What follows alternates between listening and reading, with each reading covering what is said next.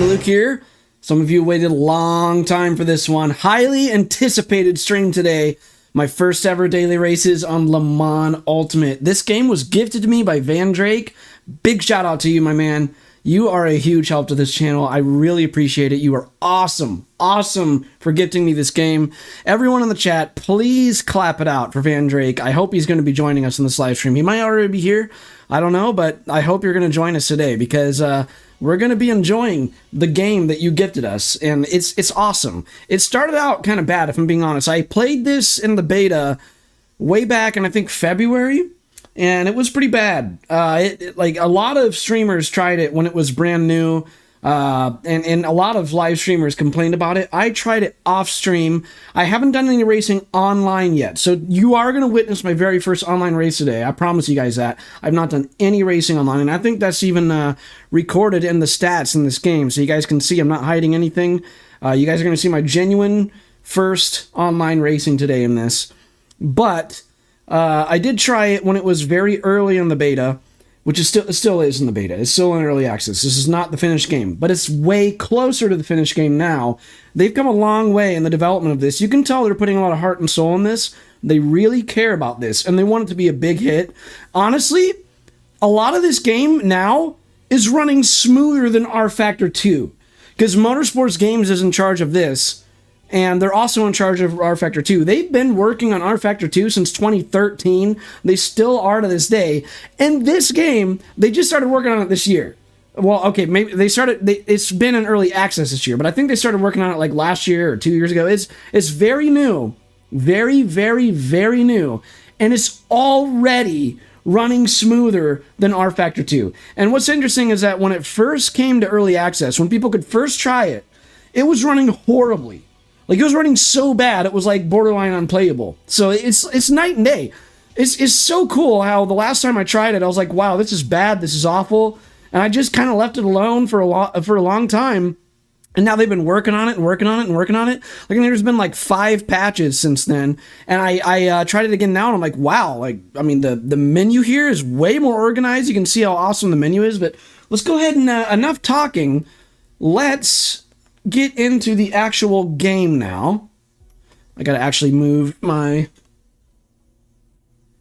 laptop. Was blocking the bottom portion of my screen. I want to read your guys' chat, but I don't want it to block the screen while I'm racing. So look at this. This really, really nice, very organized menu. Like, this is better user access, I think, than a lot of sim racing games out there right now.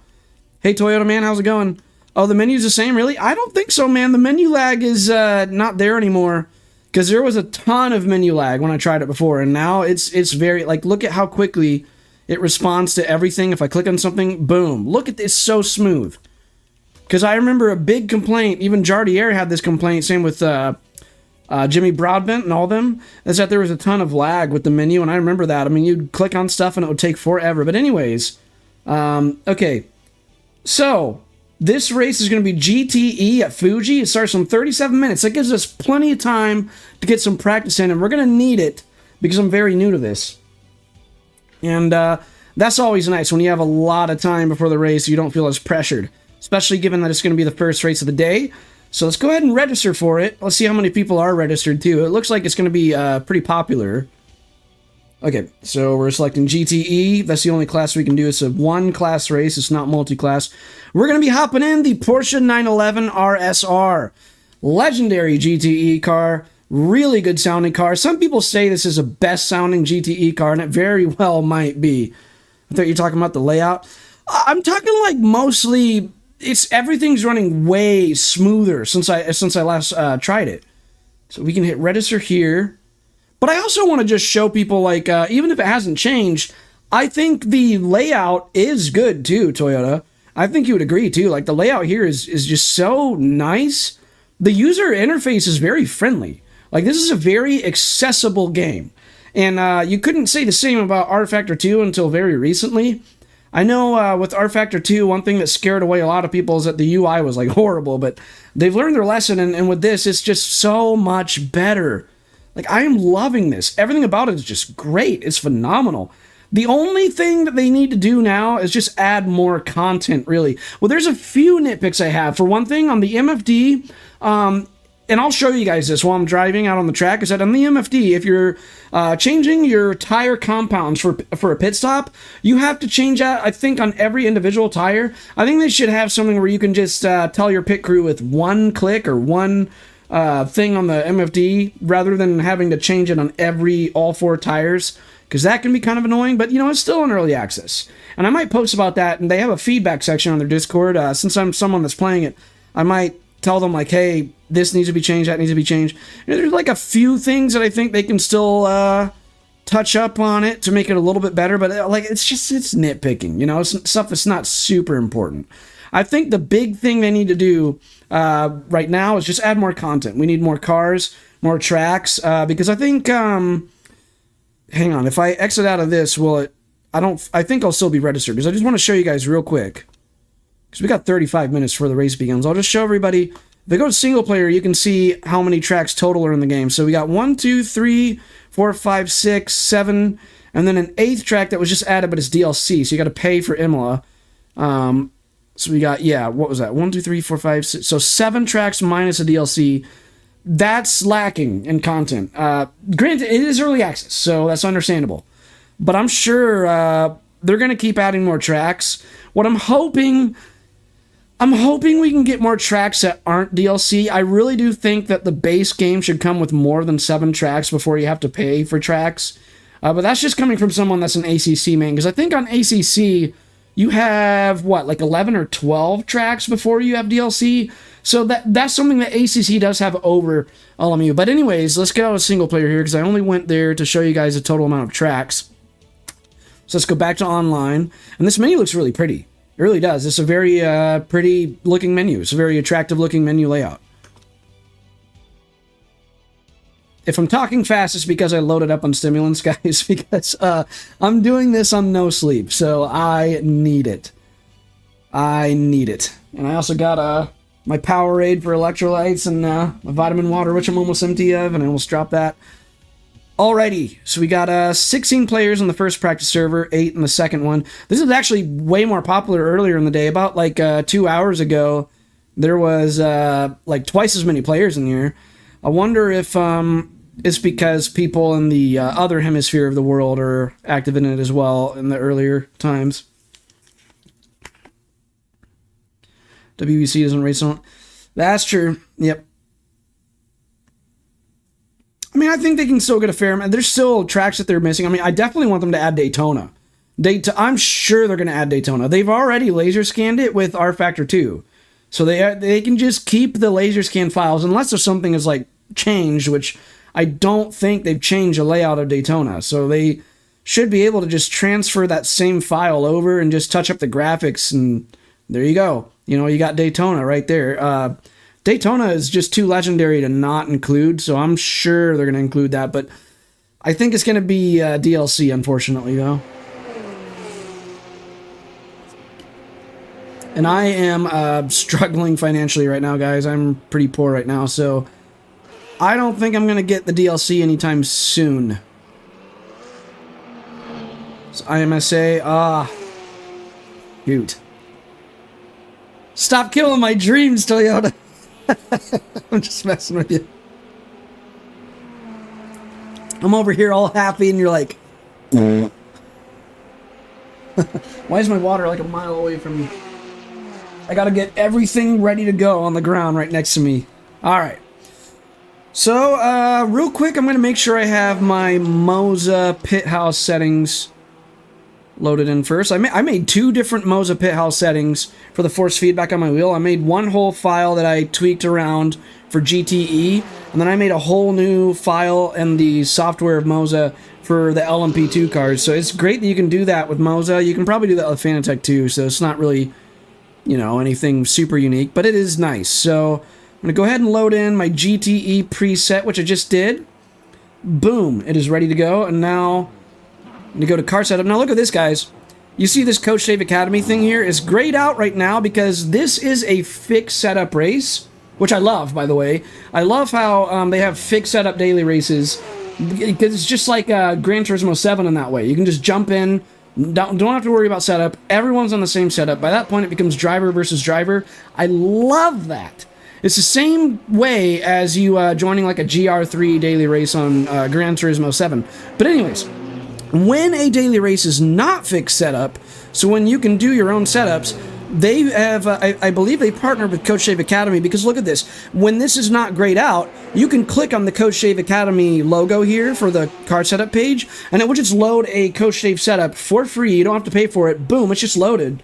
Like, I've tried it on some other online servers or even, it even works in single player too, where you can do custom setups. You can just click on the Coach Dave Academy, and you can tweak the CDA setup from there too. So that's very, very nice. You don't have to pay for a Coach Dave Academy subscription in this game, because it's just implemented right there. Okay, so anyways, and you can load it with just one click. It's just awesome. But this is a fixed setup race, so the only things we can tweak is right here. We have the starting fuel. For practice, we're just gonna drop this all the way down. Let's say to 10 laps. So after 10 laps, we'll have to do a pit stop. Not a big deal. But engine mixture is grayed out here, but I think you can change the engine mixture. I do believe that if you have it mapped to your steering wheel, which I do, you should be able to change the engine mixture and your onboard traction control. The pack, all the electronics here with the traction control and the engine mixture, you should be able to change those while you're driving. I don't know why it doesn't let you change it here on the setup page, but I do believe that you can change those. Now, I don't know what engine mixture and what tire compounds are going to be optimal for this daily race. Like, guys, I am a beginner, and that's why in my community post advertising this live stream, I typed, watch me have the beginner struggle. This is going to be a learning curve. I'm brand new to Le Mans Ultimate, but I do know that I want to bump up the pedal force to 95. I don't want to put it to 100 because I do still want to kind of avoid lockups. We're going to make the brake bias just a tad bit more aggressive for more rotation. So there we go. A 50.2 on the front, 49.8 on the rear. Okay. So then we're going to hit start driving. Get the keyboard out of the way. And you guys are about to see me do my first driving on stream on Le Mans Ultimate. Well, I guess technically you saw me driving in the intro video, but does that count? Does that count? All right, here we go. Ignition on. You see everything on the steering wheel turn on there. You hear the ignition buzz. Engine on. And I like how they have someone at the end of the garage guiding you. And then look at the top left of the screen, guys. Look at how I'm cycling through the different track map versions. I like to use this one in pit lane because you can see the number 4 car as he just went by there. It zooms in on the pit lane. You can see the number 9 car, or the 9th position, sorry. How fast he's going, you can tell he's on the straight. So when you have it zoomed in like that, it's real nice. You can tell it's clear to exit pit lane, but you can also use the spotter pointing you. But I like to have both of them. And then we have our speed limiter on as we're exiting pit lane. How does the Moza feel in this game? It feels amazing. They honestly have designed Le Mans Ultimate to be optimized for direct drive wheels. It feels kind of terrible if you don't have a direct drive wheel, because I remember trying it on my G29, and it was pretty bad. Now, this game, I think, is very loud, so tell me if my voice is getting drowned out by the engine, and I will change the audio balance for you guys. Because I know, at least in my ears, it is very loud. But who doesn't like a loud RSR engine? I mean, the Porsche RSR just sounds amazing. This is a car that lots of people love to drive on Gran Turismo 7. But I'm telling you guys, driving it on a true sim like this is a whole different ballgame. It really feels more alive, and you get to really witness how glorious this car is. We're keeping the traction control kind of high right now before the tires warm up. And if you want to check the exact tire temperatures, you can do that like this. If you look at the bottom left of the screen, it tells me the exact tire temperatures, and it says the exact brake temperatures, the exact tire pressures, all in live time. It is an excellent HUD in this game, and I can't keep saying that, like, I can't give it enough praise for being very user-friendly. Very user-friendly. Gotta have patience around these turns in Sector 3 at Fuji. That's where most people slip up, is not having enough patience, especially if you're under pressure in the heat of a race. you gotta have tons of pressure, tons of patience in Sector 3.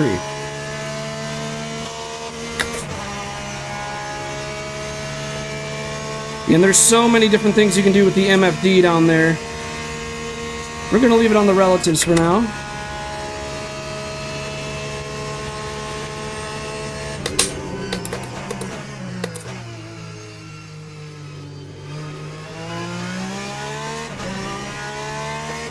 Tires are a little bit cool, but I'm going to go ahead and bump the traction control down to 5 for now. Actually, 4.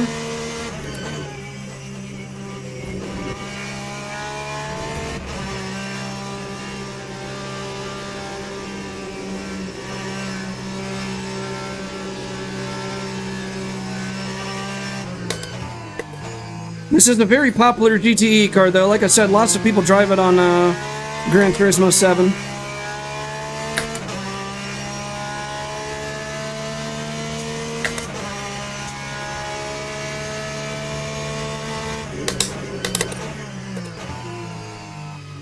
Went a tad bit deep there.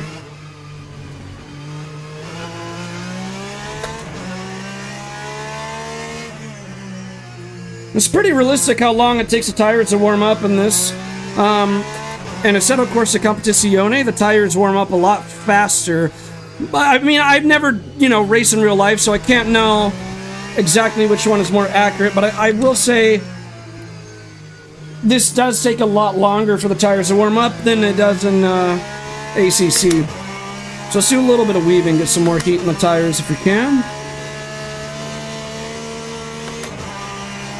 Yeah, but the force feedback in this is a lot more detailed than the force feedback in ACC, I will say that.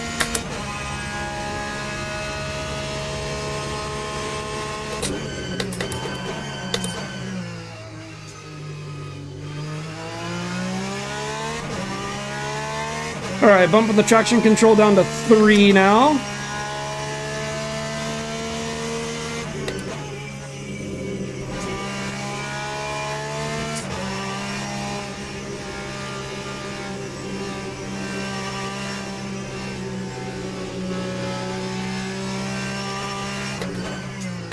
Just tiny lock up on the brakes there. I straightened out the steering wheel when that happened, though. And, I did tweak the force feedback settings to make me really feel when I lock up, so I can adjust the steering inputs right away. Hey, DMC, how's it going, man? DMC, you probably recognize the car, man. Lots of people love to drive this car in GT7. It's the Porsche RSR. This is the GR3 Porsche in GT7, but this is in a true sim, so it's a lot more accurate to the real-life car.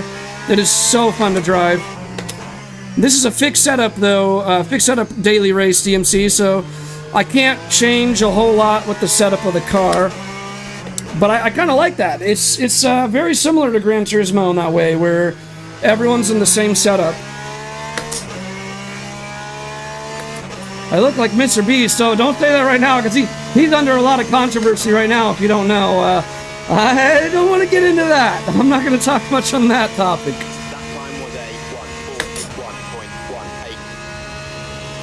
How's life going, DMC? How have you been, man?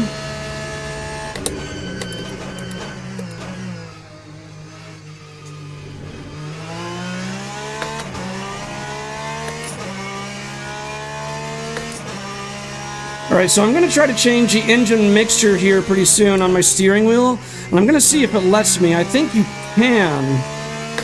But we're going to find out. I know you can change brake bias while you're driving. I mean, that's obvious. That's one thing they still let you do on the fixed setup. But it's not clear to me yet with the fixed setup.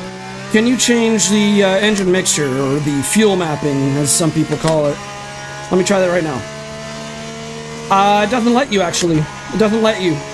Oh wait, no, it does it. Hang on a second. Let me go off track so I can just look at the. So you see on the steering wheel it says E-Mix on the top left of the steering wheel.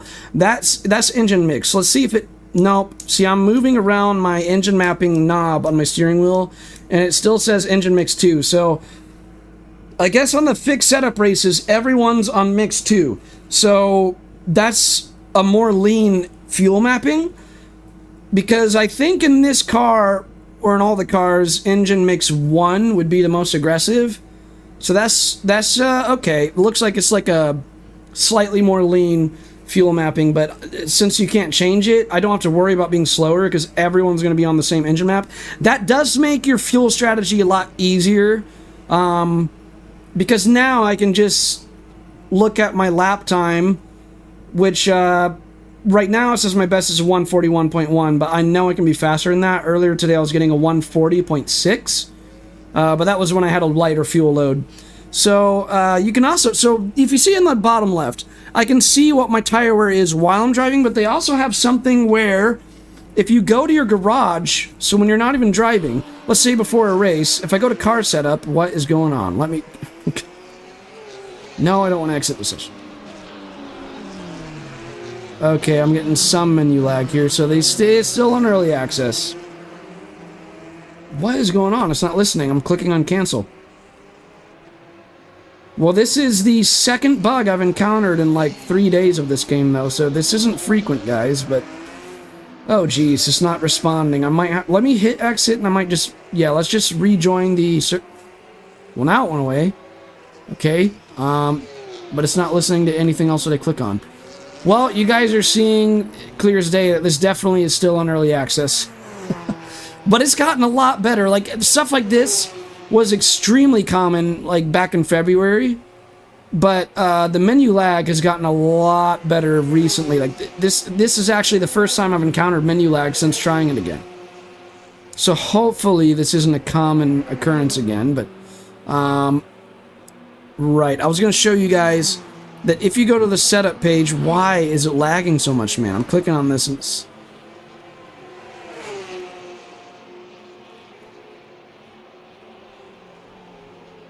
starting to tick me off a little bit, to be honest. Okay, let's exit this session and reload the session. If that doesn't work, I might restart the game. We still got about 19 minutes for the race. It's not even letting me exit the session, so let's just restart the game, guys. Give me 1 second. Oh, well, there it goes. Wow, that was really laggy. Let's hit exit session. I don't know if it's just the online server causing the menu lag. Let me try navigating the menu in single player and see if there's any difference. Yeah, it looks like... Okay, so it's still responsive in single player. Hey, Tookabek, how's it going, man? We're just trying out early access in Le Mans Ultimate right here. We encountered a bug just now, so let's go back to the server. How have you been, Tookabek? Let's go back to the server. So we got 18 minutes before our first race begins. Is my sim rig kind of tilted? It looks like it might be. Looks like it might be angled a little bit. That's not good. All that force feedback of the direct drive wheel must be like moving around my rig. All right. Let's join the practice server again. But you know what? I wonder if it's because the server we were in was full. So let's go on a server less populated. Let's go on the practice 3 server. And this is a healthy player base, by the way. Look at that. 3 very populated practice servers for just 1 race. So that's actually really good. That's a telltale sign that when this game gets out of early access, it's going to be a big hit. Honestly, if this game gets more content, this could be just as popular as ACC. Mark my words. I mean that. Like, this game is so incredible that if it gets out of early access and they have like twice as much content as this, oh my god, it's going to be one of the best sim racing titles of all time. Seriously, the only thing it's lacking right now, well, it needs less bugs, and it just needs more content. That's it. And the bugs are getting way better. They used to be so buggy that it was like unplayable, but it's not like that anymore. Alright, so I was going to show you guys. It took forever to actually be able to show you guys this. Sorry about all the mishaps. But anyways, I was going to show you guys something about the tire wear. So let's say you're in your setup page. Hang on, I don't know where I actually, I don't remember where I saw it actually, but there was something. Ah, here it is. Yes. Okay, so when you're trying to figure out your strategy, like your fuel strategy and your tire strategy, So I showed you guys earlier, you can check the wear of your tires while you're driving. It'll tell you how much your tires are wearing while you're driving. So you can just do like manual tests when you go out and drive yourself. But if you don't have the time for that, let's say you're short on time, you didn't have the time to like data log and check exactly how much tire wear you're getting when you drive. Your engineer right here on the setup page, before you're even driving, will tell you the expected tire wear per lap. So this doesn't make much sense. Right here it says that the soft, medium, and hard tires have a 10% wear rate. What? I don't know if that's a bug or if that's accurate or not, because this should be a good feature though. It just looks like it's not accurate, because it should have the hard showing the least amount of wear per lap, and the mediums in the middle, and then it should show the highest wear rate on the softs. I don't know why all three tire compounds are showing the exact same expected wear per lap, because it's like, if that's the case, why would you even bother with the other compounds then? Why? Like, that can't be accurate. So I don't, maybe the engineer insight there changes only after you drive. I don't know. I mean, I am new to this game. Someone's doing donuts in pit lane. Look at that. The Corvette. Anyways, but that is neat. This is a very neat feature where it has the engineer, because, I mean, think about it. When you're a race car driver in real life, your engineer will tell you, like, hey, this is the amount of tire wear we're expecting you to have per lap, and that will really help you make your strategy, or figure out your strategy before the race. So I like how they add that, but it just doesn't look like that feature's working right yet. That might still be in development is what I'm thinking. Because again, it's early access. But anyways, so I didn't check, and I don't know where to see how long the race is going to be, because I know my lap times, so that should make getting a setup very easy. Because another thing that's really nice about this game that ACC doesn't have, it shows you, like, when you're adjusting your starting fuel in your car, it shows you approximately, this is an estimation, but it shows you approximately how many laps you'll last with that fuel right there. So that makes calculating this stuff a breeze. And that goes again to me saying that this game is very user-friendly. Honestly, it's probably the most user-friendly sim racing game out there right now, especially considering that it is a true sim that has fixed setup daily races. I mean, Gran Turismo has that too, but if I'm being picky here, Gran Turismo is not a sim. It's simcade. Some people hate me for saying that, but I stand by that. Okay, if you want to throw tomatoes at the screen, go ahead. But it's nice to have fixed setup daily races like GT7 and a true sim. All right, let's get a little bit more practice in. So I think I put in enough fuel for 10 laps. Yep, we're going to do that. Brake pressure up to 95% again. All right. I've been talking too much. Let's get a little bit more practice in. We should aim to get a 140 lap time if we can. All right, ignition on. All right, let's get out there. And again, guys, if my voice is getting drowned out by the engine noise, please let me know, and I will adjust the audio balance between my microphone and the game. Alright guys, let's do a little bit more driving.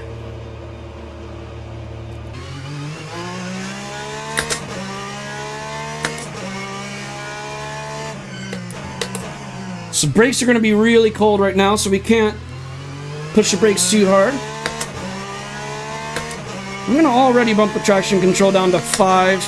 That is lower than the default, but it's pretty high starting out, and I think 5 is going to be fine even with our tires being cold. And we will bump down the increments of traction control as the tires warm up. I'm going to let this car by. That Aston Martin is going a lot faster than us, so let's go ahead and let him through. Just going to go slow and let him... There we go. And it's nice that they have a radar implemented into the game as well as a track map, so you don't need to download any third-party overlays, and having this stuff included in the game is going to be very convenient when they bring it to console, which... They are planning on adding this game to console. They have officially announced that it will come to console. And that's going to be great for console players. It's going to be huge for console. Because on console right now, you really only have, for true sims, you really only have ACC. And, I mean, you could do, like, AC1, but PC1 and console's not great. So, technically, I mean, if you really want a good experience and a true sim on console, your only option right now is pretty much ACC. Well, that's going to change, because this game that I'm playing right here is going to come to console. And then you also have Assetto Corsa Evo that's going to come to PC and console. The future of sim racing is looking really bright. Now this hairpin at Fuji being turn 1 could get really messy in a beginner server, because these are going to be my first daily races. So it's gonna put me in a beginner server. So you got to worry about the people driving around you. I mean, this is the practice server and everyone's driving clean in here, so that is a good sign, but you never know what to expect.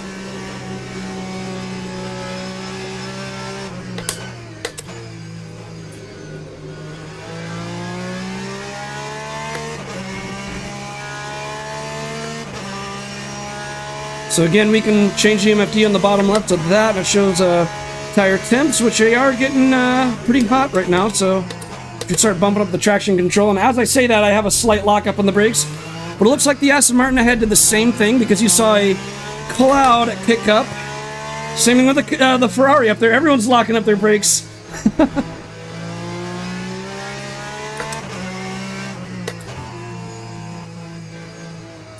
Have a lot of patience here. There we go.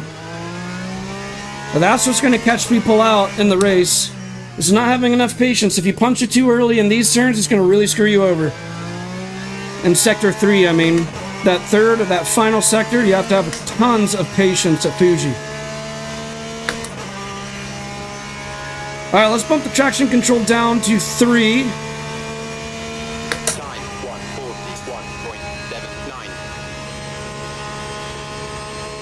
See if we can catch up to these cars ahead. Ferrari had a big lock up there. On traction control 3, this car really comes to life. You can really power out on the corner exits a lot faster. Jeez, Ferrari, why did you brake that hard? That was a close call. I can really feel the tire flex when the camber is working overtime on that long sweeping right-hander. They do a great job portraying what you'd feel through the tires in the force feedback.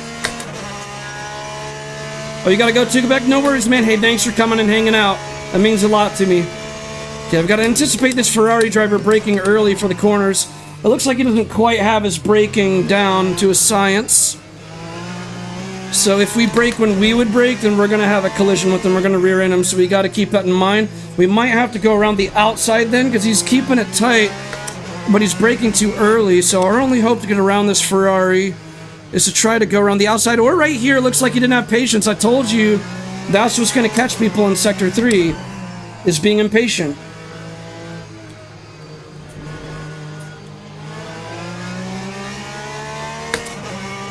I didn't have a clear exit there, so I did have to hold my fire, so to speak.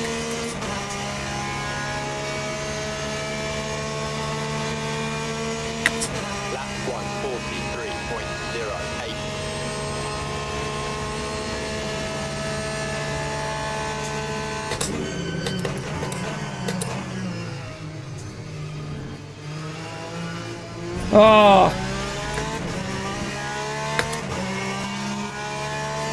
I got a pack of angry hornets behind me. Come on, we gotta make a getaway. Imagine it's the cops chasing me, right?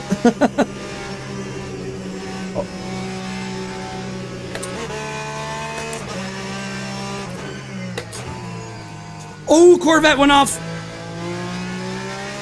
Behind me, I mean. Yeah, the Corvette definitely went off.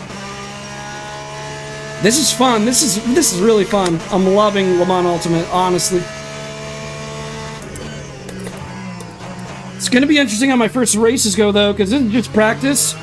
So, obviously, it doesn't matter where I am, and there's no grid, there's no placings in practice. You're just messing around. The races is where your strategy is going to come into play, and I'm not sure what tire compound to use, or how much fuel to put in just yet, but tire compound is going to be a bigger strategy call for me, to be honest. I mean, I'm just going to have to see how long the race is, and I'll just go from there. Alright, so remember, my target lap time I set is a 140. I want to hit ideally on the 140s. And we gotta... Okay, so I gotta improve by about 5 or 6 tenths, at least. I feel like I can do that, because we were held up by the Ferrari, if you remember. And we didn't have a good exit out of turn 1, which this time we did. I mean, our traction control kicked in going over the curb, though, but that's very realistic. You go over the rumble strips, your traction control is going to kick in real life. And it will bog the engine. Okay, try to keep this tight, come on.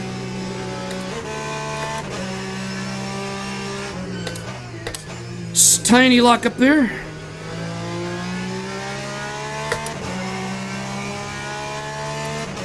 Delta showing a 2/10 improvement, so this is already better. But we're not held up by the Ferrari this time.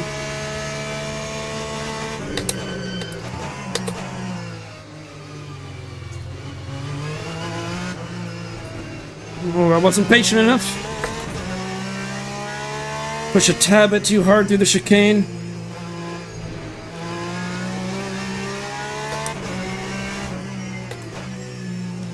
This Aston Martin got a little happy on the rear. Yeah, that rear end sliding out a lot on the Aston Martin.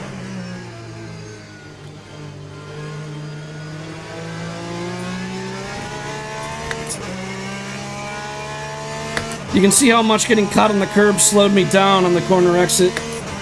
That's going to be crucial, is trying to not take too much curb. I still have a almost a 3/10 improvement though. Still not where we want to be as far as our goal lap time, but we can get there.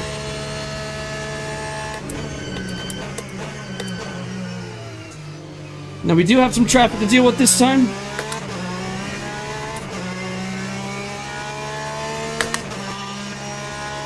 And this is where the fun begins. I think the guy behind me is faster. That is the fastest guy in the practice server right now.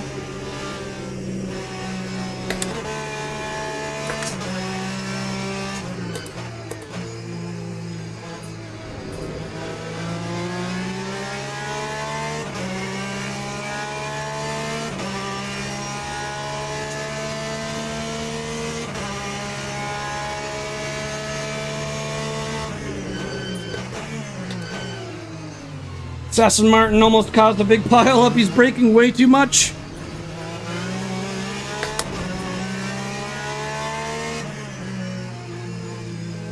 Car behind me avoided both of us, so good job on his part. I gotta be careful around this guy. What are you doing, man? You just gotta be patient in these practice servers. I mean, it is a practice server, so you might be new to this course.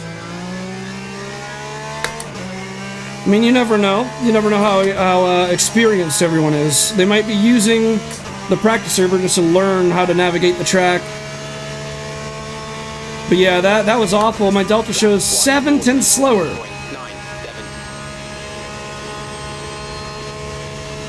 I highly doubt Alonso is his real last name, by the way.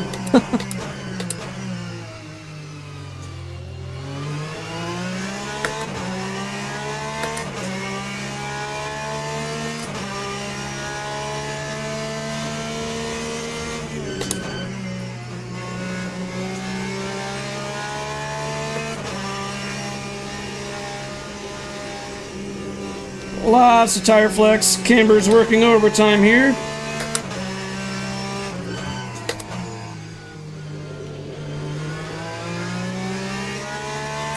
If you guys don't know what tire flex is, picture if you get a pencil, right? And you push the pencil at an angle onto a desk, how the rubber bends on the end of the eraser on the pencil. That's tire flex, essentially. You have a lot of weight load pushing in one direction, the tires are going to flex like that. Can we get around this guy? Oh, I guess we are. That got answered really quickly, didn't it? Can we get around this guy? Immediately spins after I asked that. It's like, okay, I guess we are.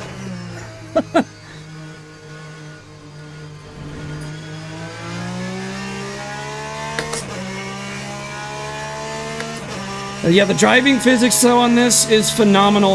I think they've carried over the same driving physics engine as R Factor 2. Which I believe, and lots of other people believe, that physics engine is still the best, most realistic driving physics engine in all of sim racing. I still think that ACC does a better job with the track surface detail. So you don't really feel the amount of detail on the road surface that you would on ACC in this, but the driving physics are just light years better than ACC, which that really says something.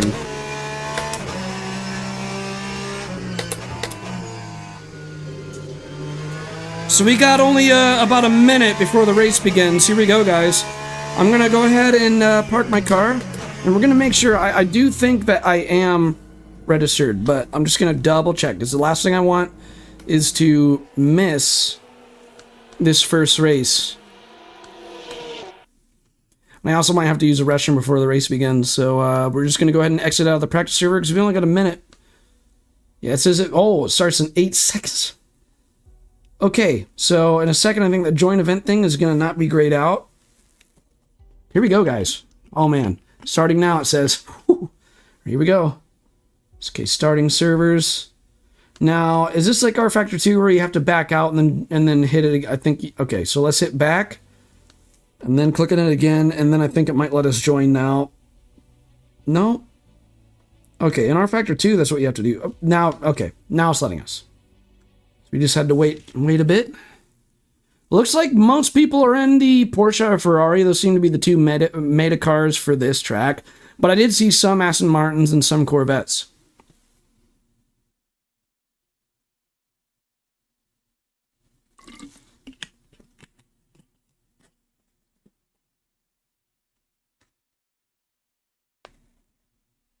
Loading screens can be a little bit faster too. That's another small nitpick, but I hope the audio balance is good, though. I know I keep saying that, but I'm OCD about I'm just always worrying that, like, oh, is the engine noise drowning out my voice or whatever? Look at me trying to just brush the dust off of my wheelbase. The studio light shows everything, man. That bright studio light, it exposes any dust you have. All right. Uh-oh, we're getting menu lag. Oh, no. Well, okay. I think this is qualifying about to begin? Hang on. Let me go back. Is this... exit the session. No. I don't want to exit the session. Gosh, it's menu lag, man. I thought they completely fixed that. I guess they didn't. Okay, this is practice. We only have 2 minutes of practice. Okay, well, while we have 2 minutes of practice, I'm going to go use the restroom, and I'll be right back.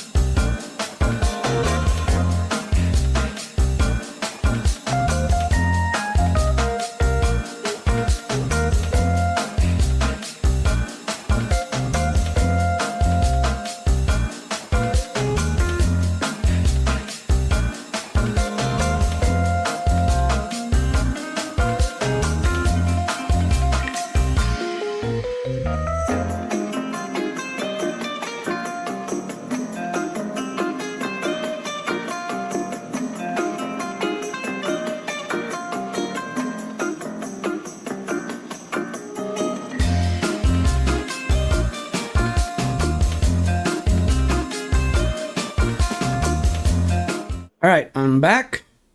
So, is practice... Okay, qualifying for 6 minutes, and it looks like it is just now starting, I think, because the timer's not even going down. So, let me grab my headset again. So what's going on now? Let me...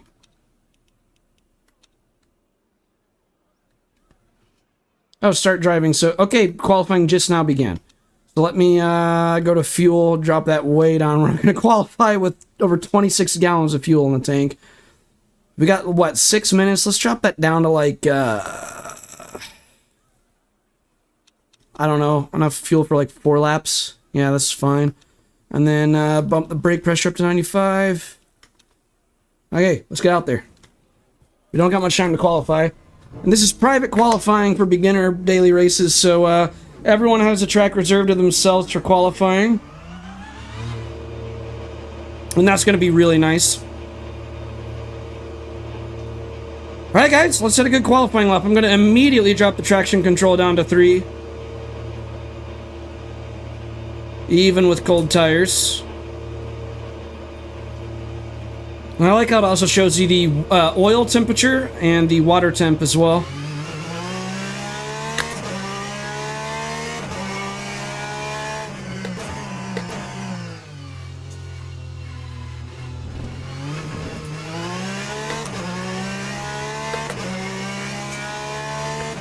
Okay, we want to do as much weaving as we can on our outlap. Brakes are also cold.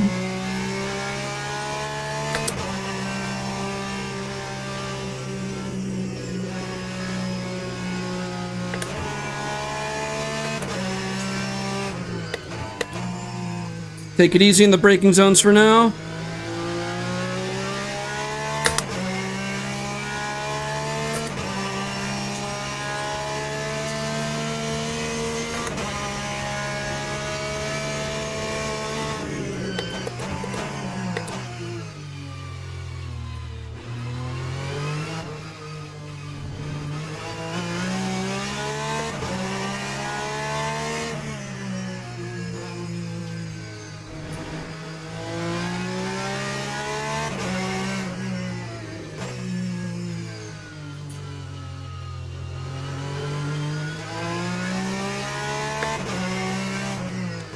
Right click when changing fuel. Ah, I'll have to try that after this.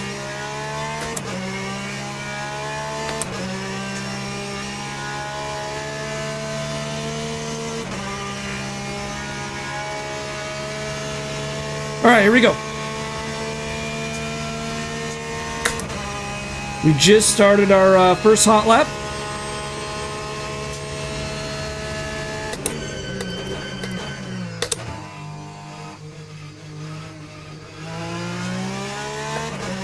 Already carried too much mid-corner speed in turn 1. Lovely. Not the best lap time I can set. Oh well. Let's just see what we can do.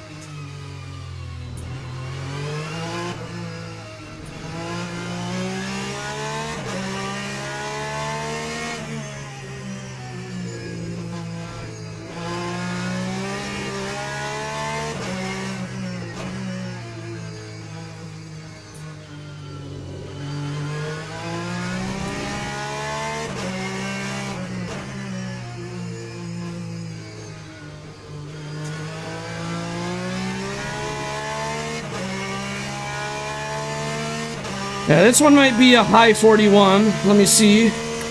Feels like a high 41, which is not my best. Oh, it's a low 41, so it's kind of close. Qualified in dead last so far, I think. Well, not dead last, but 16th place is not ideal. Come on, we gotta be quicker than this. Get a better exit through turn 1 this time. There we go. Stay committed on the power on the way out. We're already 3/10 on the Delta. Big improvements already.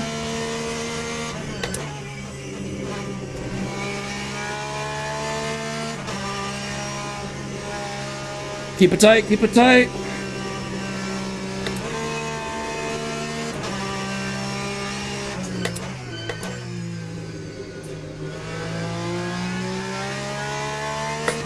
Beautiful, look at that. Look at that.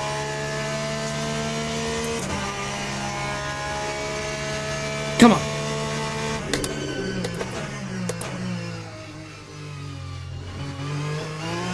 Whoa, no! Ah, screwed it up. I was doing so well on this lap, too. I wasn't patient enough through the chicane. You get in this mindset when you're just going on a flying lap that you just want to nail every corner, and it makes you not patient enough.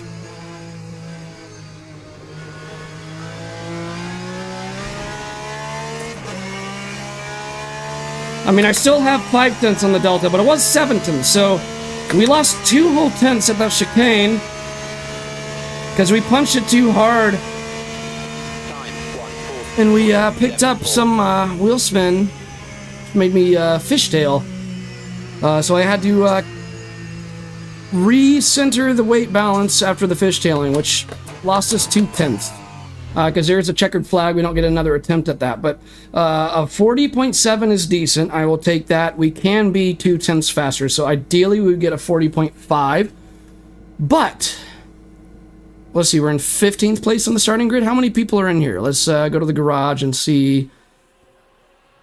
Okay, yeah, wow, there's 18 people in here. We're starting 15th, so we got some pretty fast cats in here, don't we? I'm looking to see if Mitchy Hoyer's in here, which is, he's not. Of course, he's going to be in a higher split, because I think he's still live streaming. Or I think he just did his last race, actually, earlier. Because Mitchy Hoyer is like a celebrity in R Factor 2 and in LMU, and he was live streaming this. Set the fuel mixture to quali. You can't change the fuel mixture in this fixed setup. I tried it, and it won't let you. Unless if I'm missing something, because if I go to car setup... Yeah, see, engine mixture is grayed out, but what's interesting is that onboard TC is grayed out, and you can also change that while you're driving with the steering wheel, but I tried... So I'll make sure if I go to controls, I'm pretty sure I have engine mixture mapped. Let me see, it'd be in car controls, I'm pretty sure. Go to engine. Teams and drivers go to the grid for a race start. Well, yeah, I gotta get on the starting grid, but anyways, I can in the in the MFD, so you don't... Okay, so that explains why everyone was faster than me. Jeez. All right. Where do I see how long the race is going to be? Where does it tell me? It starts in 30 seconds? I don't even know how long the race is going to... 22 minutes. Okay, whoa, we got to hurry. Okay, 22-minute race. How many laps should we put in for fuel? Let's put in, like... enough for, I don't know, 40 laps? I should have calculated this, so we have no time. Let's put in enough fuel for, like, if it's a 22-minute race, can we have enough for 40 laps? Yes. Well, if it's a 22-minute race, should we put in enough for, like, 40? Let's play it extra safe, put in enough for 44 laps. Okay. Get on the starting grid. Formation lap has started. Wait, it picks at... No! Oh, no! I wasn't quick enough. Starting from the pits. God dang it, man.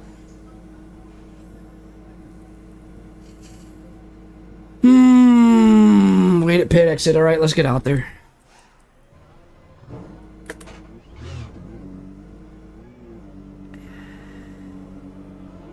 I'm learning, guys. Like I said, it's going to be a beginner struggle. Green flag, green flag. So I still got a ways to learn all this stuff. I wish I would give you more time, though, to get your setup ready before the race begins. That's ridiculous. They give you, like, no time at all.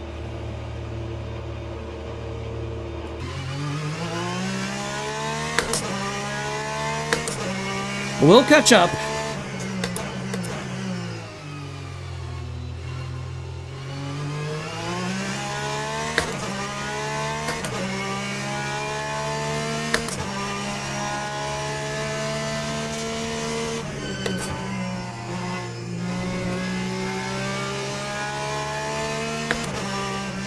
Ten laps, really? Oh yeah, God, I wasn't thinking, man. I was just... I don't know why I put in enough fuel for 44 laps. I think what happened is that seeing I only have 30 seconds to act made me just feel extremely pressured. Especially given that this is a new sim for me and I'm not really familiar with how to navigate the menus yet and everything. So I knew that with 30 seconds to go, it's going to be a challenge to get everything ready immediately. That's ridiculous. I need to give you more time.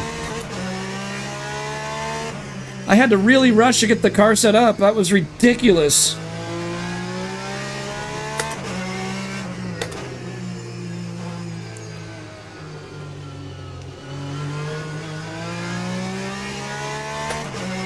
Well, I severely overfueled the car. It's going to be very heavy, but oh well. This is not going to be the only race I do today. I'm going to be live streaming this for quite a while, so this one definitely is a dud.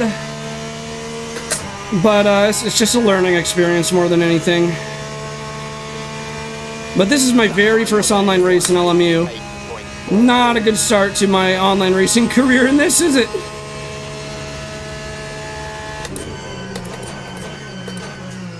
Hey, at least it isn't anything to do with my driving.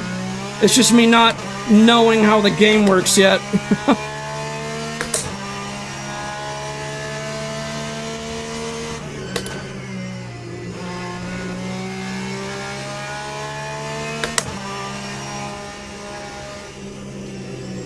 But I didn't get on the starting grid on time. Thank you for telling me it's 10 laps, Toyota. Now I know for the future, at least.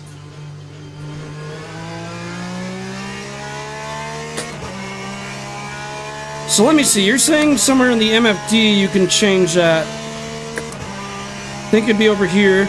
I'll try to change it on the straight.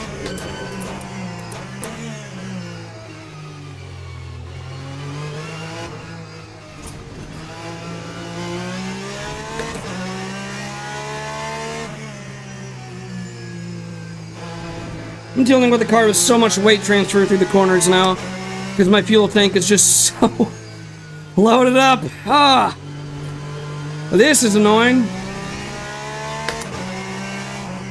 You guys can tell I'm a beginner. Oh well.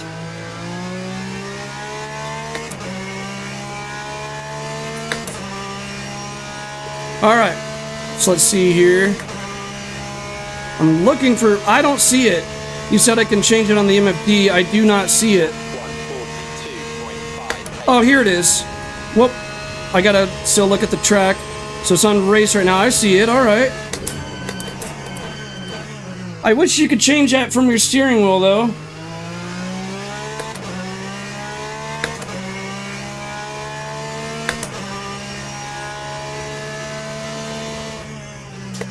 Alright, you know what? I'm gonna have the engine map on qualifying instead of race, because we put in a ton of fuel, so we might as well just run it as strong as we can. I can already tell the horsepower increase.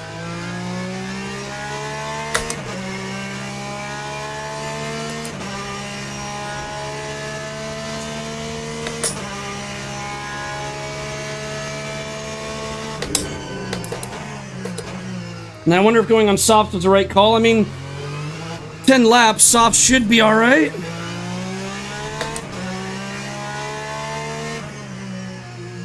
Again, this is just a learning process for me. It's kind of hilarious how wrong I got everything, though. I'm sure people that are very used to LMU are watching this and just laughing at me, which, hey, go ahead. I'll get the hang of it.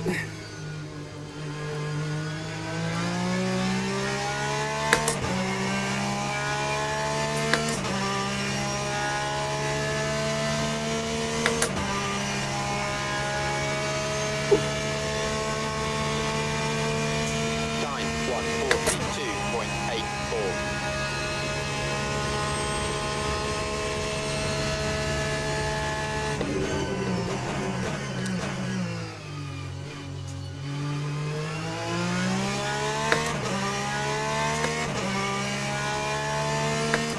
See, what really threw me off, though, is that they give you 30 seconds, well, 35 seconds to get everything ready. That's like, come on, give us at least a minute.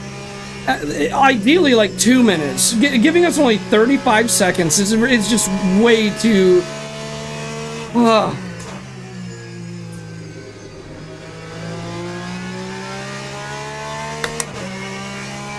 So, of course, I just got everything completely wrong.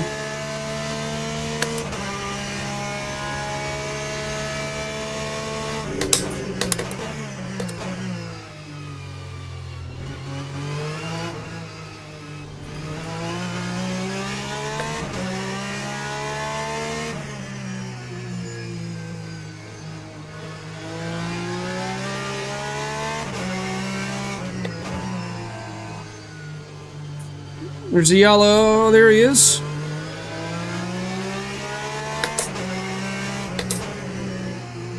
Hey, at least this means I might not be in dead last if I can pass this guy. But see how much he's just going way faster than us on the straight because he didn't load his car up with like 4 times as much fuel as he needed to. I really put myself at a giant disadvantage with how much fuel I put in.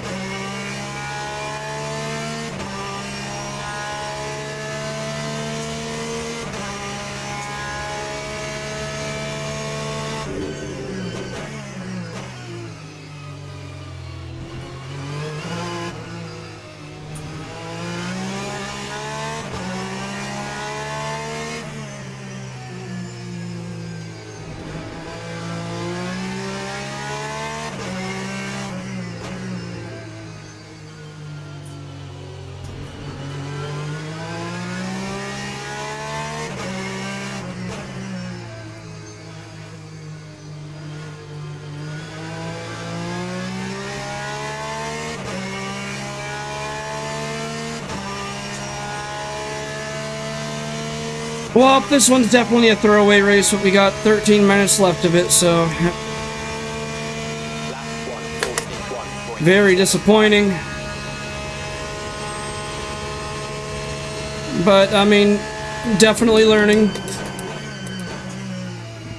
And I know what can be done differently with the car setup for the next race.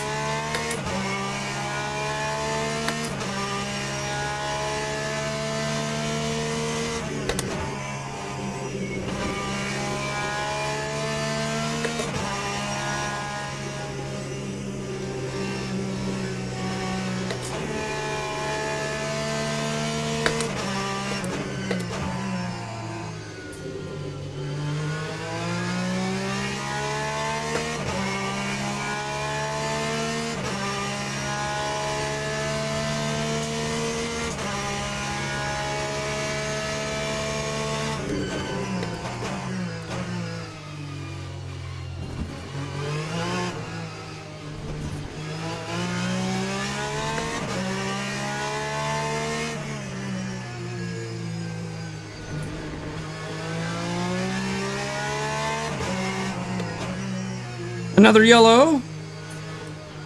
Somebody else might be joining us back here. Nope. I don't see anybody yet, at least. Yellow must have been a lot further ahead. It's getting lonely back here.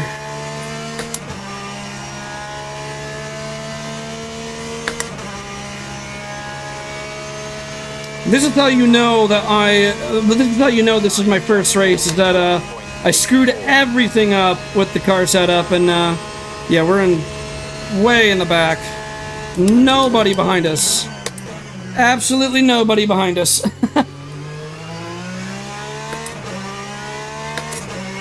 It happens.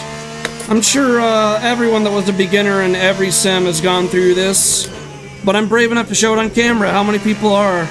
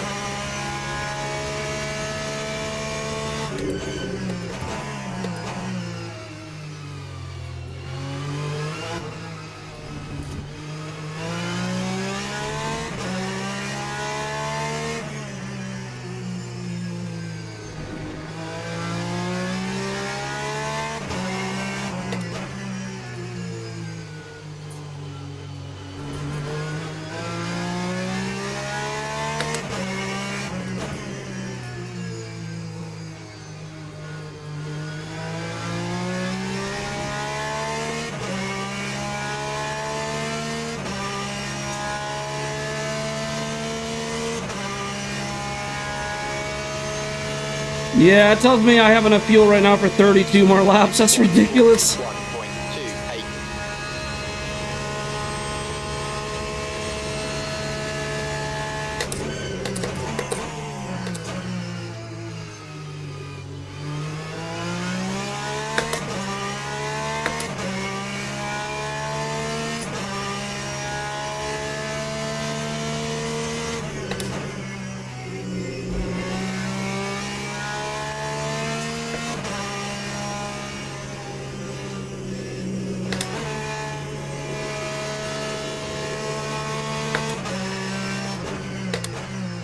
Hey, at least I think I'm on the right tires. I think going on the softs is the right call for this race.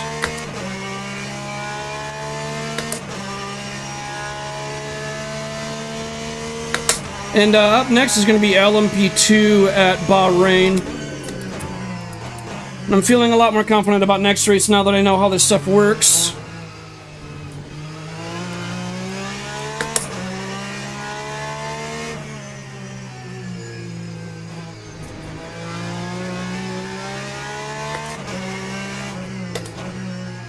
There's lots of yellow flags though, but I don't see anybody. Oh, there he is. He's got the same livery as me.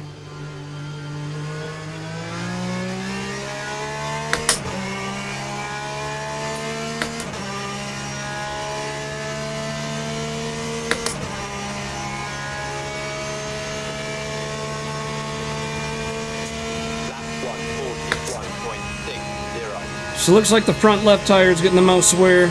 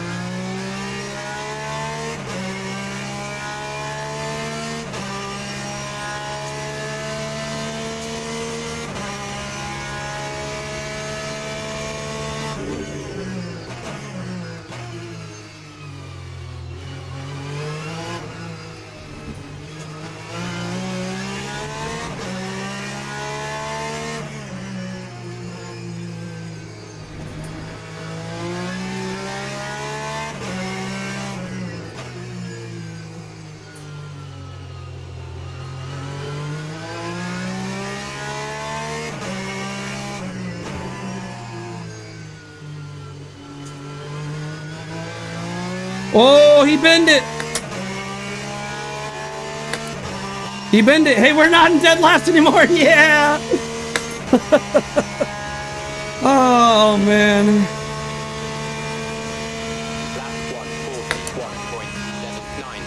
At least we're not in dead last anymore. Look at how much the steering wheel. Look at that. All the oscillations.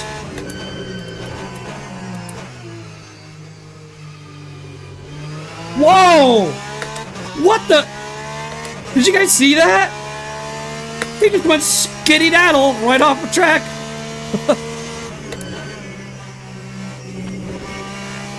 Wow. That was a bit bizarre. I just see my rear view like this Predator missile just flying past us. God, he came in hot. I'm so glad he didn't collect our car with that.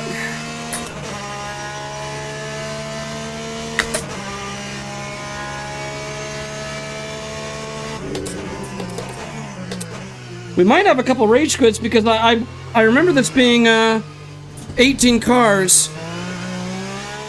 In fact, yeah, there's one car parked in pit lane or the garages, wherever he is. And I think somebody else just left the lobby altogether. At least one. Because we're in 15th place, and there's only one car that I could physically see got behind us. And I think the grid started with 18 cars, if my memory serves me correct. Starting to feel the tire degradation through the corners, though. The fronts especially. Which is interesting because my brake bias isn't too far towards the front, so you'd think that the heat from the brakes would be making the tires in the rear wear a tad bit more. It might be helping, though. I mean, it might be a lot worse if I didn't do that with the brake bias. But look at that. It's struggling through the corners now compared to in the beginning of the race, because the tires are getting a little bit more worn. Not a whole lot, though. In fact, it's not that much wear at all. It is noticeable. I mean, I can feel the difference, but I still think the softs is the best strategy call. About the only thing I got right with my strategy. But hey, I'm still learning.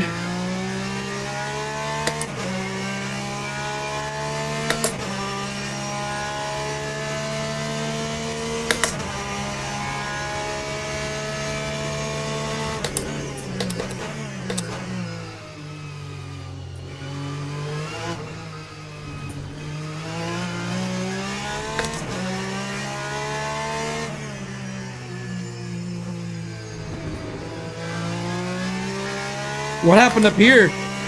What happened with this car? Something happened. What is going on?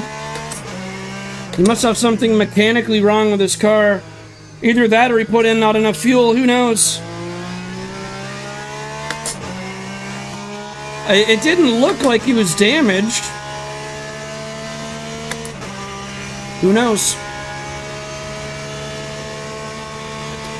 85% on the front left. I'll have to keep that in mind. Yeah, those lap times aren't really the greatest, though. Our car's way too heavy.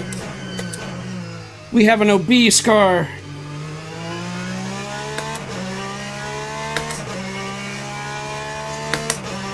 '14th is not where I should be, but oh well. Hey, it could have been a lot worse. We could have finished in 18th. I mean, that's 4 positions that we gained just from not binning it.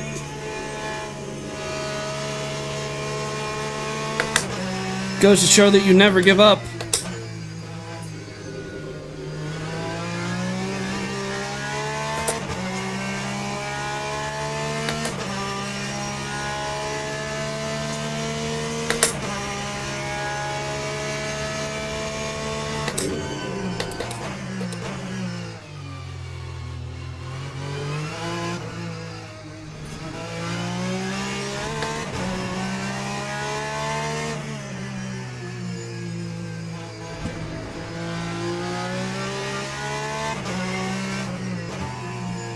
Another yellow flag. What do we got? What do we got? I think I saw him up there, maybe. Oh, I'm up to, no, I'm still in the same place. Okay. You always gotta check for a rage quit after you see a yellow flag.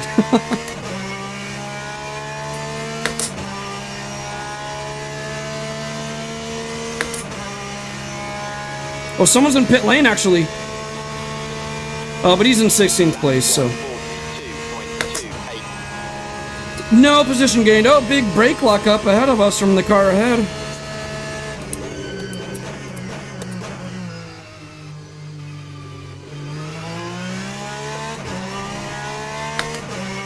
Oh, my chest muscle's throbbing. It's not happy.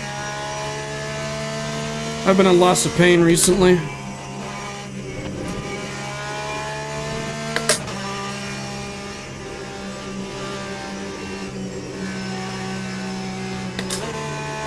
You gotta have more throttle control as the tires show more degradation. Or if you're a weenie, you just turn up the traction control, but we're no weenies here. We keep the traction control low, because that's how you drive like a man.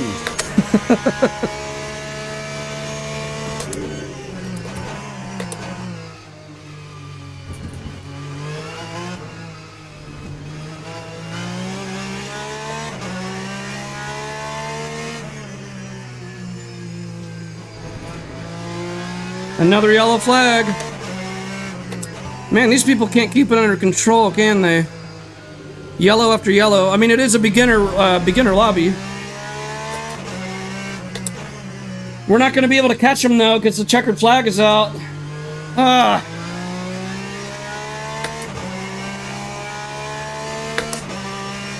Why is he going in pit lane? The checkered flag is out. What are you doing? Does he have a penalty, or like...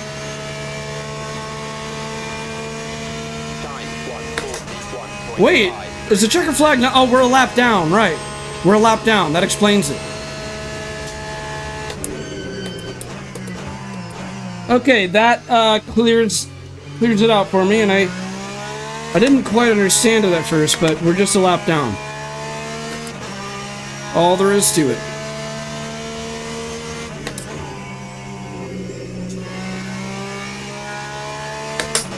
But I believe we are on the same lap as the leader now. So when the leader comes around this time, the checkered flag will be out now. It was just the race timer was empty before. Okay.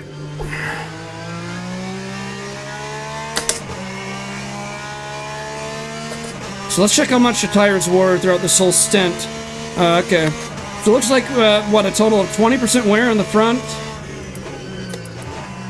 Roughly.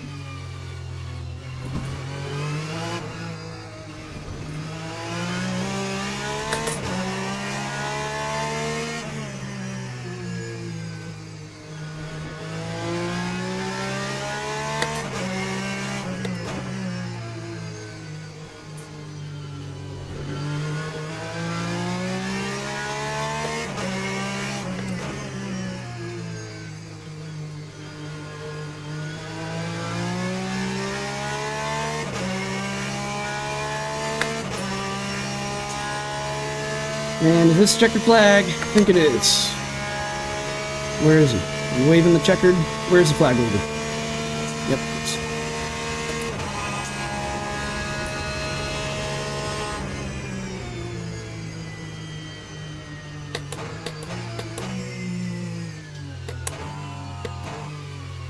I don't think you have to do a parade lap. I don't think they require you to. I think you can just teleport away. Alright. Server closes in only 10 seconds anyways. Well, that was a disaster, but hey, at least we finished in 13th instead of 17th. One got a DNF.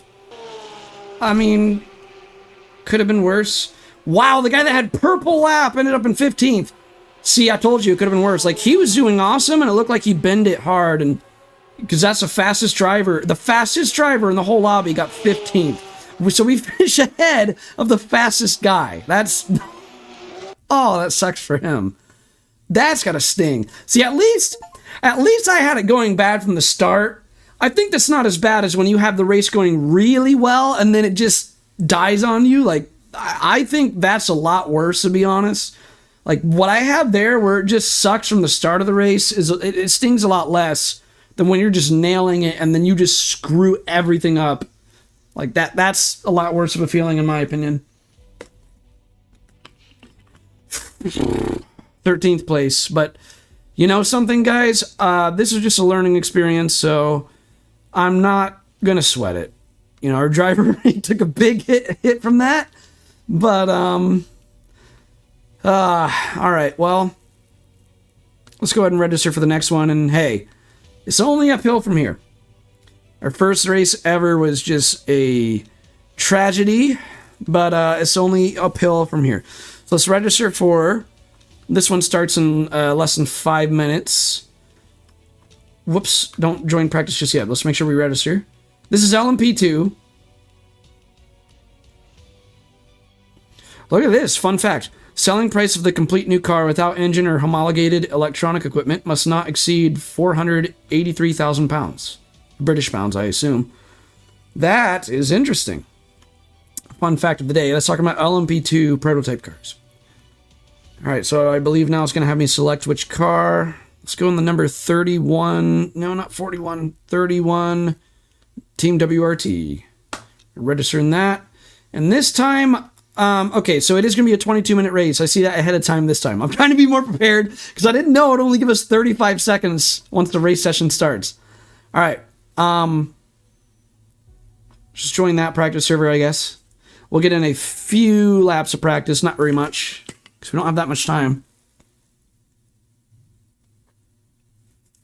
I promise you guys, we're going to have some action-packed racing in the stream. I know that the first race that you guys just witnessed, I don't know if a lot of people just clicked off the stream. If you're still here, let me know.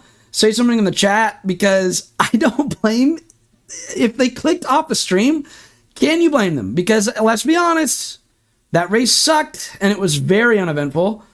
But I didn't know that they were only going to give us 35 seconds to get everything ready. Like, man, they just, as soon as the race session starts, they're like, all right, come on, guys, get on the starting grid. And I'm just like, whoa. So, yeah, at least I know that going forwards now, since I'm new to this game. So I'm going to have to, like, be ready to just haul ass as soon as the race session starts. We're just going to have to click on, like, a million things immediately and just get our butt on that starting grid immediately. Because, man, they don't give you any... Oh, no. Did the game just crash? The game just crashed. Oh, my God. It's still in the beta. So, yep, we got to close the game. Le Mans Ultimate is not responding. Yeah, you don't say. Well, guys, so far on this live stream, you got to see tremendous menu lag. You got to see me not knowing what I'm supposed to do with the car setup and screw that up in my first race ever online. And you got to see the game crash. We're having fun today. All right, let's restart the game.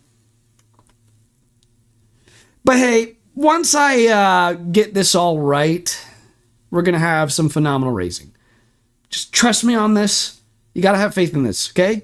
It's a process, but once I get everything right, guarantee you we're going to have some action-packed racing. It's just, I got to get through that painful learning process when you're new to a sim, and once you get through that learning process, then it's just going to be fun from there on out. But right now, I'm just having to get through that beginner's phase where you just have to learn the ropes and learn how everything works. But let me make sure that I'm still registered. By the way, I don't think you guys can actually see my game.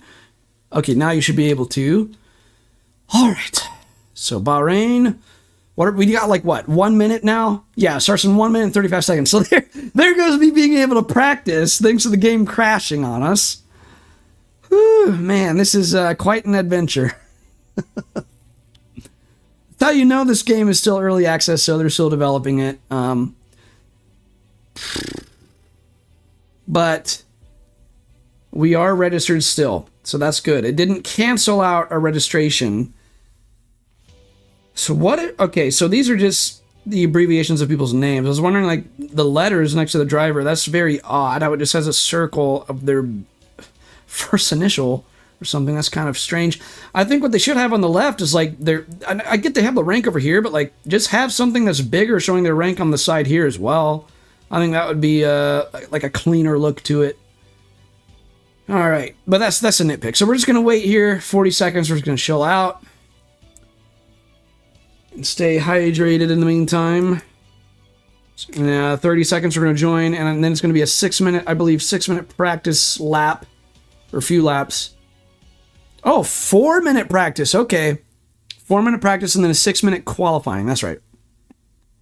And I'll make sure this time to go, thanks to Toyota Man's advice in the chat, I'll make sure to go to the MFD and change to the qualifying engine mixture on the MFD.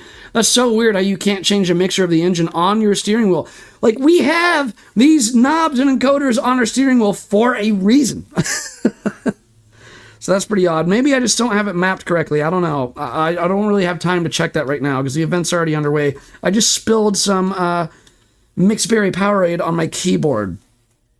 All right, let's go ahead and click join event. I was just rambling and talking too much with my mouth, and I wasn't able to even drink anything. Man, I need to lay off these stimulants because I'm just... When I drink a bunch of caffeine and then I start a live stream, I'm just like, all right, guys, hello, Adrenaluke here. And then I go, blah, blah, blah, blah, blah, blah, blah, blah, like the whole entire live stream. You guys just, I never shut up. So long story short, moral of the story, when you tune in and I'm just talking nonstop, you better believe that I drink caffeine. And now I'm finally hydrating. It's hard for me to stop talking. But that was just, I think that was just, that race was an anomaly, guys. Don't count on every race going how that one did, because I'm still just trying to learn everything. So we got practice laps right now. So you said right click on fuel. Oh, look at that. So it drops it like 10 laps at a time. Nice. Thank you for that tip too, Toyota Man. That's really cool. All right, so let's drop it down to like, I don't know,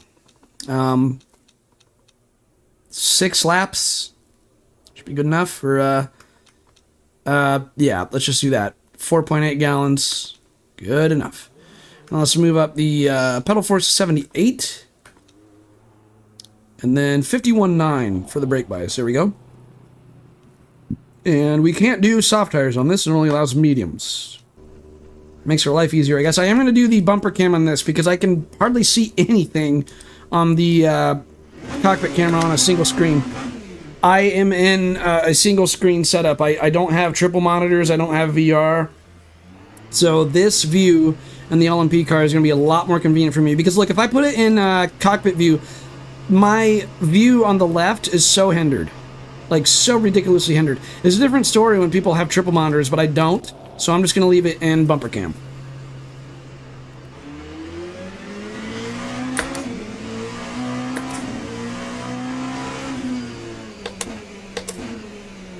Now, the brakes are hypersensitive on these cars.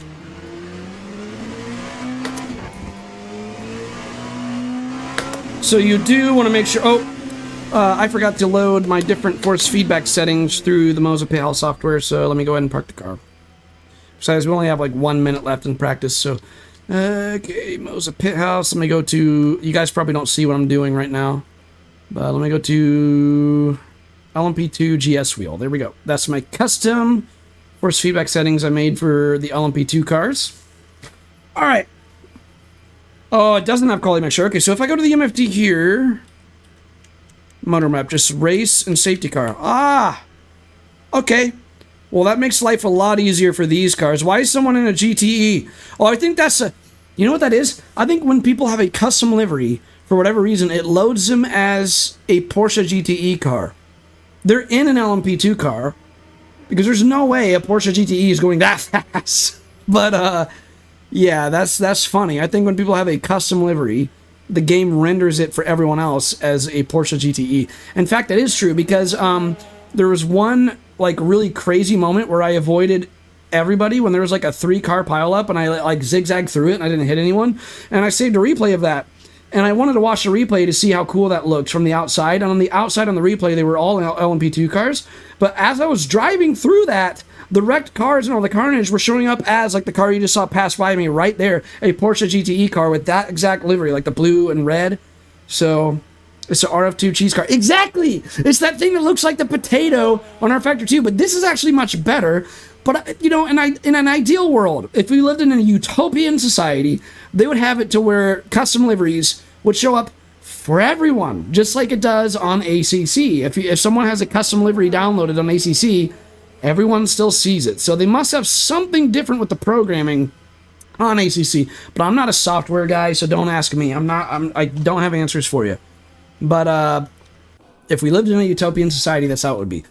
But that's nice to know, Toyota, so I don't have to change the engine mixture to qualifying, so we can just go. That's awesome. We don't have to worry about as much with the LMP2 cars, it looks like. I just need to remember to put it in... Oh my god! The game crashed again! But the session already began! They need to still do more work on this, man. Like, I get it's still in early access, but this is annoying. Here I was in the beginning of the stream telling you guys, like, oh, this game's awesome now. Like, I swear it's a curse. Every time I'm talking good about something, it's like whenever I turn on the camera and I show you guys it just goes to shit. Like, I'm like, oh, this game's awesome now. It's running so smooth. And then when I'm live streaming it, it's crashing over and over. This was not happening for like 3 days straight. I was not getting any crashes. The game was not crashing at all. Okay, we need to make sure. Can we still join it even though our game crashed? I think we can join back, right? Yeah, okay, we can. Hopefully the game doesn't crash while we're racing, though. Because, like, it just crashed for, like, what, the 3rd time? This is getting annoying. So let's load back in. I don't even remember what I was talking about because I'm just so distracted by the game crashing like that.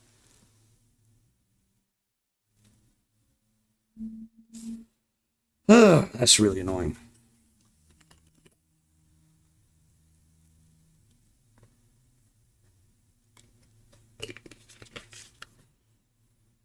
You know what, to play it safe, I might put it in a fuel for like 11 or 12 laps on this one. I'll put it in a fuel for like 11 laps, and we'll just see how that goes. I know it's probably playing it safe, but hey, that's gonna be a lot better than putting enough fuel for like 44 laps like I did earlier. I don't know why I did that.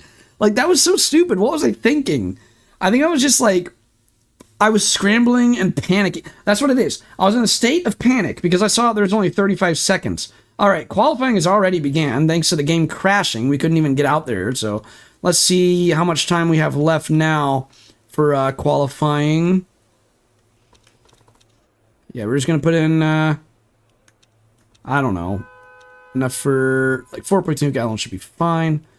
Put it to 78 pressure and 51.9 on the brake bias. All right. Again, change it to bumper cam. And here we go. We only got 3 minutes left to qualifying. This really, really annoys me. We couldn't get in here any sooner because the game crashed on us. Alright, let's see what we can do.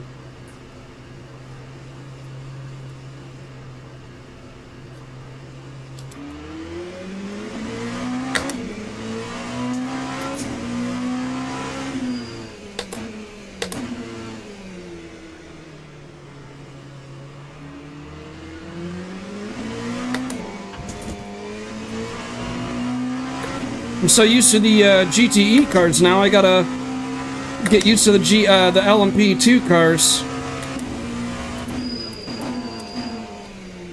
Oh, geez, that's really deep.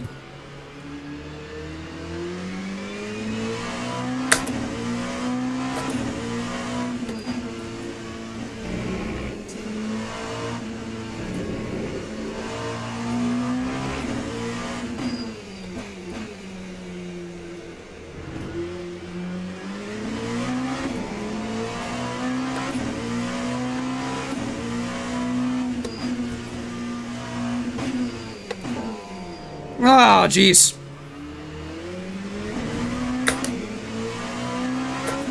They definitely drive a lot differently than the GTE cars.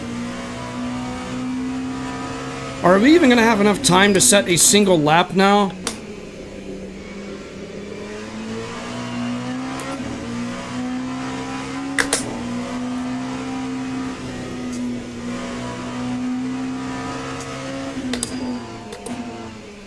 Oh, went really wide there. I don't think my Stream Elements chatbot is working today, but I just heard the noise of somebody subscribing, but I can't see who did. But whoever just subscribed, thank you so much.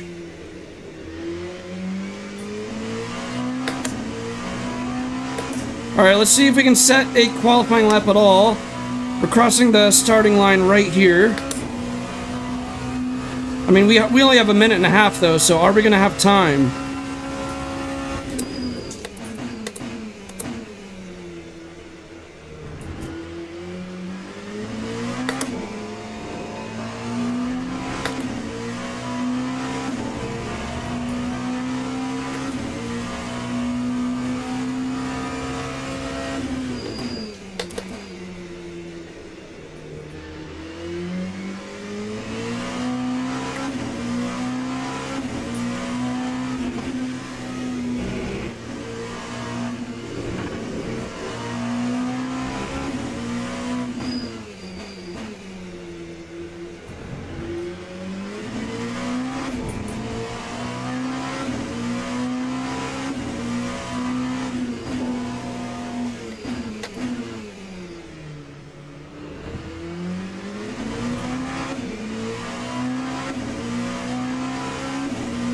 Might be a slow lap for me, for my standards, but I'm just not used to this car. I got so used to the GT2 car.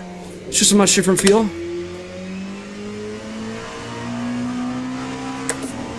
Short shifting to third kind of helps there.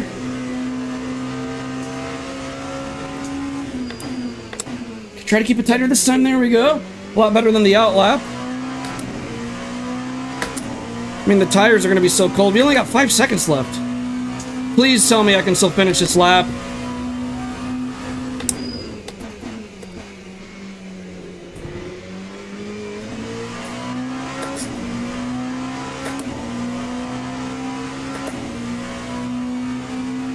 Okay, I think it, yep, let me finish a lap. Oh, thank God. All right.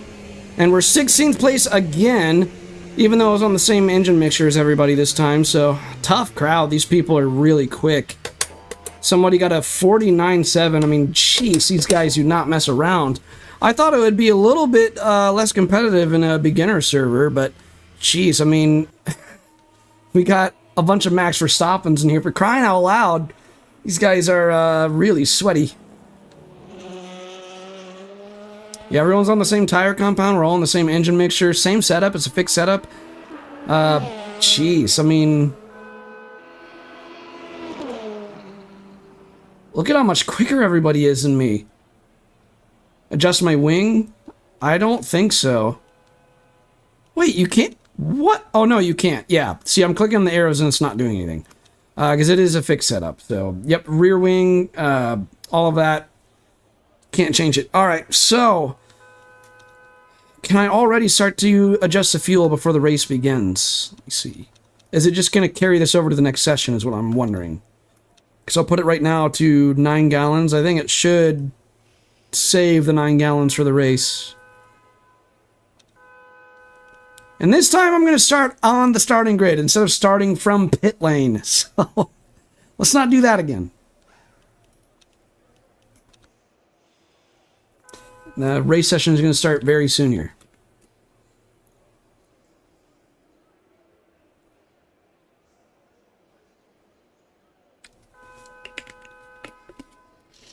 Now, this will be my first time doing... Teams and drivers go to the grid for a race start. Okay, so it only gives you like 55 seconds, or 56 seconds to get ready. I still think that's not enough time. So let me make sure the setup is transferred, or the fuel is transferred. Yes, it did. Okay, did everything else transfer? Yes, it did. All right, perfect. So that does make it a little bit easier. So I actually don't have to scramble to get everything set up then. So now I can just go out in the starting grid right now. We can already get it in bumper cam. All right. And I don't know if the ignition's already on.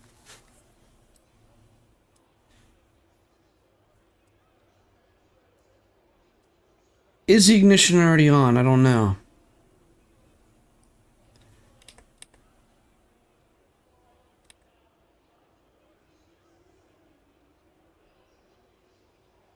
Move traction control down to 7.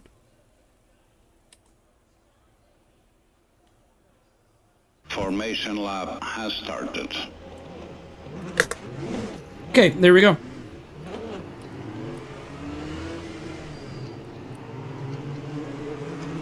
So we just got to stay in the green.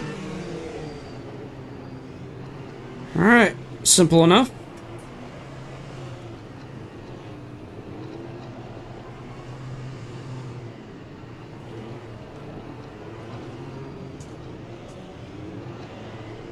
Here we go. Green flag, green flag.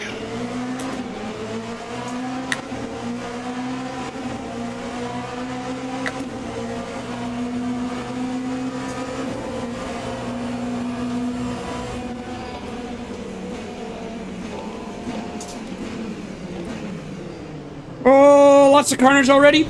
Lots of carnage.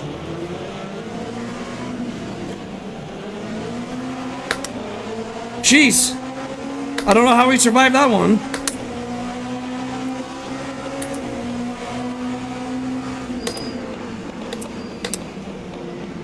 Oh, no! I got sandwiched. We're hit.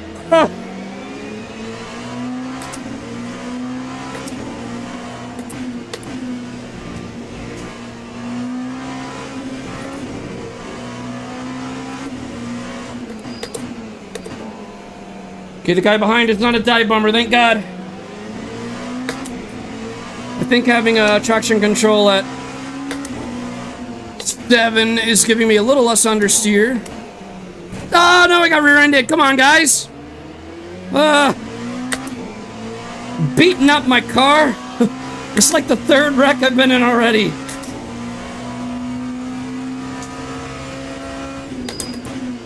Lots of mayhem in this race start.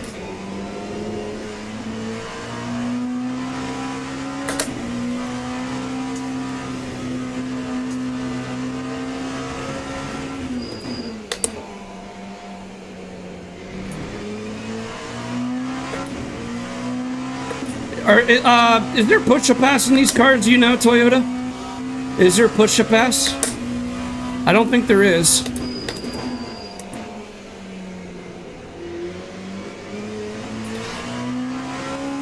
What? What? What? What? Oh my God! Did you guys see that? That's gonna be a short. Oh my God! What just happened? We're gonna watch that replay later. Oh my God! Dude, what happened there? Jeez!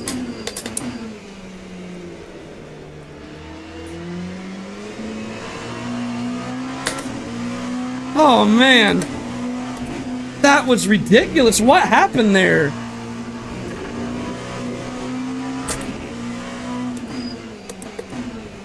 That car was looking like Taz from Space Jam over there, doing a tornado flip in the air. Like, holy moly! Like, what even caused that? Oh my God! I still can't get over what we just witnessed. I only shift a second there for the extra rotation, then I shift a third before I go back in the power. Short shifting helps you stabilize through that awkward corner exit. It's really tricky to get that corner right because you have to brake in a straight line, kind of, almost. And the nature of that corner is trying to get you not to.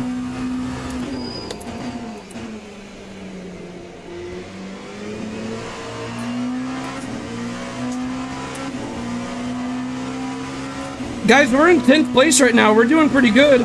We got 18 minutes to go. And I think we're gaining on P9.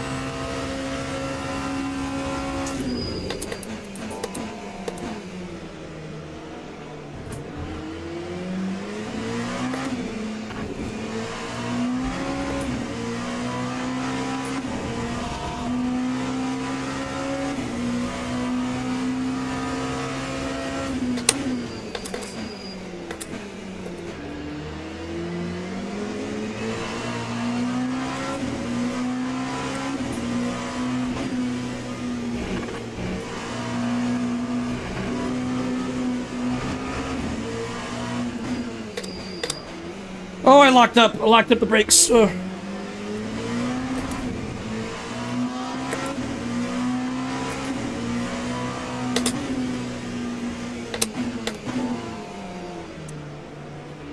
Too much mid-corner speed that really screwed up the exit. You gotta be so patient through there. You gotta essentially treat that as one big corner rather than two corners. It's hard though.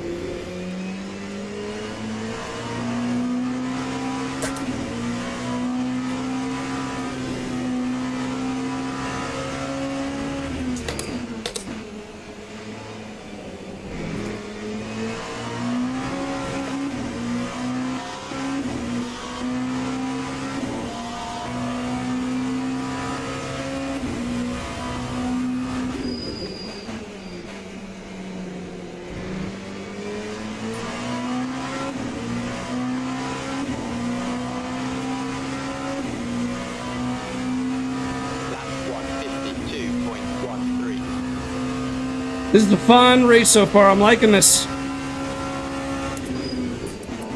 Oh, somebody spun ahead! Come on, man. I'm slowing down because of him. I got rear-ended again. Like, come on, man. It's common sense. When a car's wrecked ahead, we slow down.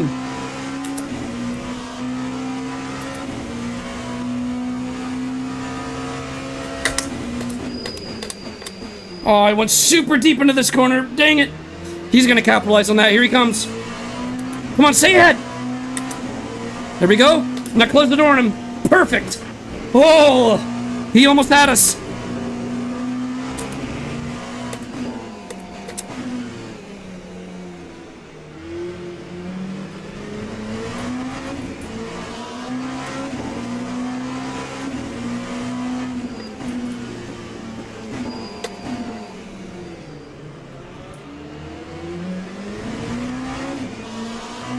This guy is really putting up a fight. He's gonna go for it up here, I'm sure. Try to do a switchback on him if we can. His exit's gonna be really narrow. Let's see if we can do it. Ah, we didn't get on the power soon enough. It's really awkward there.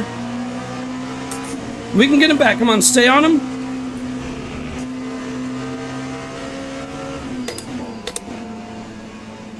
Wait for him to make a mistake.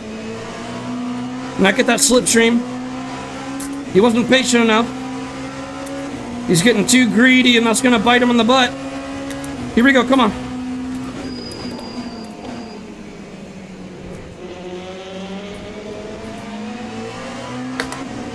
My left rear touched the sand on the way out. Ooh. Not carrying much momentum through the front straight then because of that. Don't dive bomb. Oh my god, come on. Ugh. Okay, that was a lunge, not a dive bomb, to be fair. Not a dive bomb. I'll just say that's a bit aggressive, but it's fine. It's a fair move. He passed us fair and square. We're losing ground, though. We got to make up for this.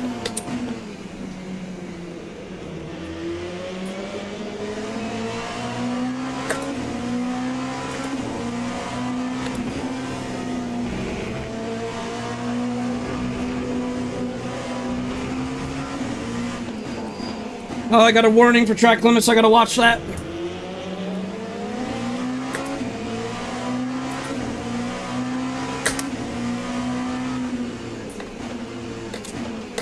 Yeah, I know. I'm losing so much ground. I gotta fight harder than this.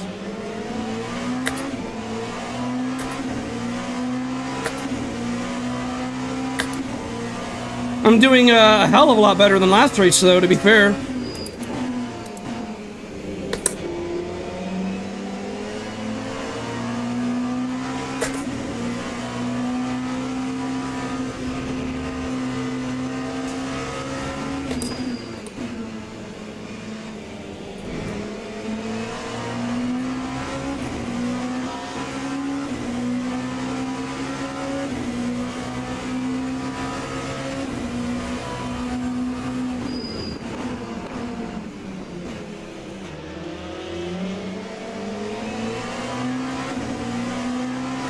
Yeah, that's another position lost. These guys do not mess around, though. They are very fast. Hey, Yaki, how's it going? Look at this. I'm streaming Le Mans Ultimate, Yaki. Oh, he's making a move for it. Oh, can we get the switch back? Oh, we had to lift. Come on, man. You're cutting me off. Ah, now we got sandwich. And he's passing me on the right now. Man, not good. Come on.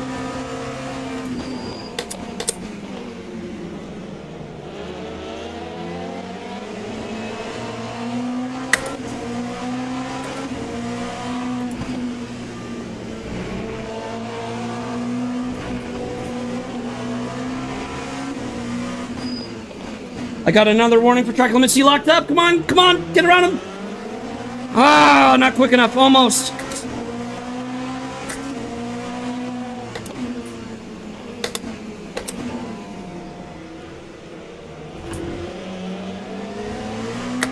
They always get a much better exit than me. Are they running a lower traction control, I wonder? Let me try.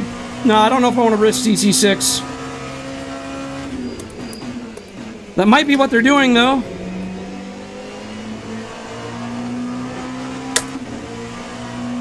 How's it been going with you, by the way, Yaki?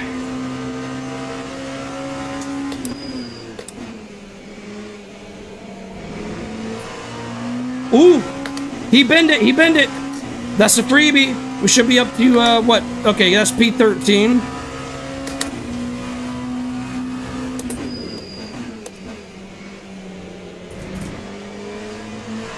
Oh! Spinning car! Puts us back to P12. This is really intense. And we got 10 more minutes to go in this race. Can we get back up in the top 10? P10 is 2 seconds away. P10 is that blue car ahead of us.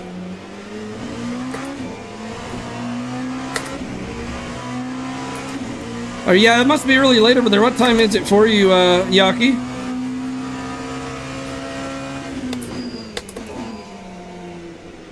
Okay, last 10 minutes of the race, come on.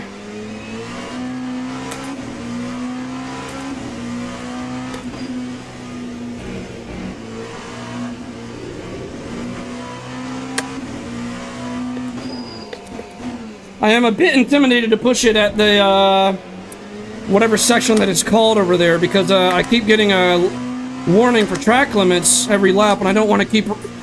Because if I keep pushing it, they're not going to give me warnings all day. They're going to give me a penalty if I keep testing my luck.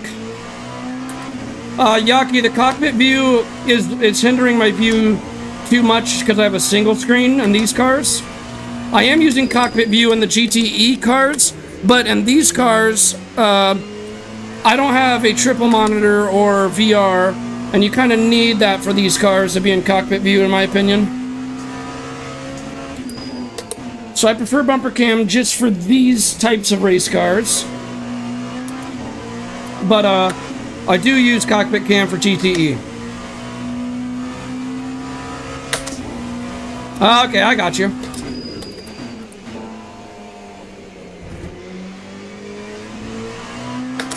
Yucky, have you tried LMU yet? I know you have the game. I want to see more people stream it.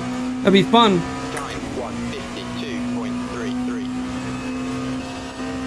Oh, there's a chat bot. Took it long enough. Oh, somebody locked up the brakes up there. Let's see if we can capitalize on it. Come on, get up there.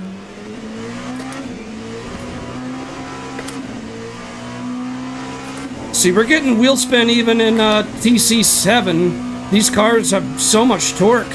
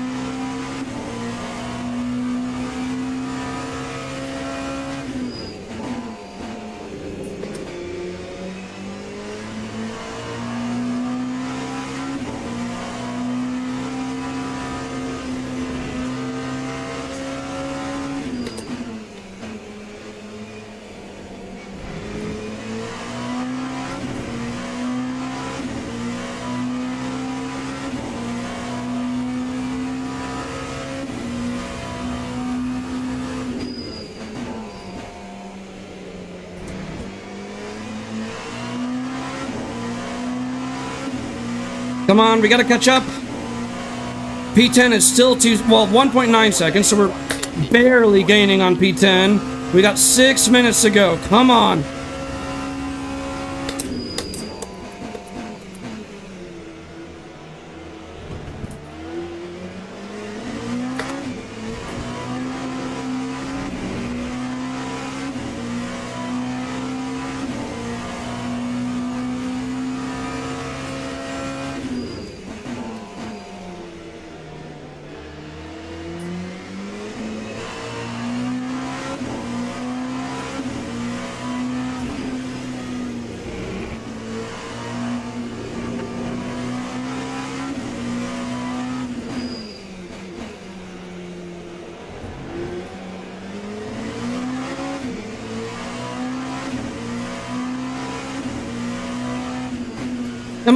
I don't think I'm gonna have enough fuel. You gotta be kidding me. I put in enough for 11 laps.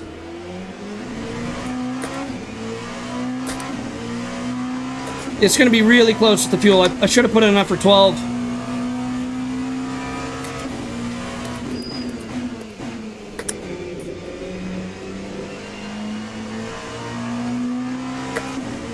What about a sandwich?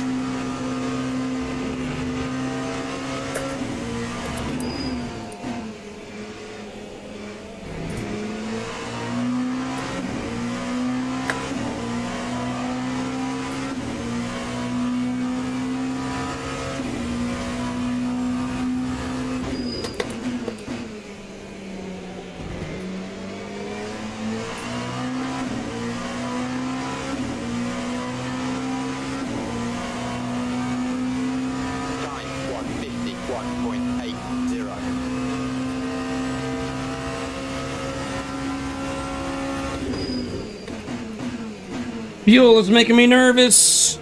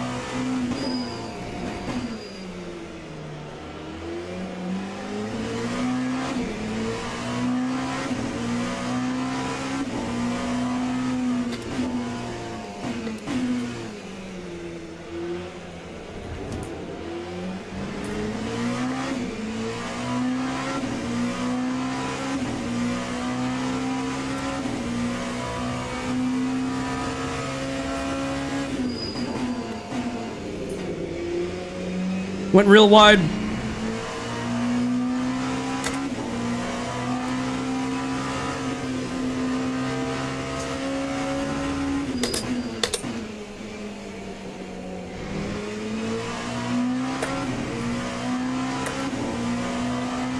Oh, this fuel's making me so nervous. I'm gonna short shift a tiny bit, but oh, it's gonna be close. I might have not put in enough fuel.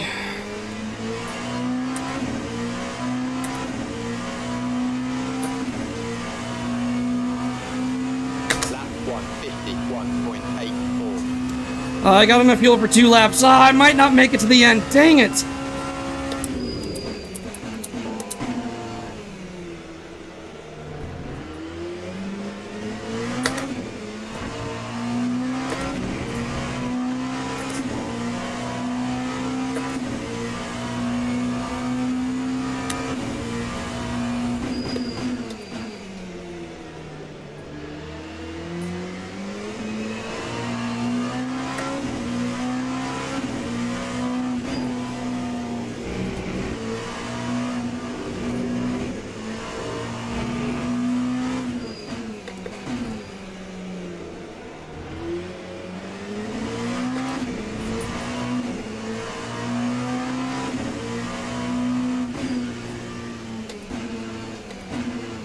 Oh, somebody bend it.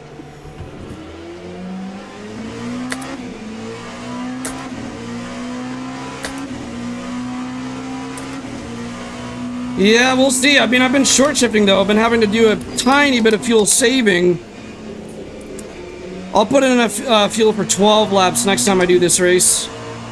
In fact, I'll put in enough fuel for 12 laps in both daily races, just to be safe.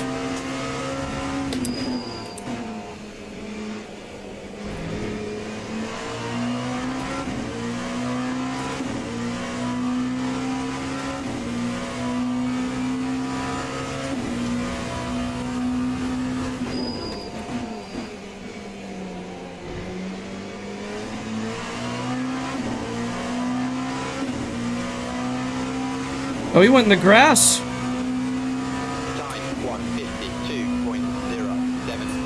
1:52.07. I'm just counting on this being the last lap. If the leader crosses the line and starts another lap after the timer, then we're in trouble. So I'm counting on the leader here. Make this the final lap, please.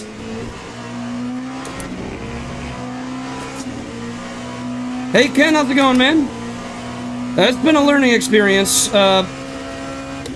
Still trying to learn how the game works and everything.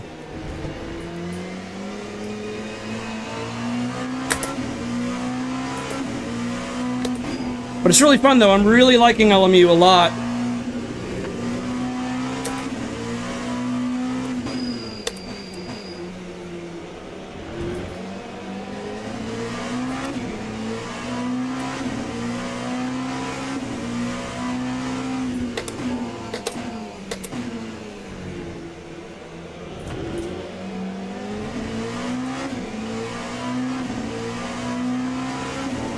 Right, Toyota?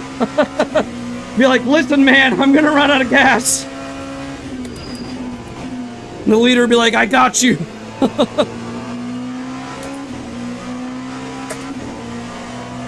I mean, this is all or nothing. It really is. This is gonna be a tense final lap. Come on.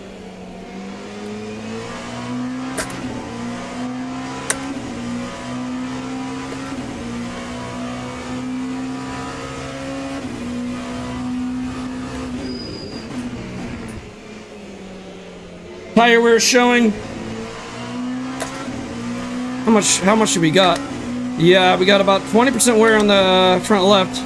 Only 10 on the thank God, checker flag. Yes! Yes! Oh, we got so lucky there. Man alive, we got so lucky. If the leader started another lap, I would just unhook this steering wheel and throw it across the room. Yeah, look at that. We had 0.1 laps of fuel left. Oh, man. Woo. Well, that's a P12 finish. It's a lot better than last race. So I think we got a P14 on our first race of the day. We got a P12 here. We're getting better. We're getting better. Just one step at a time. All right, I got to use the restroom, so let's go ahead and back out of this, and we should have some time before the next race begins, but I'll go ahead and register for the next race, which should be GT Fuji again, but before I do anything else, I'm just going to register, and then I'll cue the Be Right Back screen and use the restroom. All right, so P12, that's an improvement. We gained 6 positions in that race. Not bad. I mean, P12 isn't something to write home about, but it's definitely an improvement. All right, let's go ahead and register for next race. Hey, that race was action-packed though, and you know what? That car that was like flipping and doing a tornado spin in the air while facing downwards, I was like, dude, that's going to be a short on the channel, and I'm so curious to watch a replay to see what on earth caused the Tasmanian Devil from Space Jam to end up on the racetrack. All right, so let's go ahead and register for this, and I'll go ahead and pick the Porsche, but then I really have to use the restroom. Nature is calling. All right, guys, I will be right back.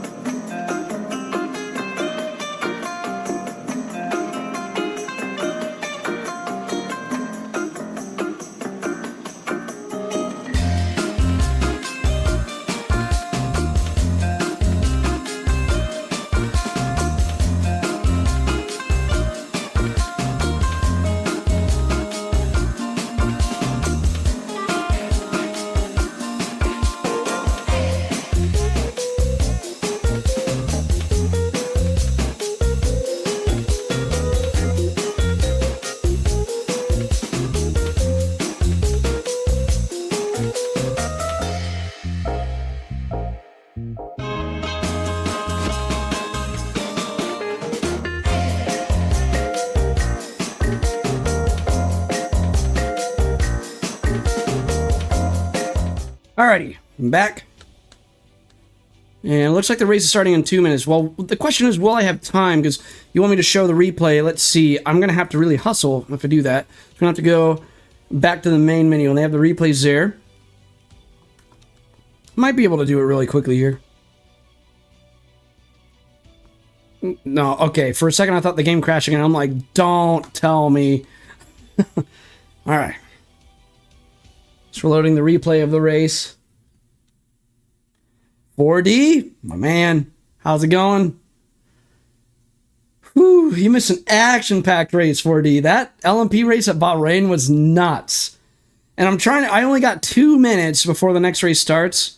But I'm trying to see if I have time. I'm going to have to really hustle. But if we can get it to the point where... There was a car, spoiler alert, 4D, but there was a car during this race that was like the Tasmanian Devil from Looney Tunes in the air. Like, it was doing a tornado spin, like, rapidly in the freaking air, vertically. It was, like, vertically facing down in the air while, like, rapidly spinning like a tornado. I'm like, dude, we got the Tasmanian Devil on the racetrack. Like, what is going on? And I don't know what caused that, because I turned around a blind corner, because it was a really sharp corner that I turned around, and I'm just greeted with that. Like, I turn around the corner, and I just immediately see, like, a car going, just, like, in the air, and I'm like, oh, what? Let's see, I don't even know what lap it happened on.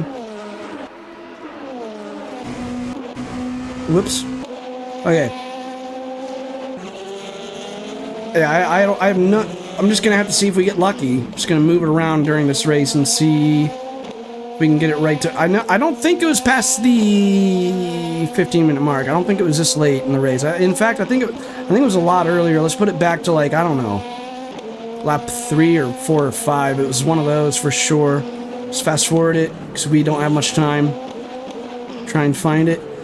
Yeah, I think it was like anywhere between lap 3 to 5 is my guess. I could be wrong, but I'm fast forwarding through here. I'm gonna see. I think it's around. Is it around this corner? No, it was here. I know it was the last corner of the track, so it was right before the straight, the front straight. But I don't know. Let's put it to... Oh, that's where I got rear-ended. Okay, so maybe it's lap 5? We can't spend too much time in here, though. Like, I gotta get out of here quick. So, if it wasn't this lap, we might just head out. That wasn't that... Okay. We'll find it later. I don't want to miss this next race, so we'll come back to this, and we will find it. And this, actually, is the ride we're about to hop in right now. Right here, what you're looking at. That's our next ride. Click the arrow next to lap 3. Oh, I'm sorry, man. I don't want to miss the next race. We will go back to that replay, though, Toyota. But yeah, it says event underway, so that's why, like, I can't spend too much time. Oh, look, people have, like, avatars. There's a SpongeBob and everything. So that's what... Okay, so it's only showing the first initial if you don't have an avatar. Well, I need to figure out how to set an avatar then for, from, like, my driver profile on LMU. Yeah, I saw that. You shared it in my Discord. I didn't watch it yet, 4D. Had a Lambo jump scare you on lap 2. Oh, jeez. What happened?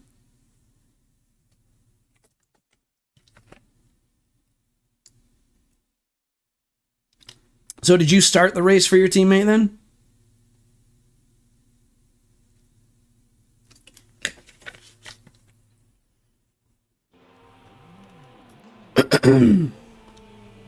All right.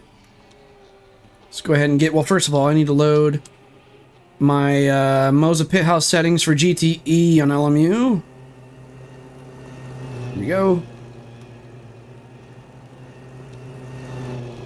Now I can tweak the car setup, but I think it's still practice, so qualifying hasn't begun yet.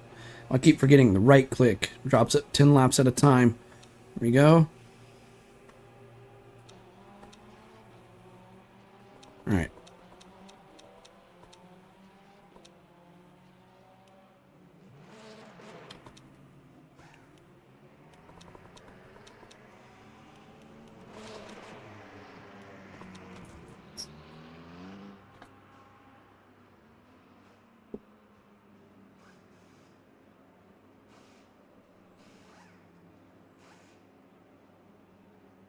We only got like a minute 50. I'll do a little bit of warming up in this practice. Hey, Josh, how's it going, man? We got the whole crew in here today. Oh, I'm loving LMU. It's got a few bugs still to sort out. I mean, it's crashed on me like 3 times, but I mean, it's still in early access, you know?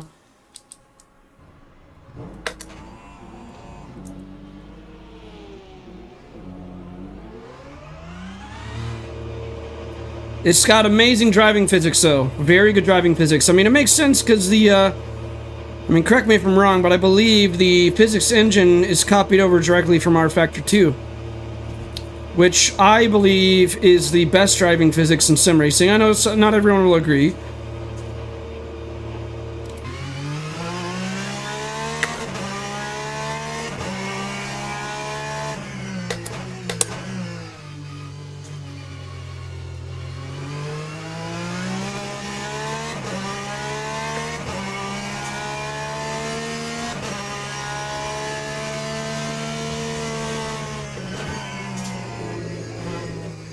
I got distracted by the MFT. Look at me making rookie mistakes over here.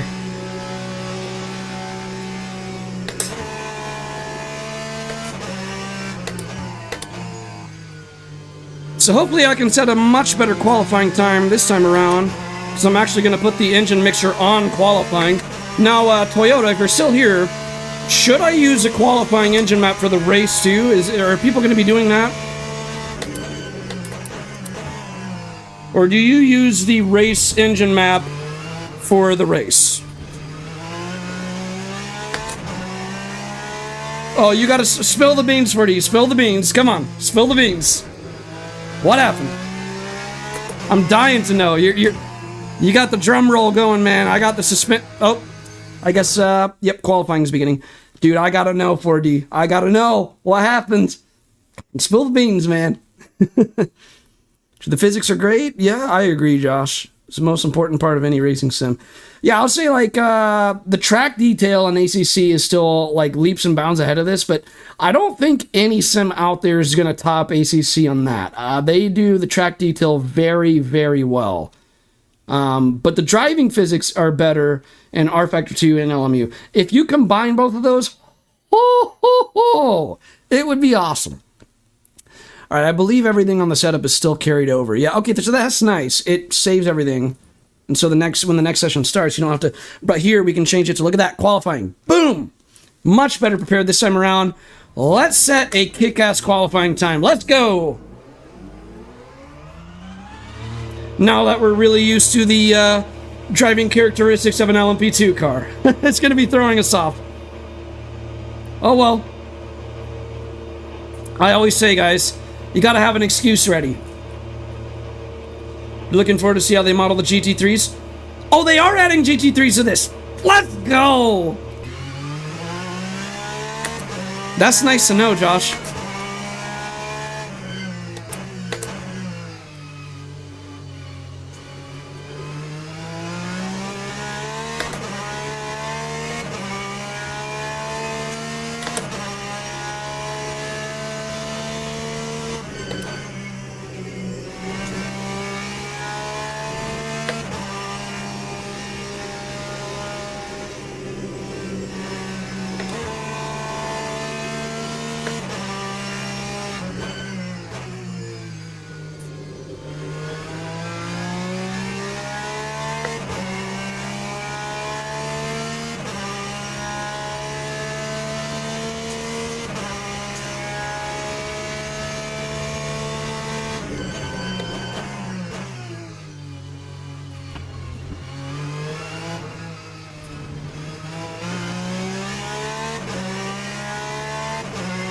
Well, I mean, new tracks I could see coming, but the fact they're adding GT3s, oh, I can't wait for that. I didn't know if they were going to or not. Is that confirmed, Josh, or is it just a rumor right now?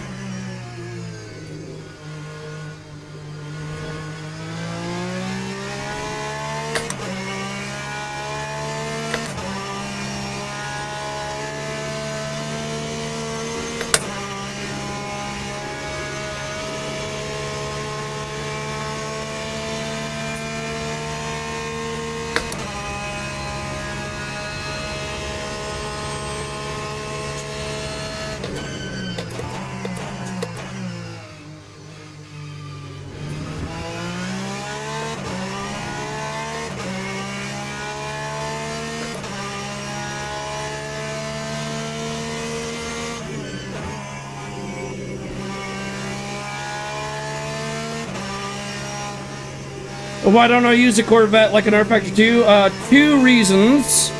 Let me tell you in a second, sorry. I am locked in right now.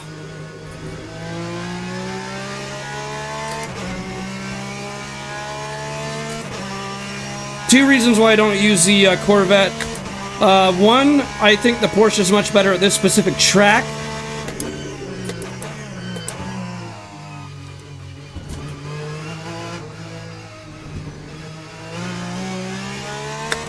And two, you can't adjust the seat as much, unfortunately.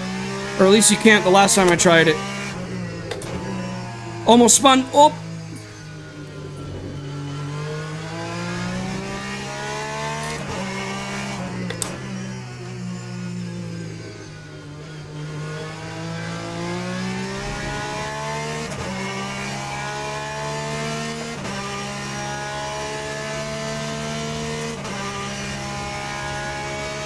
Oh, Josh, that's going to be amazing, dude. That's going to be awesome.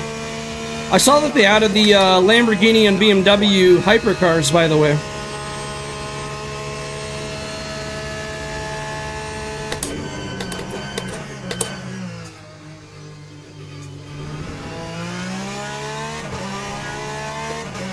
I qualified in P9 so far. Got a 140.9. I can go faster than that.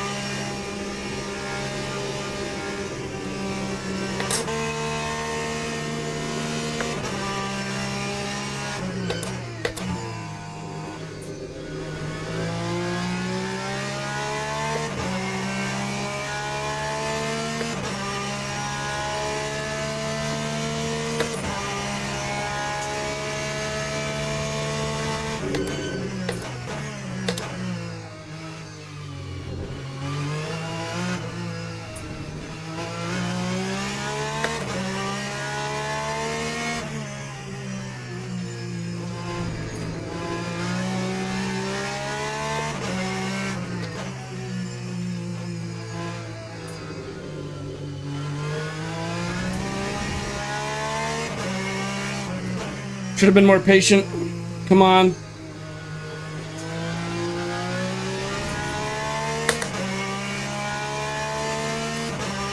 Don't I find the hand attracting? Not really.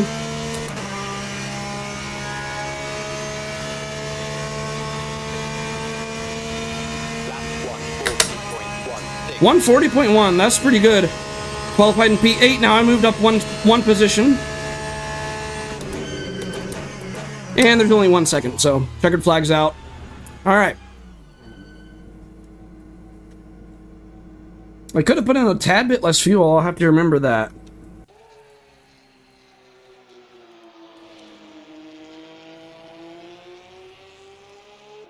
That was not bad, guys. That was a lot better qualifying. I think we qualified in, like, what was it? 16th or 18th place or something really low when we did this race at the beginning of the stream, and thanks to Toyota Man just telling us to change the engine, make sure that's all it was.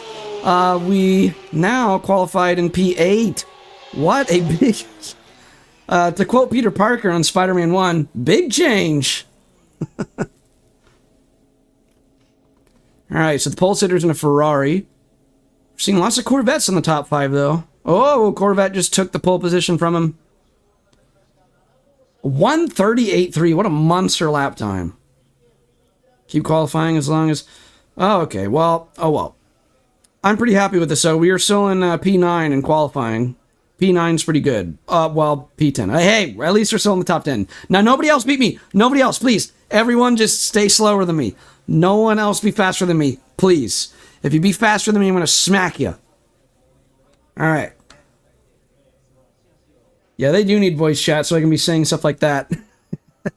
See, the strategy then, if they had voice chat, just make everybody laugh. You know, distract them with humor, make them laugh, make them mess up.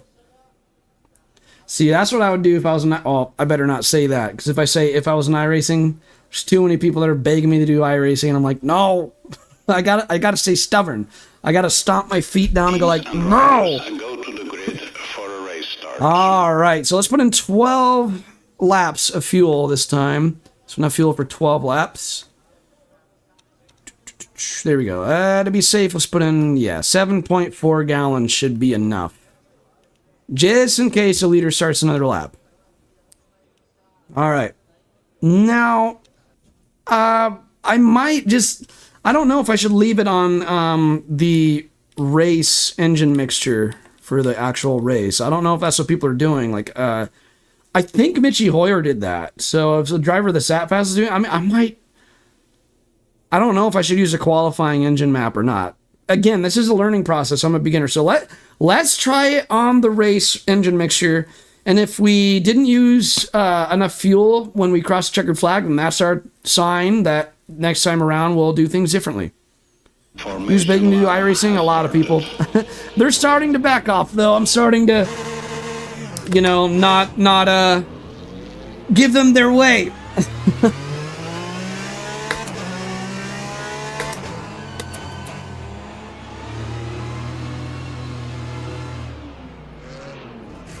It's telling me to slow down.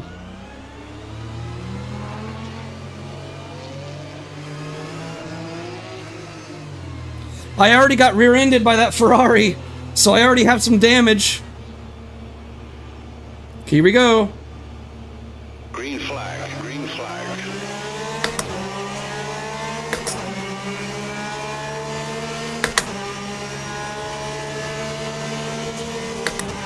Oh, you had a good start. I'll read the rest of that in a second here for you.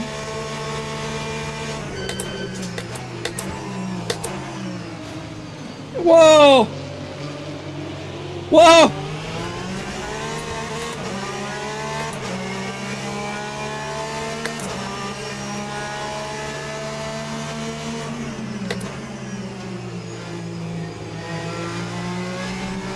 Give me some room, man. Come on.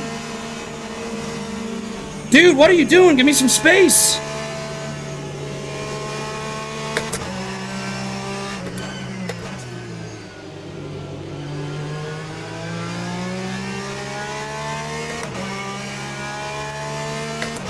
Yeah, I heard about that 4D. Josh was talking about that in the chat earlier.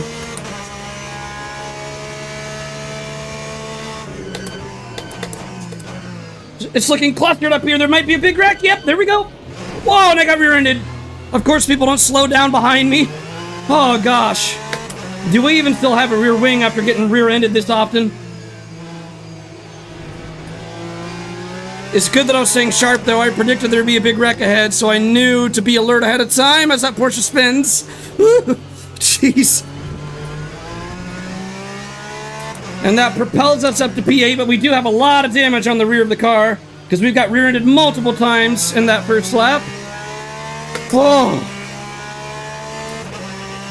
Yeah, please do, 4D. I want to see that. Hey, Donald, sorry I missed you. Thank you for the like. I appreciate you, my man. Sorry about missing you in the chat. That was a very chaotic first lap. So the Ferrari has better straight line speed than this Porsche, and he also is getting a slipstream. He might make a move in turn one here. We got to be ready for that. Oh, there he goes.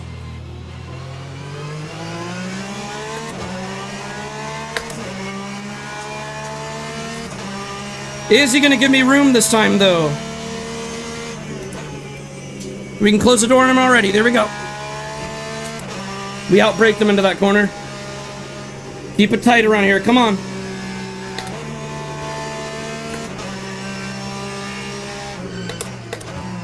Somebody locked up the brakes ahead?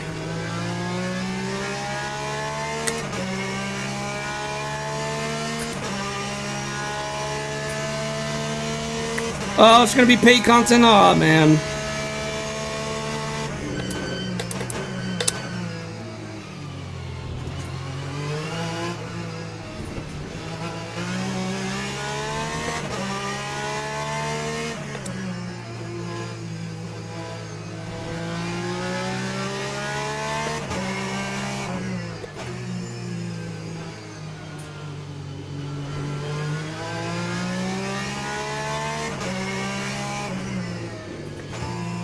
Try to catch up to that Corvette if we can.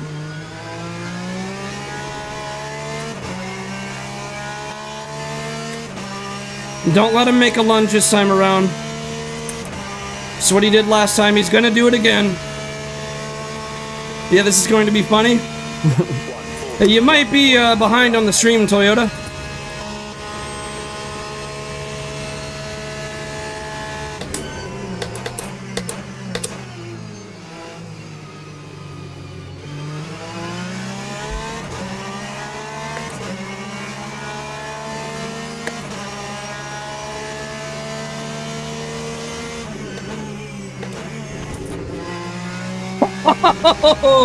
Oh man.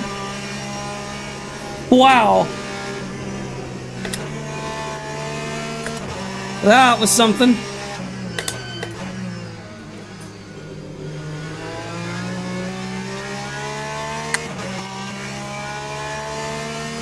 Okay.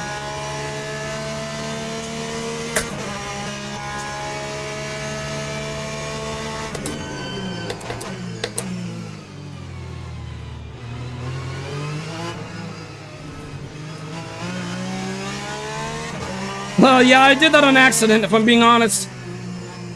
I didn't even mean for that to happen.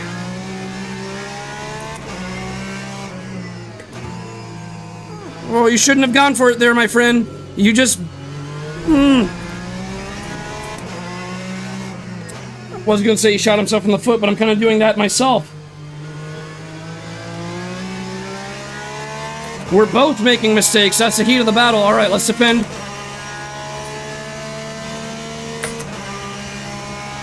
Okay, he's gonna try to do a switchback again.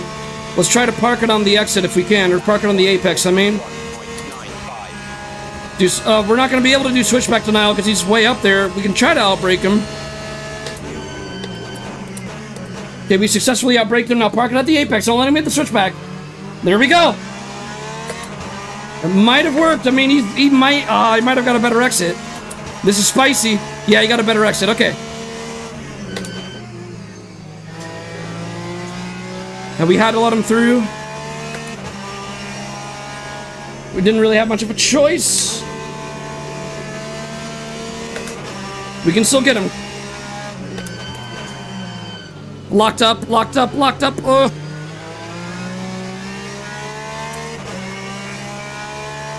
I did lock up the brakes here.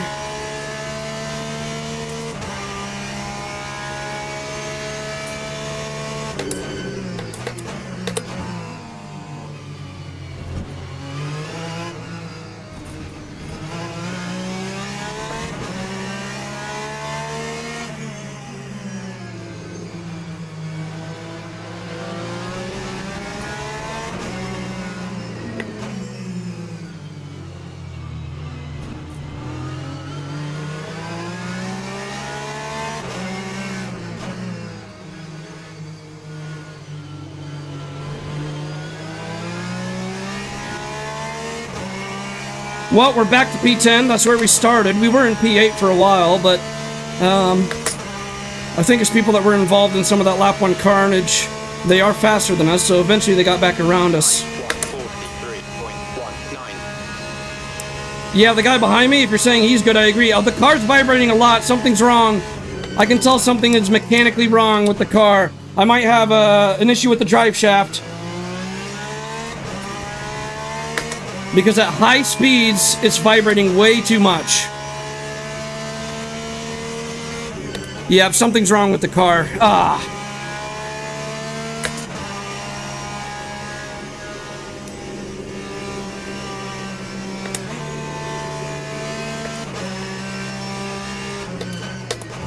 I have to serve a penalty. What?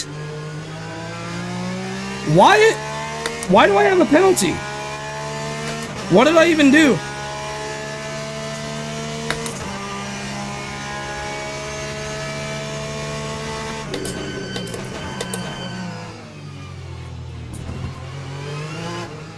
Was that towards me? Like, what did I get penalized for? Yeah, it's telling me to serve a penalty. What? Is that a bug? Oh yeah, I might have a flat spot. I don't know. But it's telling me I have a penalty to serve. Alright, guess we're going into pit lane then. That's so weird. I don't know what I could have done to get a penalty.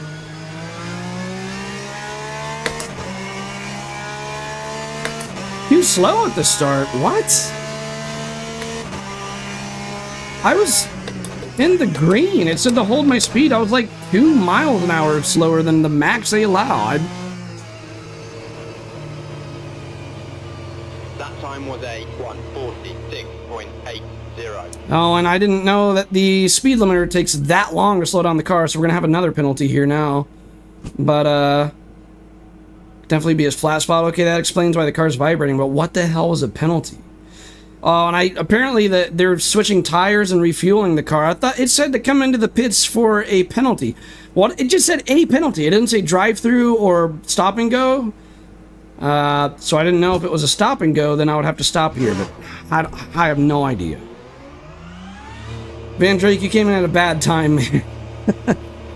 Like, what is going on? I don't know why I got a penalty there, and it's going to give me another penalty here, because I'm still trying to learn the ropes of this game, and I didn't know that when you hit the... I'm used to... In ACC, when you hit the speed limiter button for the pit lane, it responds instantly. It's very sharp, but this took forever to slow the car down. So it's going to give me another penalty right here. Yep, there we go. Drive-through penalty, speeding in pit lane. See, at least that time, I know why I got a penalty, but...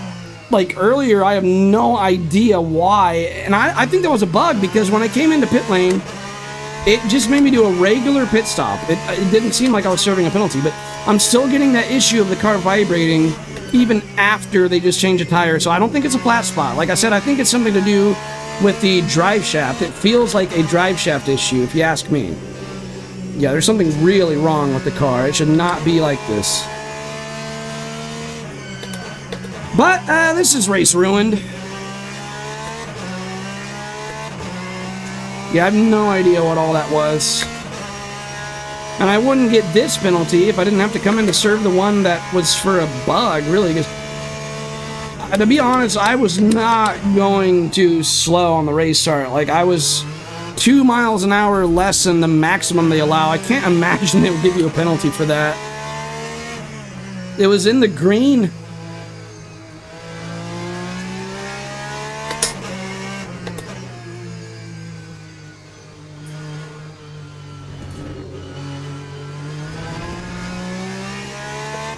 Yeah, so I have no idea. This just, it sucks.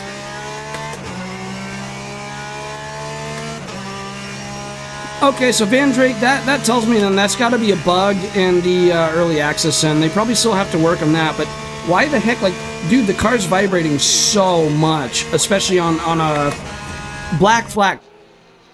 Oh, because I forgot to serve my other penalty. Well, we got disqualified. Lovely. Alright, well, let's just exit this server then. Oh, well. I guess this gives us some time to try to find on the replay of the last race what on earth happened with that spinning, flipping car in the air. So let's just go to the replays. Let's just forget about that race. But that's kind of annoying if it's just giving out random penalties, because, man, I don't know...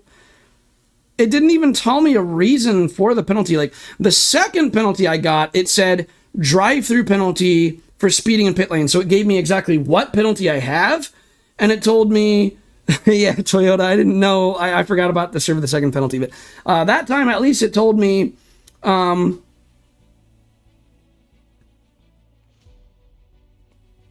the guy behind me, I think he had to overtake me because he should have been ahead of me in the first place, but, okay, 40.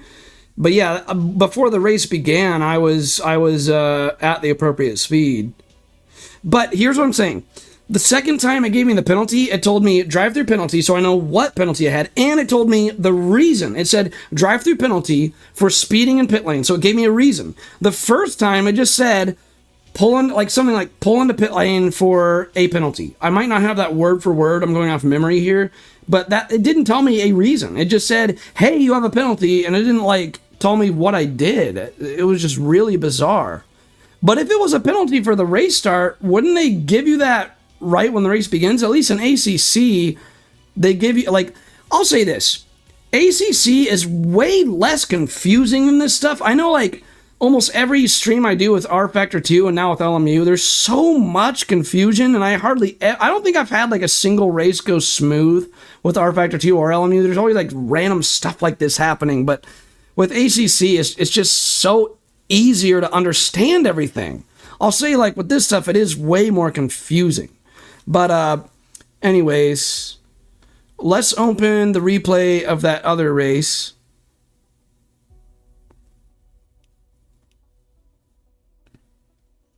I did get it right away. Well, then I'll have to rewind the stream later and watch, because I didn't see it tell me about the penalty until way on in the race. And what's interesting about that, too, is that if I got it right away, how come I did lap after lap after lap after lap and I didn't get black flagged? But when I got the second penalty, I tried to accidentally go just a single lap without serving it, and it just instantly black flags me. So there's something not, that's not, what is the word I'm looking for? Brain fart. Wow,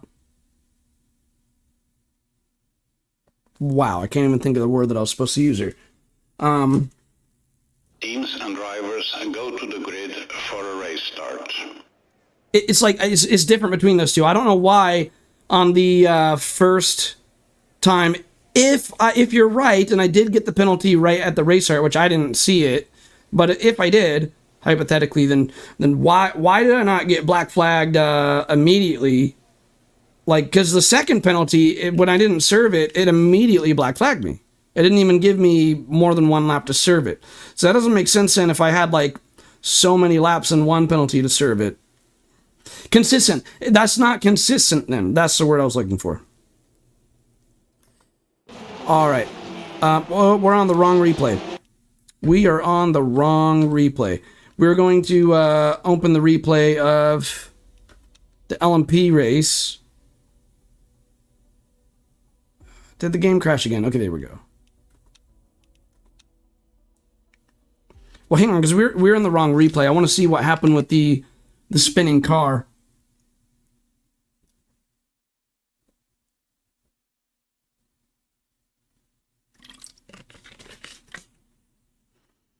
Well, Van Drake, I wasn't getting that vibrating down the straight until, like, then. So it trust me, it felt very different. It just felt very different. Like, I've been using the same settings, and it just the car felt very different. Like, it just felt a lot different with the same settings. And even, like, while I was driving, I could tell, like, a certain lap, everything just felt different. And it very well could be damage to the car, because I was hit multiple times really hard during that race. So, I mean, it could even be damage to the alignment. It very well could have been, like, something with the axle, maybe. I don't know. But if that was the case, I probably would have had to hold the steering wheel at an angle. So I have no idea.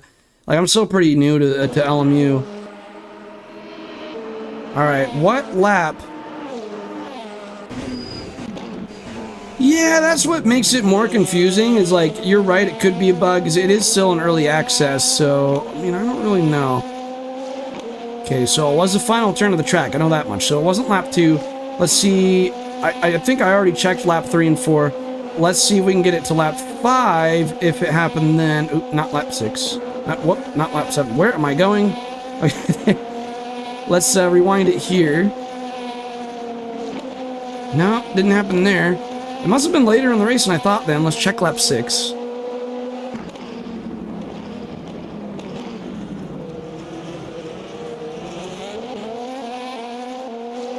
We're just going to fast forward it so it goes faster, because I know what corner it happened on. It was on the final corner. So it would have been right here. Okay, it wasn't that. I could have sworn that it happened before that instance, though. So maybe it was even on lap 1. Oh, yeah, the arrow's over here. Thanks, Toyota. I see that now. Okay. Let's fast forward lap 1.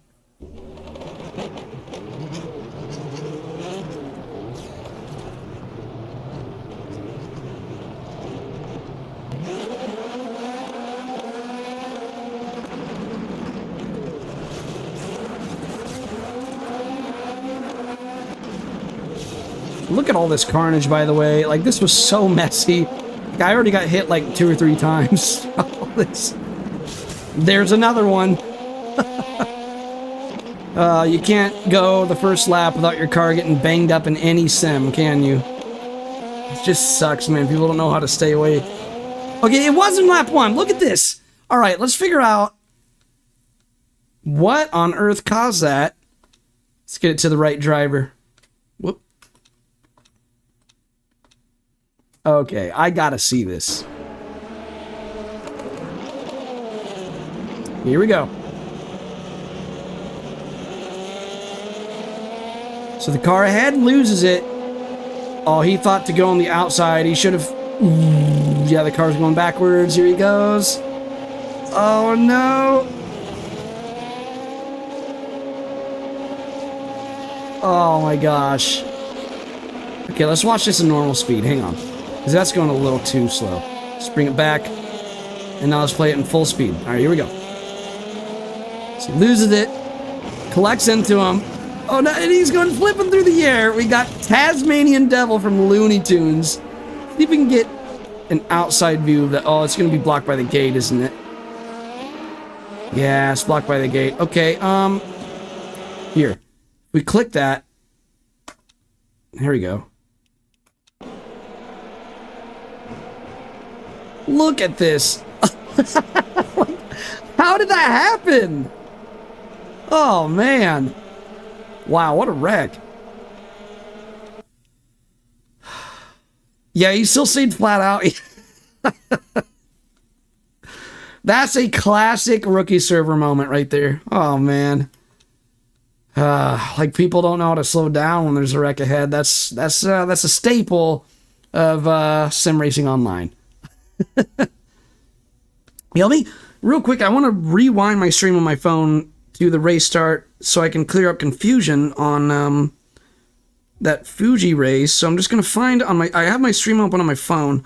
I'm just going to watch... You guys can't see what I'm looking at right now, but let's see. That's, I think, the short qualifying run.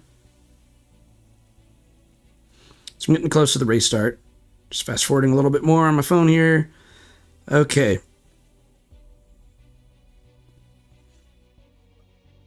So the maximum speed you can go at is 37. I was going 35 when the race began, so I can't imagine it would give me a penalty for going too slow. I was going pretty much the same speed as everybody else. Okay, let me rewind that again because I didn't see a penalty. So race just started here. No penalty yet. I'll tell you if it pops up. Still no penalty. Still don't see anything. On ACC, it would have already, like the second the race starts, it would tell you you have a penalty for the race start. And I'll tell you exactly why, and I'll tell you the reason.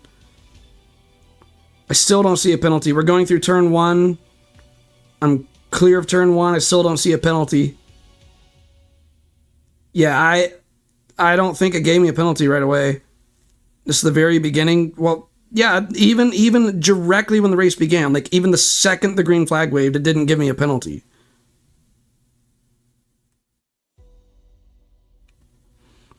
I'm still having it roll, though. We're, like, kind of halfway... Well, more like a quarter of the way through the first lap, and there's still no penalty yet. And I'm not fast-forwarding or anything. I'm just letting it roll. Here's where the big pile-up happened. That's where I got rear-ended. Still no penalty. So I wonder if it thought one of these wrecks was my fault or something. I have no idea. But even after that wreck, I still don't see a penalty appear. And it showed me the penalty right away for the second one. So we're in Sector 3. I'm going towards the final turn of the first lap. It still has never flashed a penalty on the screen. Well, I just watched a whole first lap.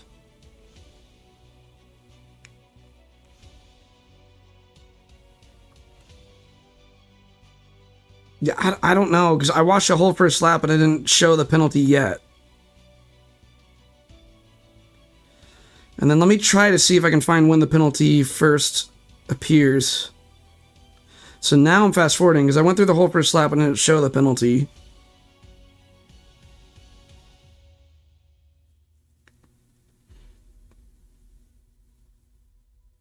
Okay, that's when I was pulling into pit lane, so I fast forwarded too far.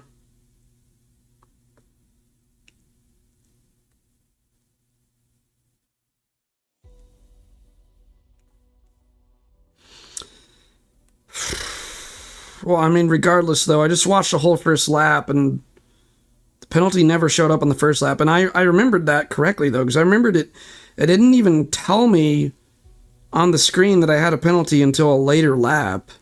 And it didn't tell me a reason why. Anyways, I don't want to keep searching forever, but yeah, I just watched the whole first lap without fast forwarding or anything, and no time from the very moment, from the exact second of the beginning to the through the first. Well, you're seeing something I didn't see then, because I just watched it, and I was watching very carefully, and I didn't see anything. So, anyways, let's go ahead and join the practice server for Bahrain.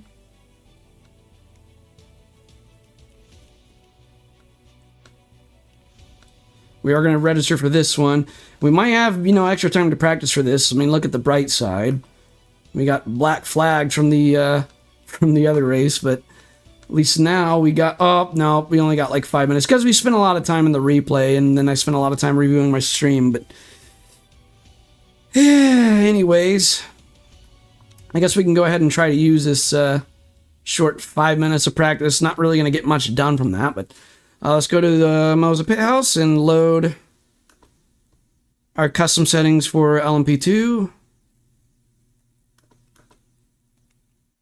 Okay, that's loaded in. Got that out of the way while the loading screen is on.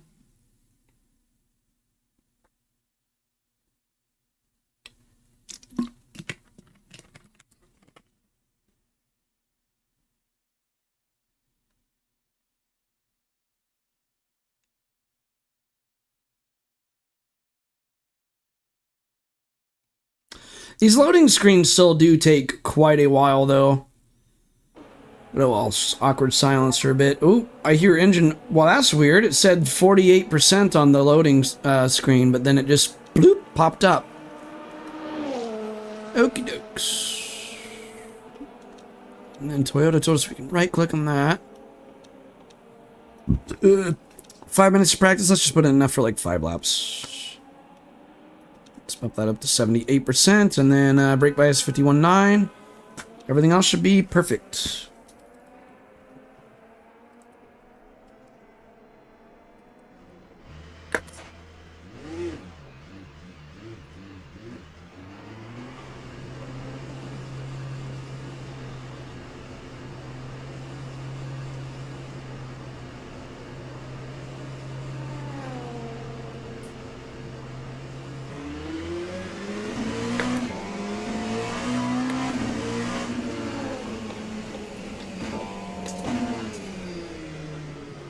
Yeah, I'm really used to the GTE cards again now. Everything about this car just feels so different.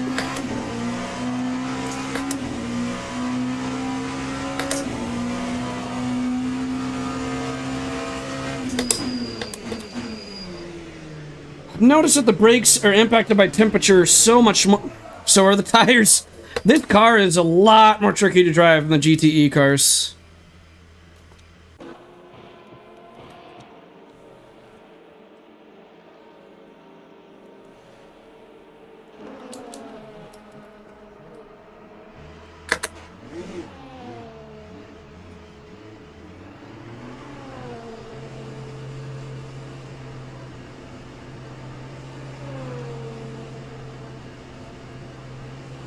Should have a clear exit from pit lane.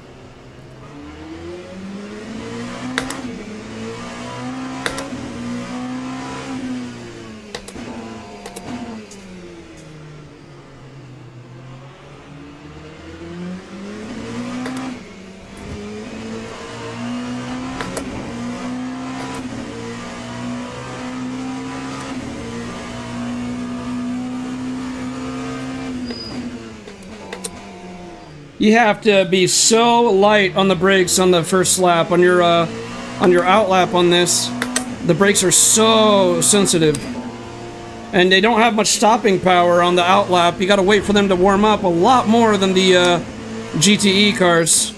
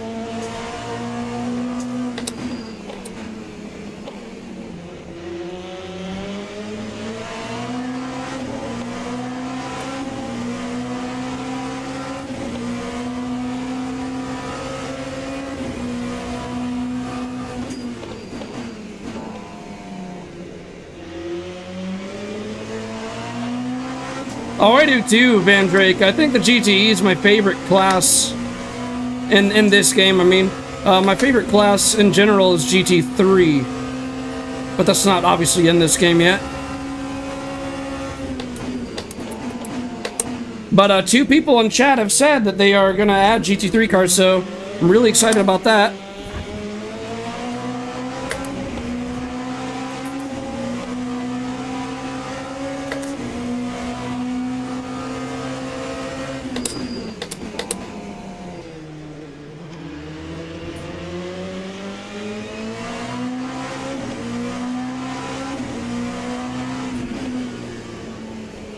That was an awkward line.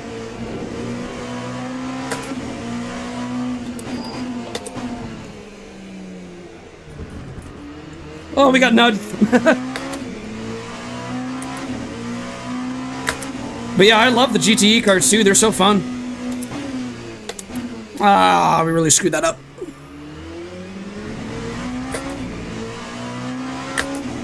Ah, my neck.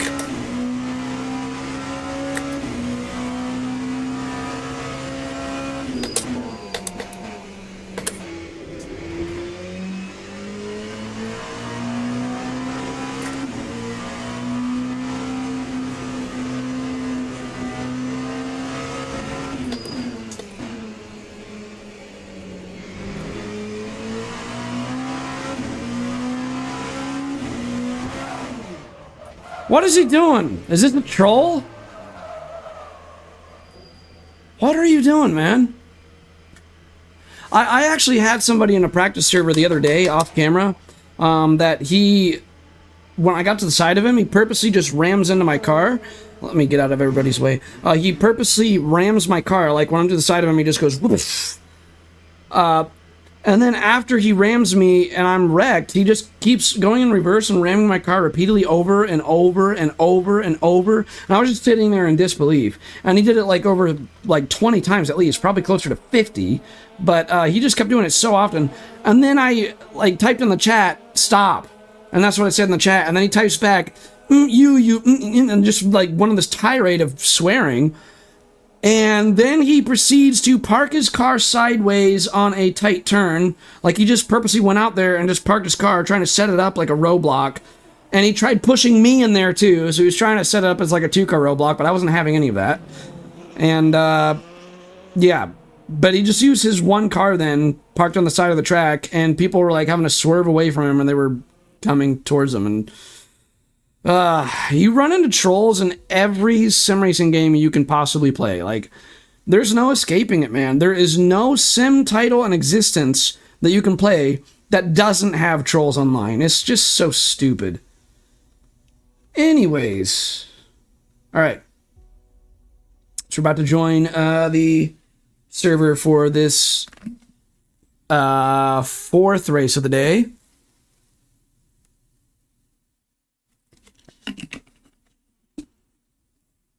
But yeah, Van Drake, I think you're right. I think that penalty from last race might have been a bug. I'm not sure. I mean, I'm obviously so new to this, but I mean, that was so weird. So I have no idea what even happened there.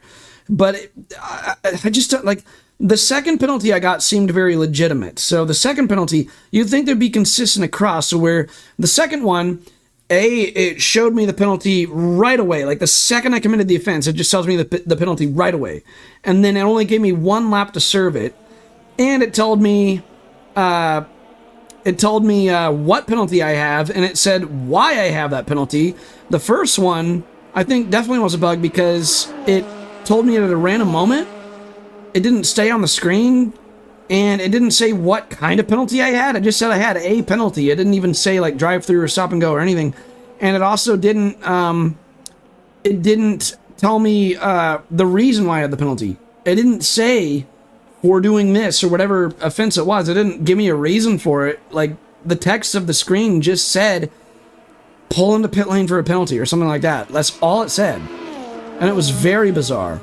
And I took a few laps to even come into pit lane, so I wonder if I didn't even have a penalty and it was probably just a bug.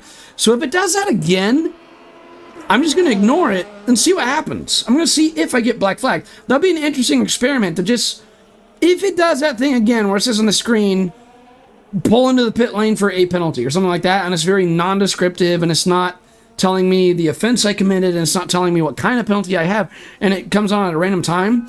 If it does that again, I'm just going to ignore it, and I'm going to see if I ignore it and I don't serve that penalty, if I do get black flagged. Because I'm starting to have doubts of if that even was a legitimate penalty. So it happened to you a few times out of nowhere? Yeah, that's what I'm saying. Like, I don't know, man. It just seemed very weird. But, okay. Let's get ready for, I think qualifying is starting here. Let's put in enough fuel for like 5 laps. Don't ignore it. Oh, really? I mean, man, well, I want to almost for science because I've never tried to ignore it. So when that happens, Van Drake, do you know if it's just a drive-through? Because it didn't even tell me if it's a stop and go or drive-through. And when I stopped at my box in pit lane, they just did a regular pit stop. So obviously, I wasn't serving a penalty in my box. So I don't think it gave me a stop and go. I think it was just a drive-through. But it's just so weird. Like, I don't know what I would have done. I wish it would at least tell you the offense you committed. I wish it would tell you why they assigned a penalty. Because I'm like, what the heck? Like, what did I do? Anyways, I think qualifying started. All right. Yep, qualifying has begun. Or has begun. What is my grammar? Let's get out there.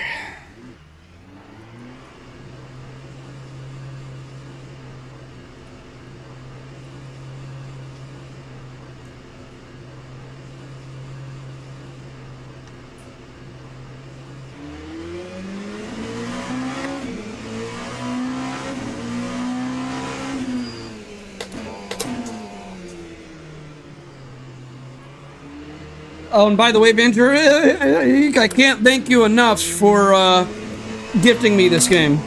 Thank you so much, man. You absolute legend. Just a drive-through. Okay, that helps tremendously. You guys in the chat today, Toyota, Van Drake, both of you are doing a great job at showing me the ropes, teaching me the tricks.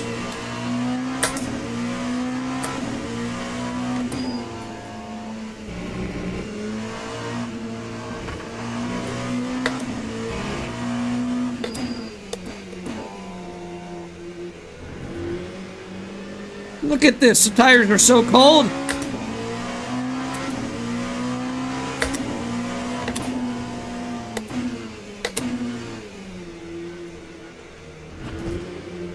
Oh!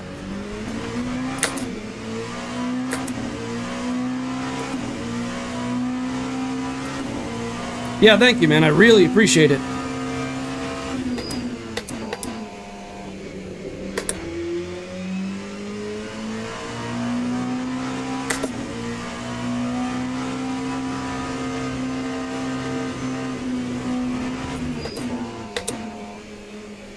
I like how these daily races are fixed setup too. It's really awesome.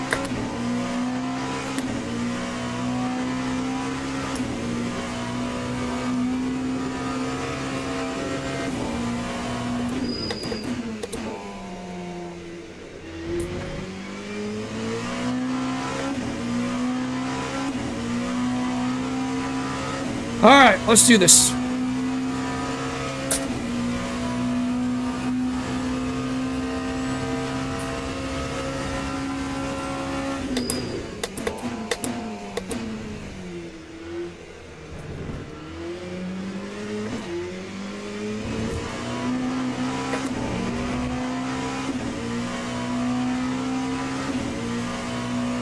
I might do TC8 just for that section there, and then do TC7 for the rest of the track. That might help. I don't know.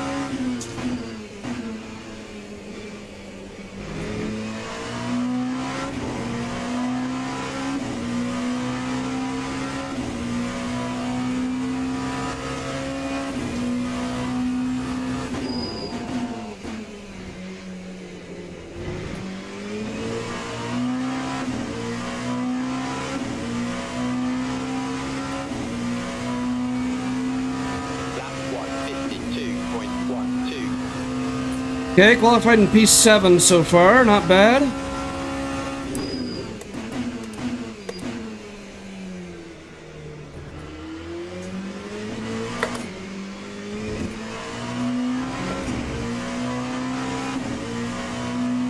I did a good job of just letting it run out wide there rather than trying to overcorrect.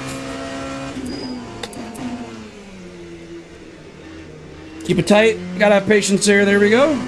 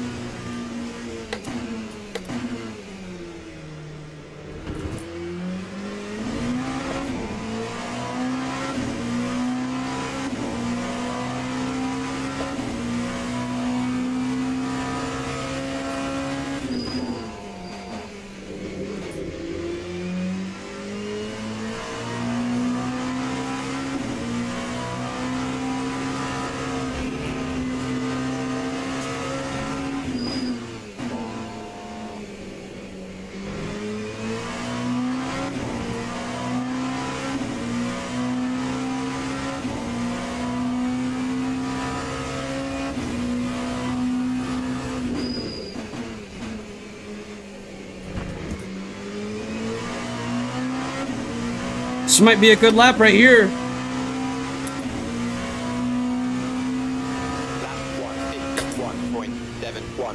Well, look at that. I got a 51.7 lap time.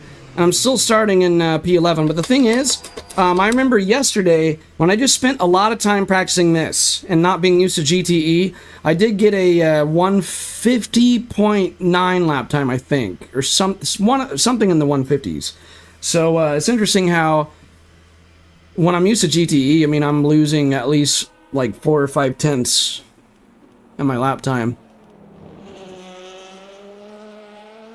Alright, so the race is going to begin soon now. Let's go ahead and we're going to put in enough fuel for 12 laps this time. We're not going to make the same mistake because we cut it really close last time. So yeah, we'll put in 10 gallons of fuel. 10 gallons should be plenty. And then everything else should be good to go.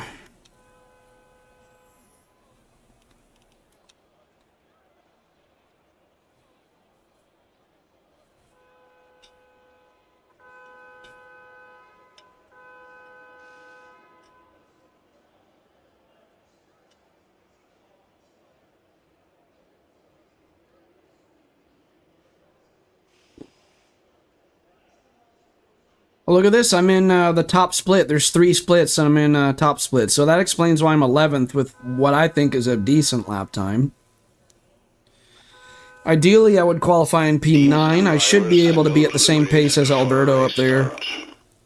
Oh, somebody quit or somebody's game crashed, either one, but that puts us up to P10 in the starting grid. All right.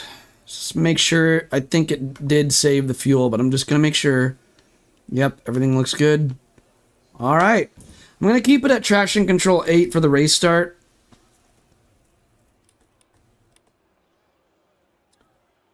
All right. Oh, a lot of pain. Ouch. Oh, man. My neck is not happy. Someone says, please, guys, attention, turn 1. Yeah, tell me about it. These online lobbies, man, they go crazy in turn 1, lap 1. All right, here we go. Formation lap has started.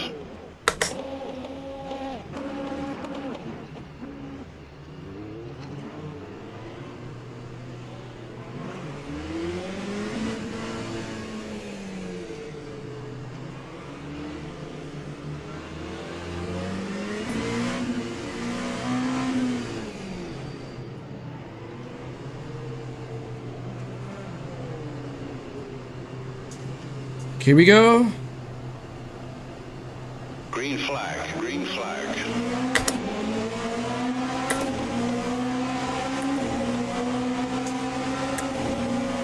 Oh, I got a bad feeling about this one.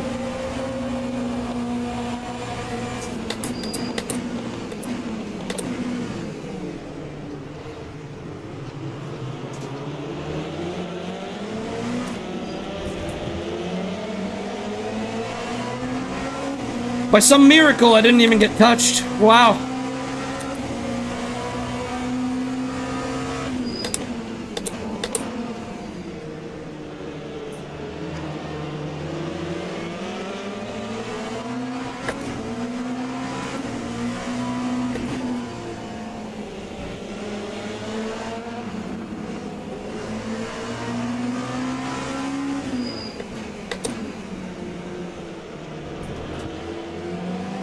This is a very good start so far.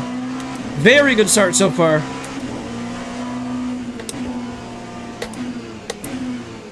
Let's keep it going.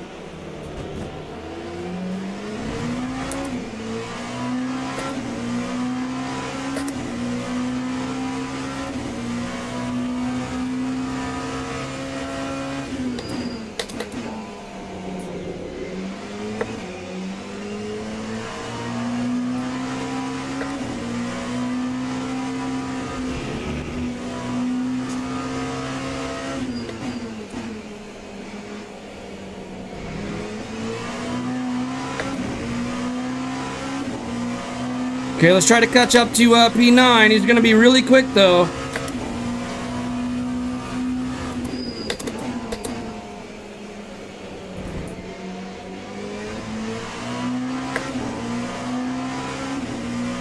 Oh, he's doing a pit stop. Maybe he has a drive-through penalty. 203.34.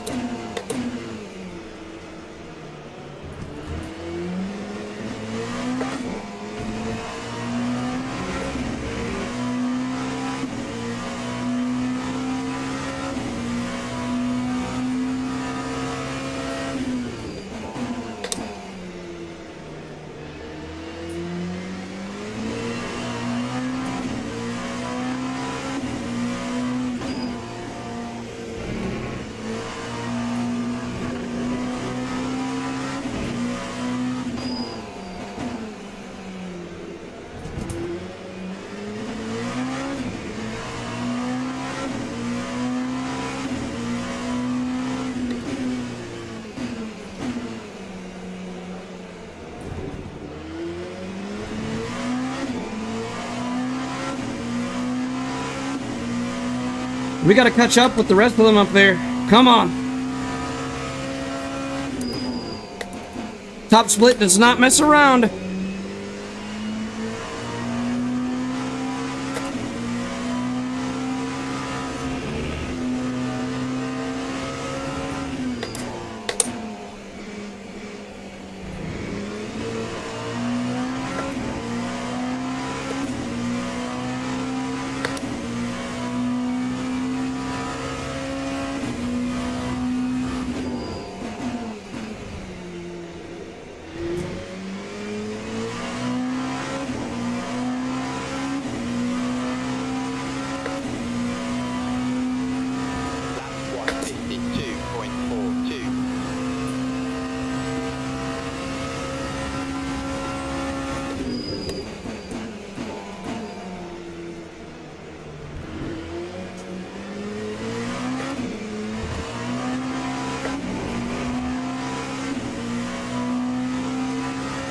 It's looking crowded up there. They're definitely in a battle. Might give me some opportunity to catch up, because we have a clear track all to ourselves, so they do not. We just gotta capitalize on that, though. Don't be caught slipping. Come on. Keep that speed up.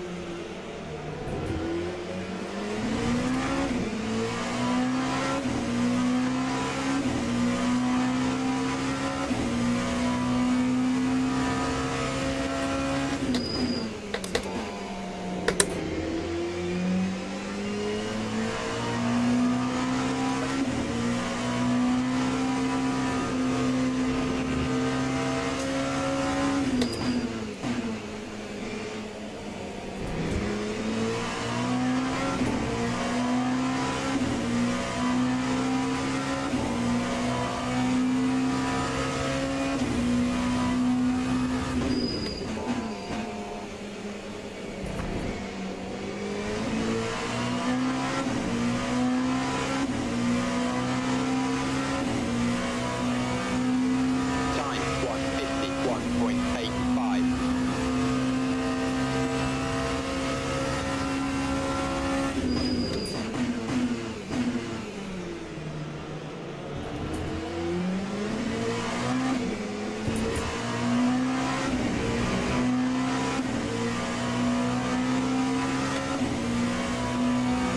Come on, I gotta get up there.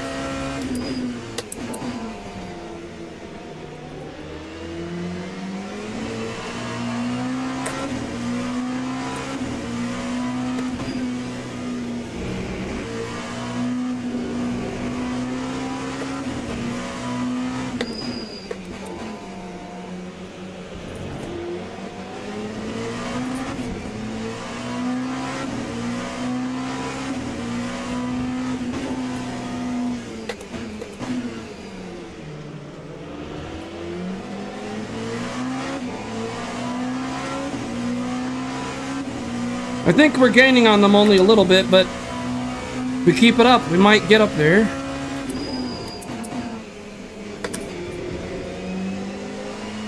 Just keep gaining on them bit by bit. Trust the process. Come on.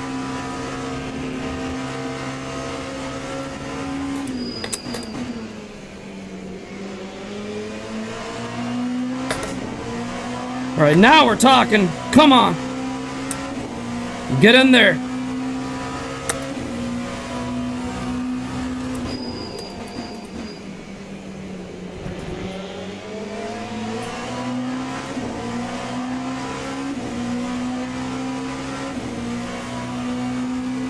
They're all faster than me on the straight. 51.07.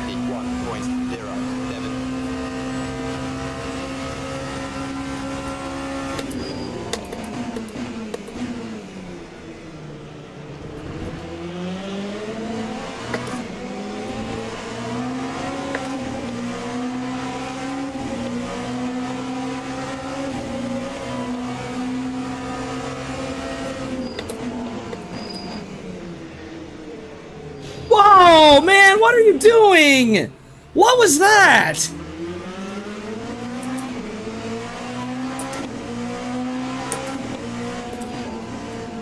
Yeah, especially way back there, he must have got on the gas really early. What on earth? Did you see that, Van Drake?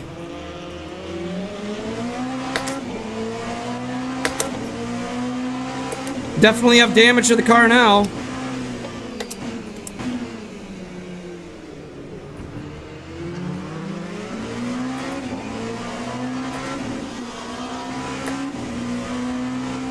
Alright, I guess we're up to P7.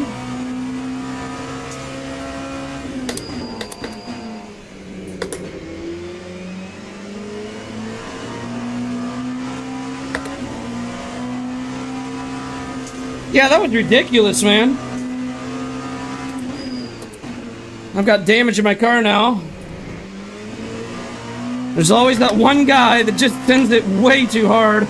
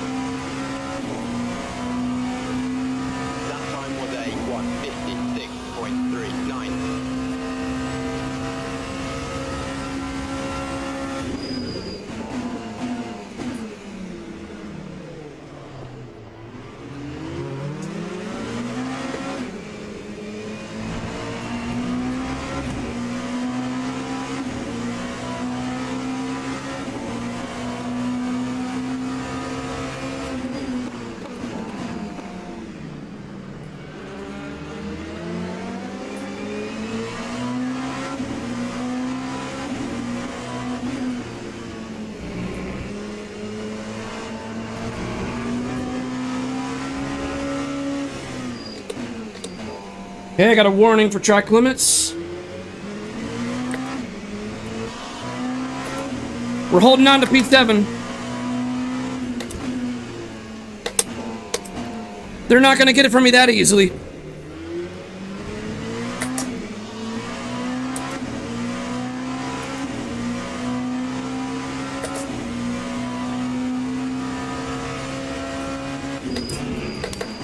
Oh, it locked up! No! Oh, come on!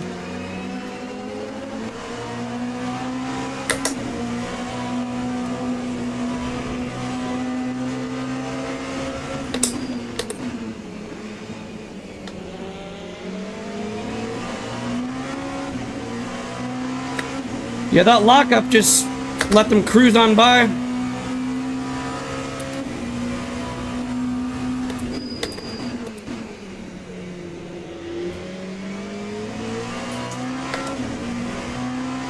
Where did he go? Where did he go? Where was he going? I think he had a much bigger lockup there.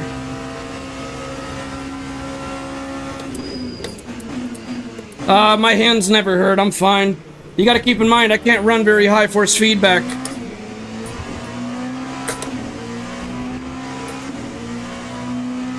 I'm only running like 4 Newton meters right now, really. Yeah, I don't need gloves. 10 minutes to go.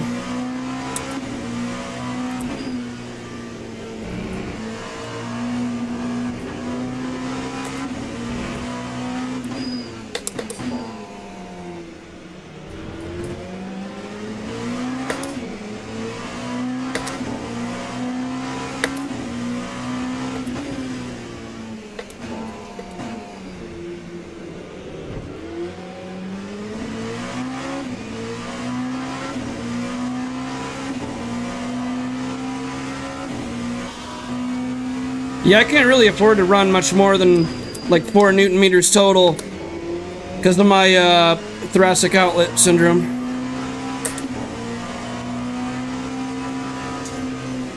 I'm surprised I can even run this much. I think it's because it's way smoother force feedback than the Logitech.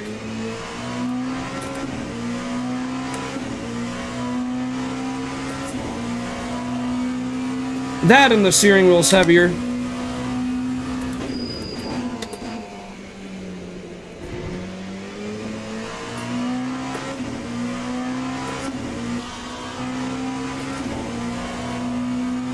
Okay, we got 8 minutes to go. I'm in P8 right now in the race. Just going pretty well.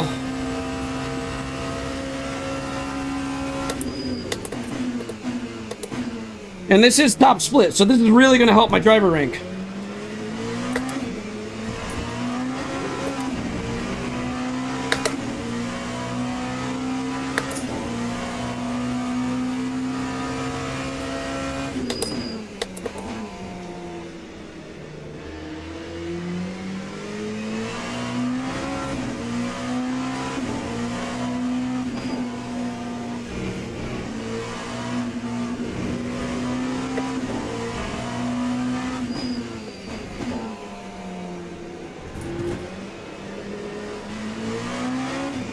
Yeah, I like it, Josh. It's a bit technical, but I do enjoy it. I don't like this part, though. This is such an awkward corner.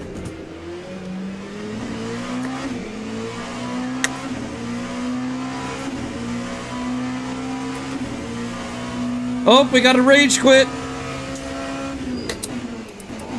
The rage quit was behind me, though, so that doesn't gain us anything. Oh, lots of wheel spin there. These cars are a handful.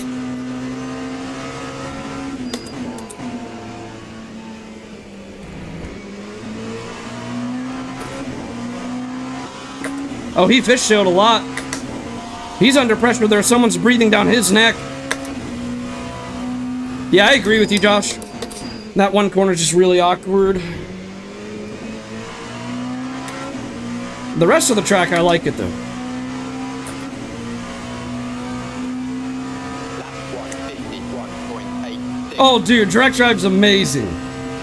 Everyone always talks about how it has more torque. That's the only thing people talk about, but I mean, the way it communicates that force feedback is just night and day as well. Yeah, everyone always just talks about it's like, oh, it's got X amount more torque, blah, blah, blah. That's all they ever say. I'm like, how come that's all people ever talk about with it? They don't ever talk about how much more detail you get, how much it delivers the force feedback way faster, all that stuff. Like, I'm blown away by the level of detail by the force feedback myself. I think that's the biggest benefit rather than just more torque.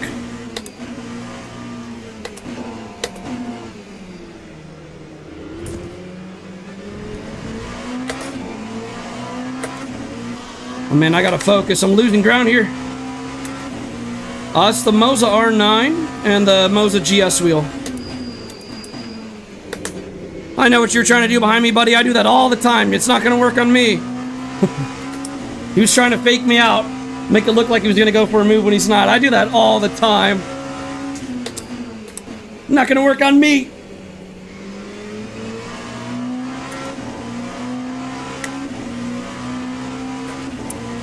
I mean, the R9 can give you so much torque. I don't see why people need any more than 9 Newton meters. Like, who realistically needs more than that? But it's up to you, though. Van Drake, I think, also has the R9. 152.25. If you get a Moza, though, Josh, I can send you my custom files I've made for the force feedback.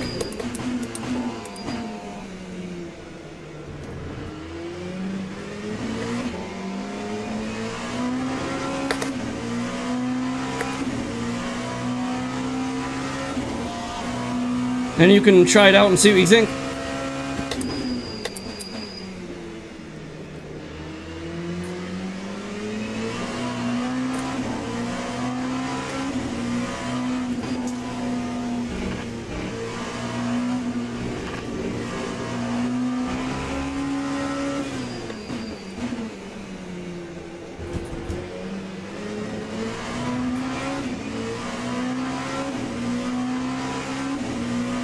Nice, joining Team Moza, I see.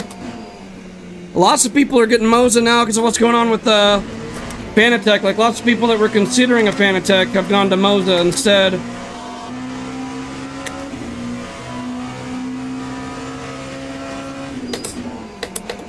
Oh, I got punted. Oh, no.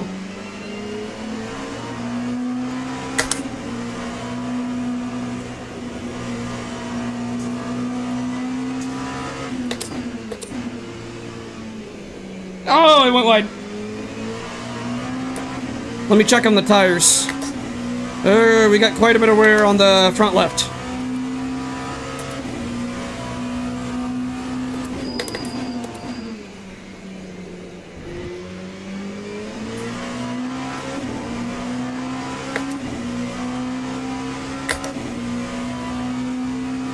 Lap 152.69.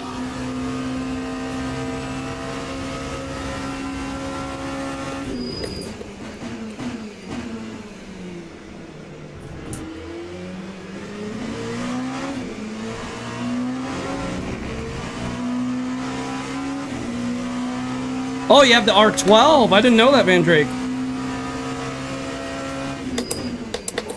Good taste, so Josh. Good taste, Moza. Oh! Saved it. I saved it.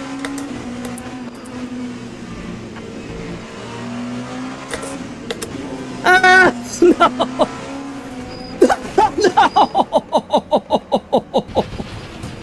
I think that one was on me. I'm not sure, though. Oh, no. Oh, my alignment is just completely destroyed. We've got to fix the car. Ah.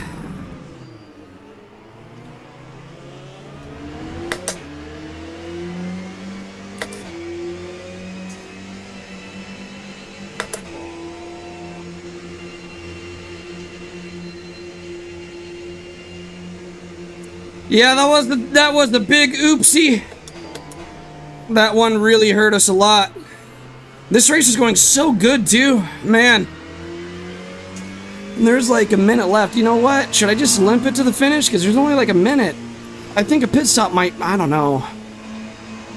I mean, we're going pretty slow. We should probably get the car fixed even despite there only being a minute left. I mean, this is ridiculous how damaged it is. Ugh. Okay, where's the pit stop MFD? Yeah, repair all. Can we tell them not to put on? I think you can't tell them. Yeah, no change. Okay, see, we got to do this with all 4 tires, though. Then you just do something where you can just tell them. They need to do something where you can just do 1 click, rather than doing all 4 tires individually. All right, pit lane should be up here.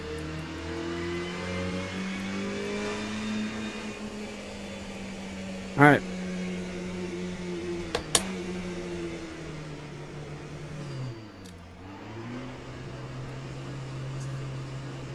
Just limp it off too late. Time 2. Ah, man, we were doing so good.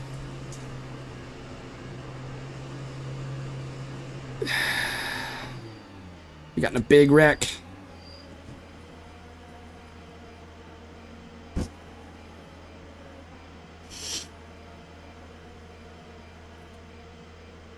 "85 seconds to fix the damage." Dude, our car was destroyed. Oh, man. Yeah, I think the race is done right now. Ah.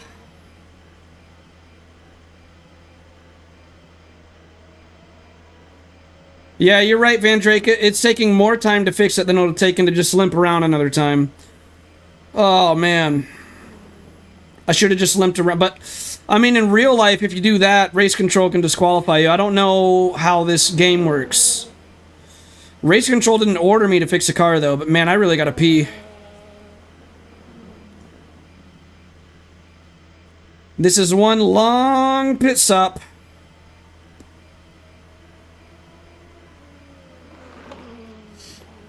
Oh my god, I gotta pee so bad. Come on, fix the car. I can't hold this in much longer. Oh no. Wow, someone in the chat really isn't happy. The in-game chat, I mean.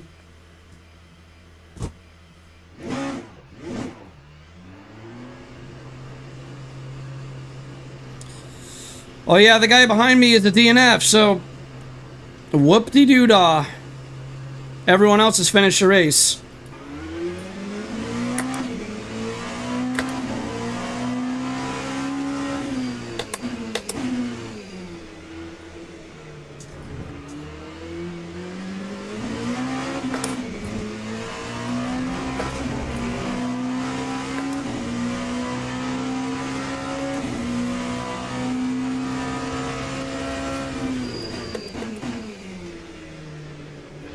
What's interesting is I'm getting that vibrating feeling again, so I think it does that when there's something wrong with the car that they just couldn't fix in pit lane or something. Yeah, it's doing that vibrating feeling again. So it's interesting how I only get that feeling after really big wrecks.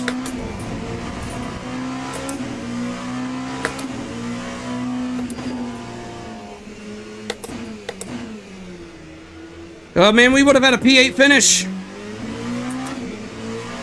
We got bumped down like 3 positions from that, man. Well, because I don't have triple monitors or VR, but I'm on a single monitor, single screen setup, Van Drake, so cockpit view. Look at how I can't see anything to the left of me. Like my view to the left is just so hindered. And that really, I mean, I'm doing a right-hand turn right here, but when I do left-hand turns, you'll see how much it throws me off.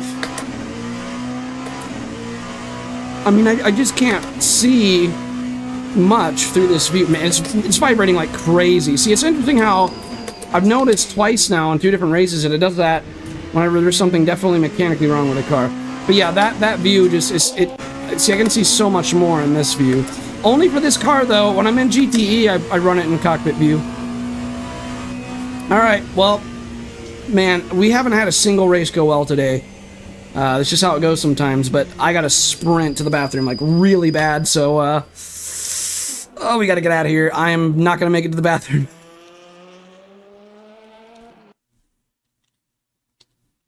Alright, I'll be right back.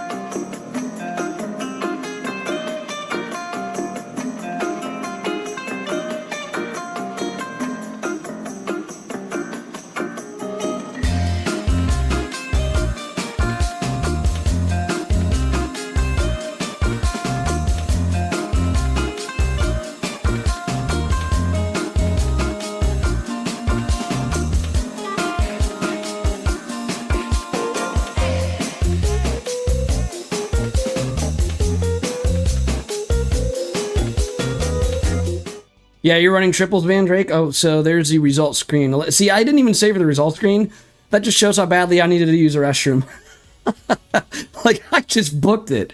And I barely made it, too. That was bad. If it was an endurance race, it would have been a wet seat. All right, so let's register for GTE before it's too late. Come on, hurry up. Oh, I thought it was too late for a second. Okay, we had like a minute to spare, so it was close. I did get back in time. All right. So we're registering with the Porsche, not Porsche, Porsche. All right. Porsche. So how many people do we got in this one? Quite a bit. Is there going to be multiple splits on this one too? Because we were in split 1 last race, and it would have been epic. We would have got a P8 finish in split 1. We had to get in that big wreck. That was a very big wreck. Not much space for triples either. Yeah. I mean, yeah, I'm just on single screen.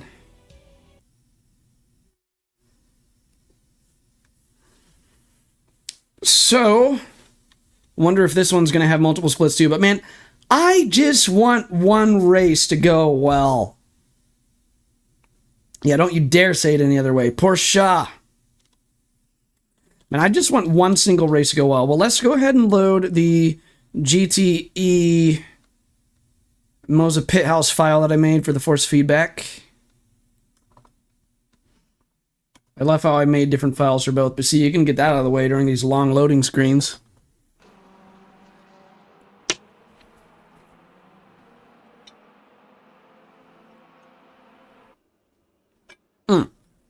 We joined the practice server right when it ends. Look, the second it loads, it just says it. I couldn't even finish my sentence, man. We literally just loaded in the server, and it's like, out, get out of here.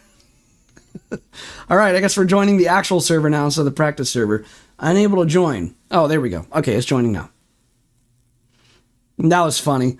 Like, we waited all that time for it to load, and then as soon as it loads, it's like, no, get out of here.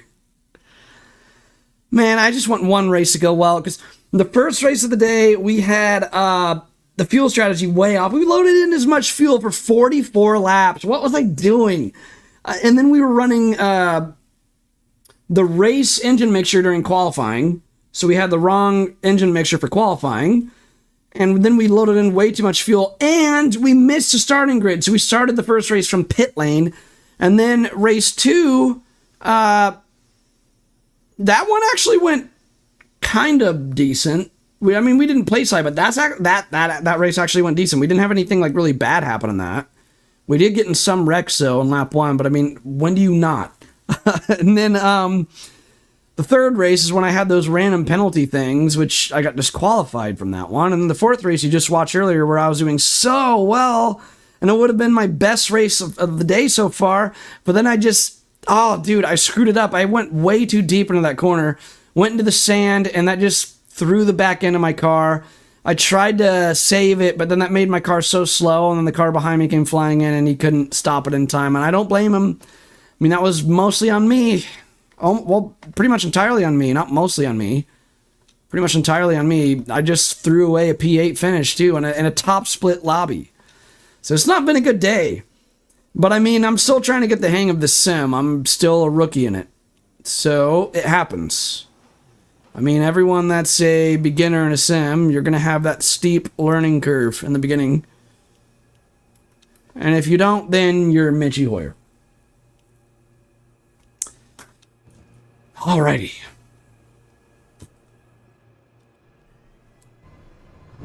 Hey, at least the game's not crashing anymore. It was for a while.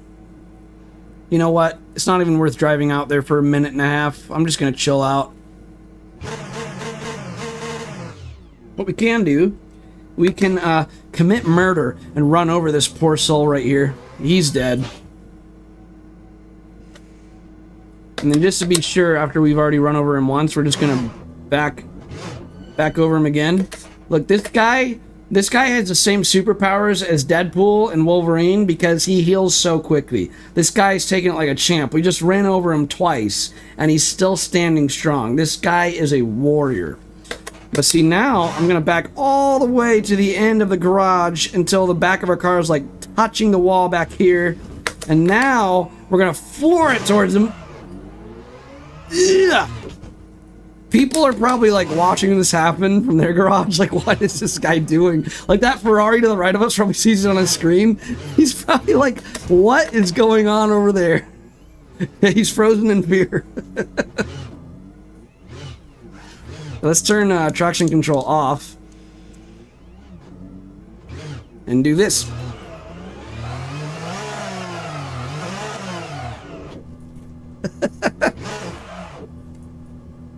We're pulling a Darnell. That was fun.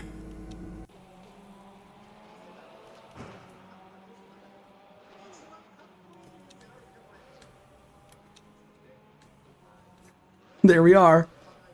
We just shows the camera going way back into the garages. Let's see us come flying out now. Ready? Here it goes. Oh no, it changed the session. Dang it. Oh well. I was ready to see our car just go. Alright, enough messing around. Let's get ready for qualifying here. So we got enough fuel for 4 laps. Let's drop that down to like 3. And then everything else should be good.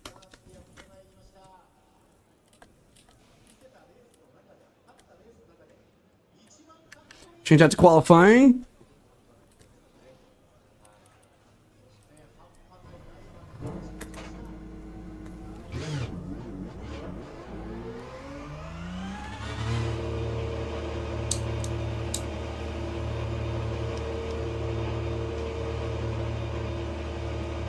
Okay. And of course I'm going to be used to the LMP cars now.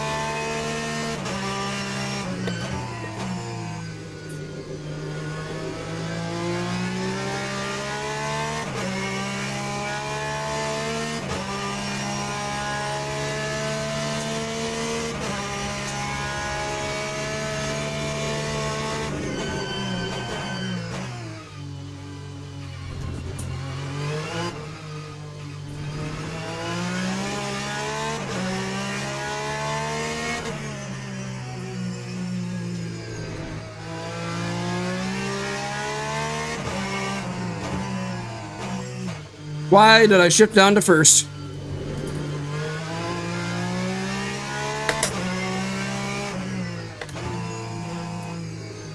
We'll do a little bit of weaving on the front straight.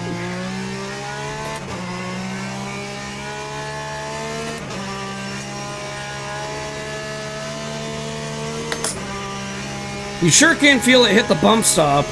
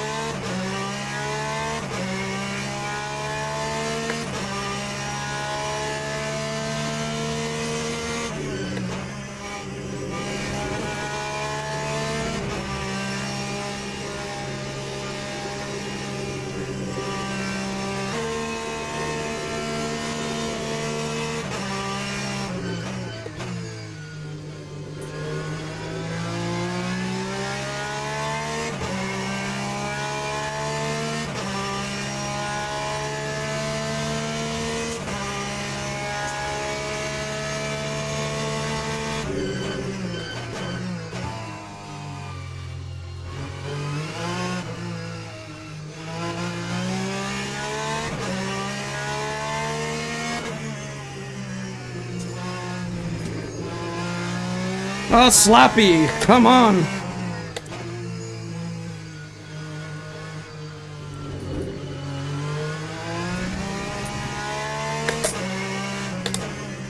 Not a good lap.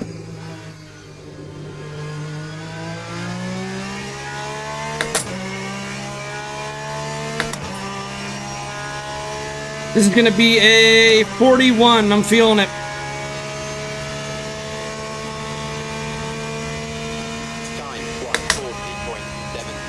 Really? That did not feel like a 40.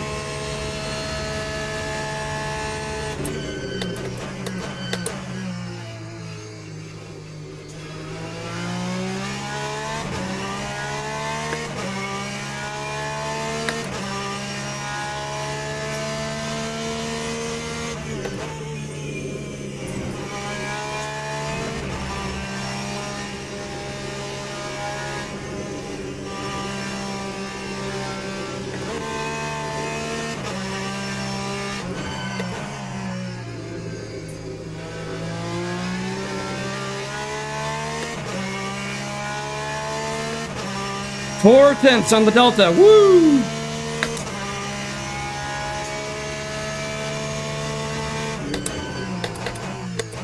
All right, come on, nail this. Much better.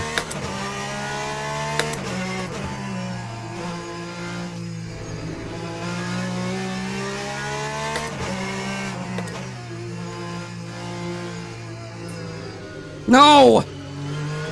Went really wide.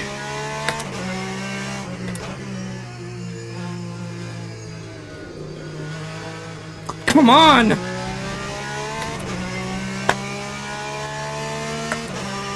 Man, I had 4/10 on the Delta. Now it's just pretty much the same lap time. That can happen. Sometimes you can be on a really good lap and then you just go full potato. Man, threw it away. I had a really good lap going there. Should have carried through. What happened is when I got near the end, I was just pushing too hard and not being patient enough. So I was carrying too much mid-corner speed, and that was compromising my exit in a lot of those turns in Sector 3. Alright, let's get everything ready for the race. Now, last time it was working well for us to use the race engine mixture before those random penalties happened, but I am going to do that again, and I'm just going to, for the powertrain screen here, just going to turn that up to 12 laps of fuel. Yep, so 7.4 gallons should be good. And we'll just go from there. We'll be on soft tires. And 7.4 gallons of fuel. And we'll just adjust the traction control as the race begins.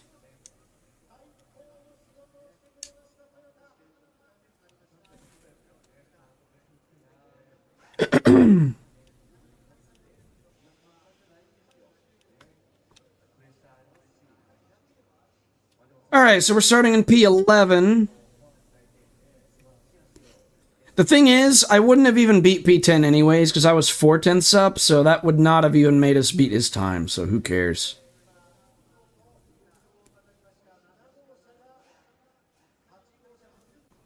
Teams and drivers go to the grid for a race start.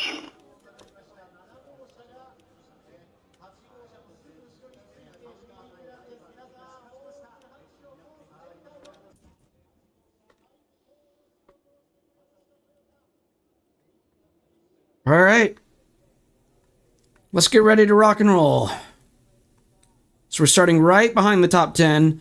You just gotta worry about if people behind you are gonna behave in turn 1. There's a lot of people still in their garages. A lot of people aren't coming out on the starting grid.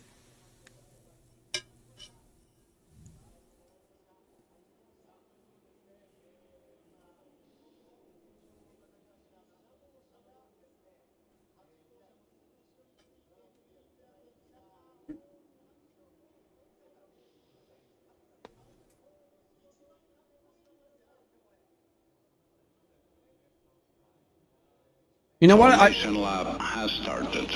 I should be typing in the chat before these race begins. And I should be saying that I'm live on YouTube. Oh well.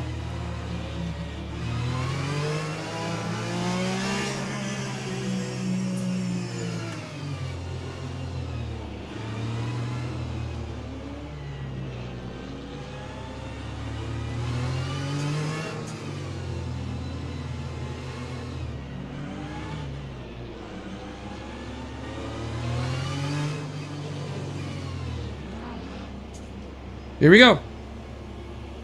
Green flag, green flag.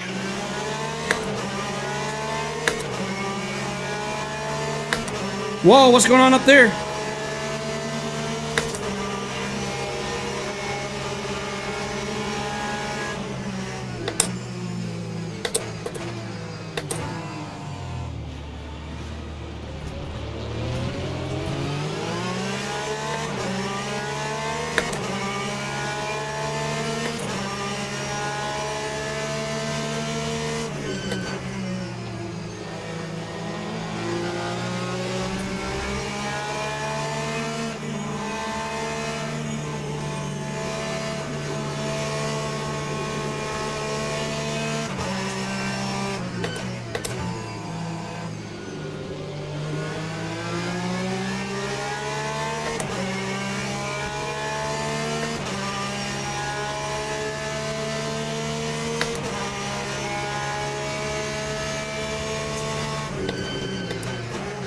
We got a spinning car! Okay, we all made it. Ooh.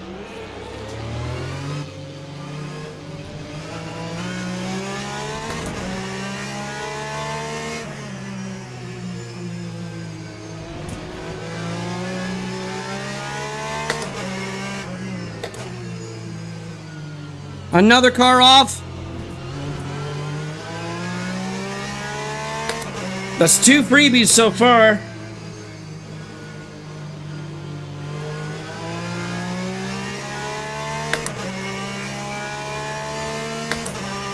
And we're already up to P10. We're doing good.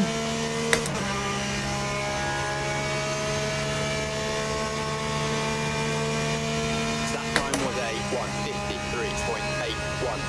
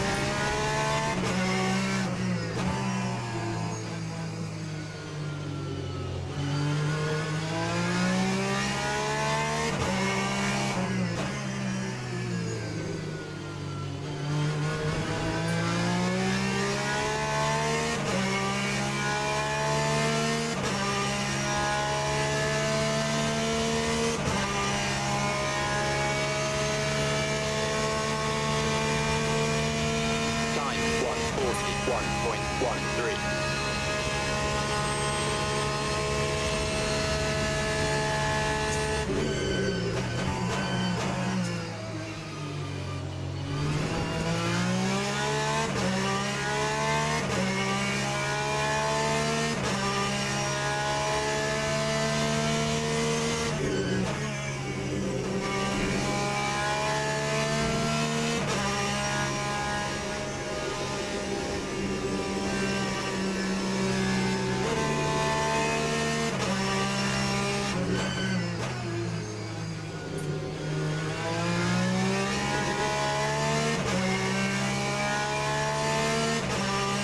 Okay, P10 is gaining on us a lot.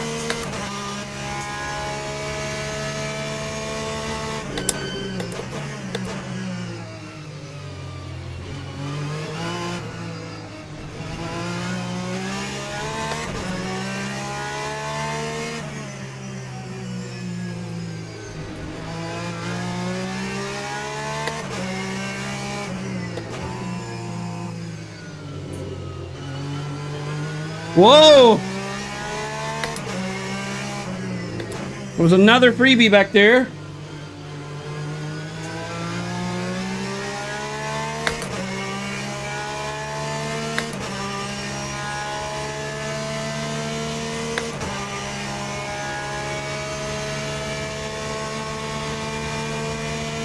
Time 1:40.17.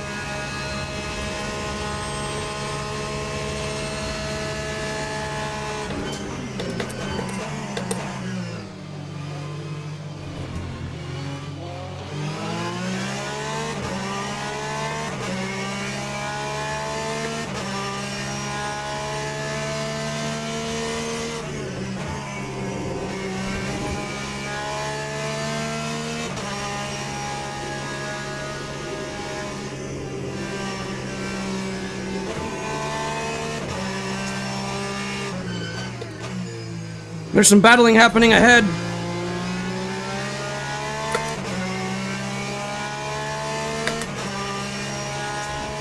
Thank you, Van Drake. I appreciate you.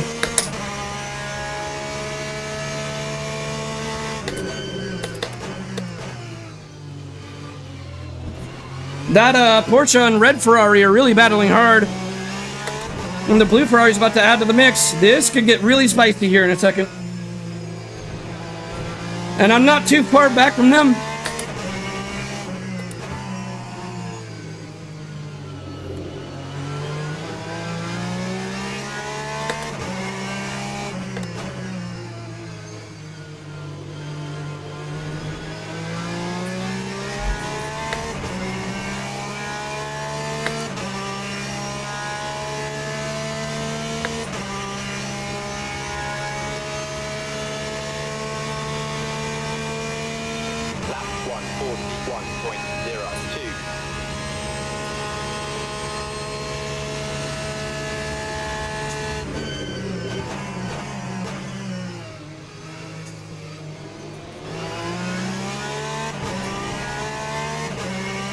The blue Porsche locked up on the brakes that let the red Ferrari through.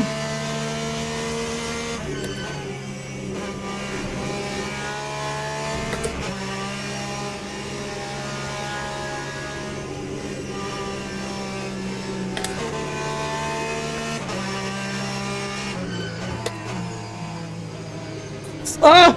That was close!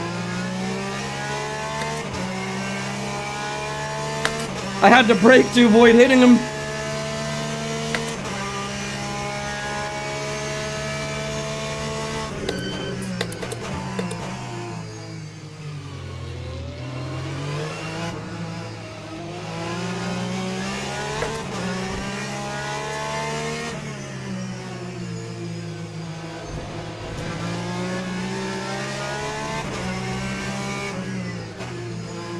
Oh! This is interesting.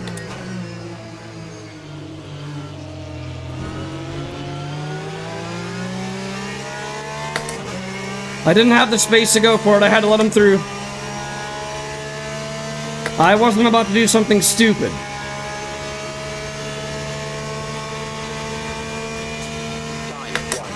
I had to back out of that one. I just had to. It was the smart thing to do.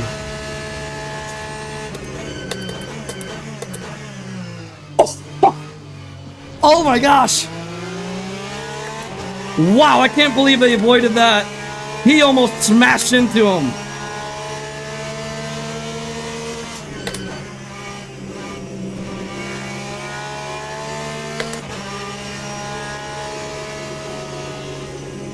Don't pick up dirty air, come on.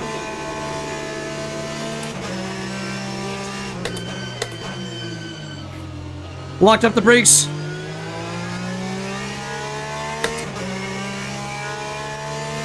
This is getting tense. This is getting really intense.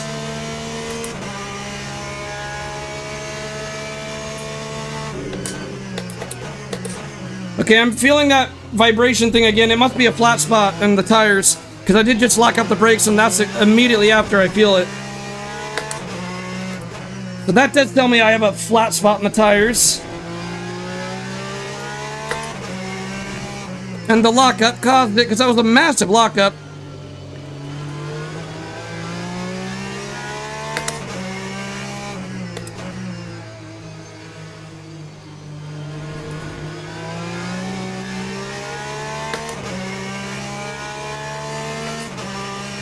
Yeah, I definitely feel the flat spot. Are both of them going in for repairs? Red Ferrari's going in. Blue Ferrari stayed out. My steering wheel's going absolutely bonkers.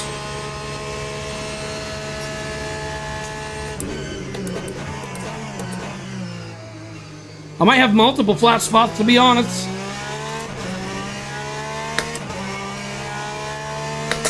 I'm in P8 though, I'm doing good.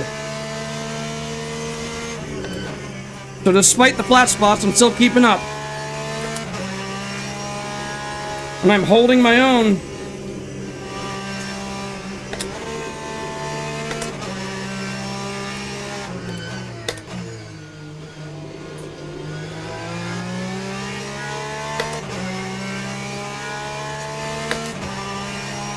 I do feel like that's slowing me down on the straights, so.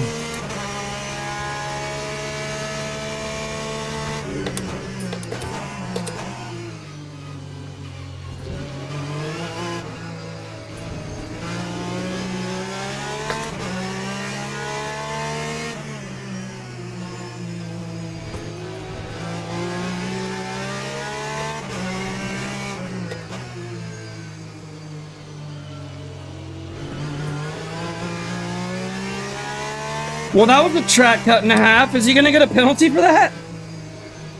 He just cut the whole thing.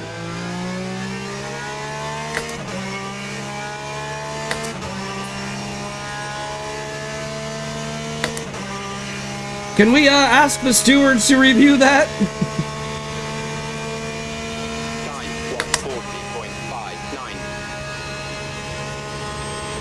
10 minutes left. Man, this steering wheel is really telling me something is wrong with the car. Probably flat spots. He just locked up the brakes. Get that flip, Jim. Come on.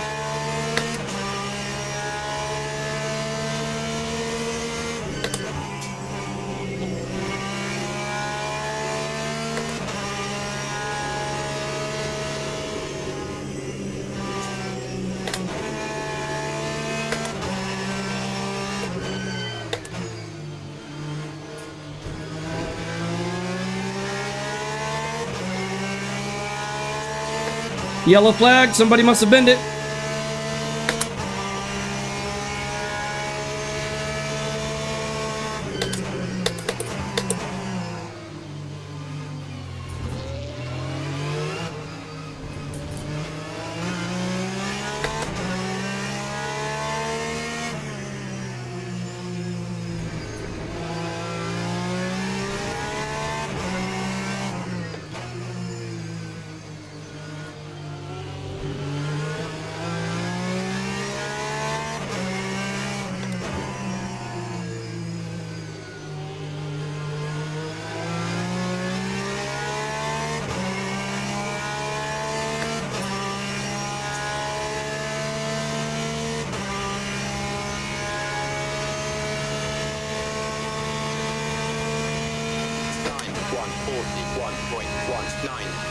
I'm definitely getting slowed down in the straight. There's no doubt about that. My steering wheel just telling me that.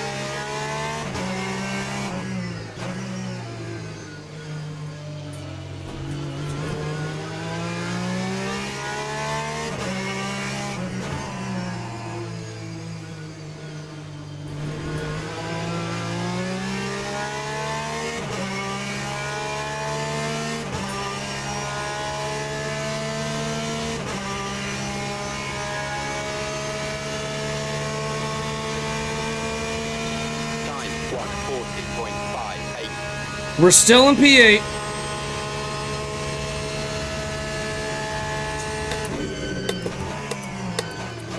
He locked up again.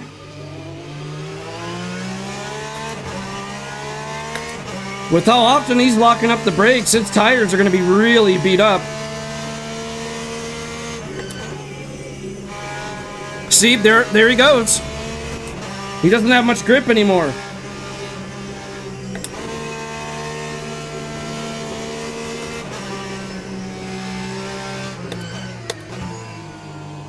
We're definitely gaining on him now.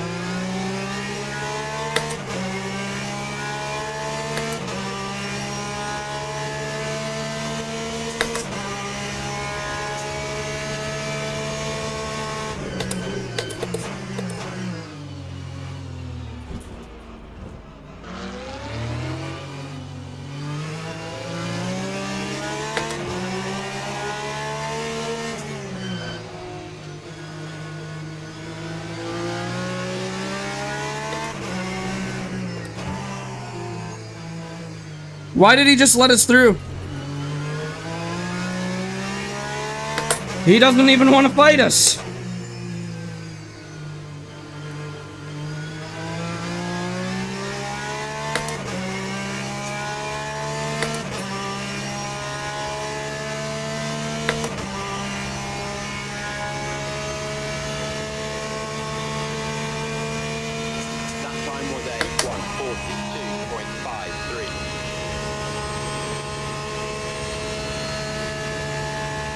Wait, what? Why do we only have enough fuel for one more lap? I put it in... What? That just distracted me so much I just spun. But it doesn't matter, because I'm going to have to pit... What the hell? Am I going to have enough fuel to even make it back to pit lane? What is going on, man? This game is so confusing. I put in enough fuel for 11 laps earlier, and it made me finish the dang race. God, man. And this race is going beautiful, too. There's always something. I can't have everything go right. God damn it, man. Excuse my French, but... Okay, 4 minutes left. We're gonna have to go into freaking pit lane.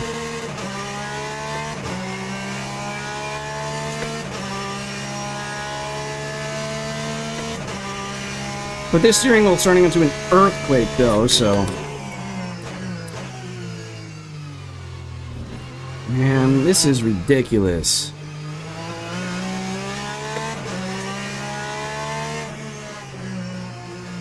I guess in the future we'll know to put in enough fuel for, what, 14 laps, 15 laps?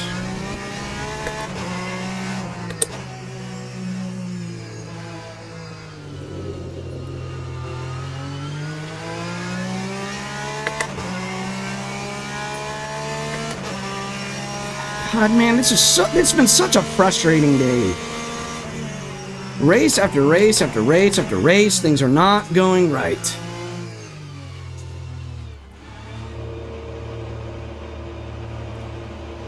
Like, I'm just so mad, man. This whole day has just been so frustrating.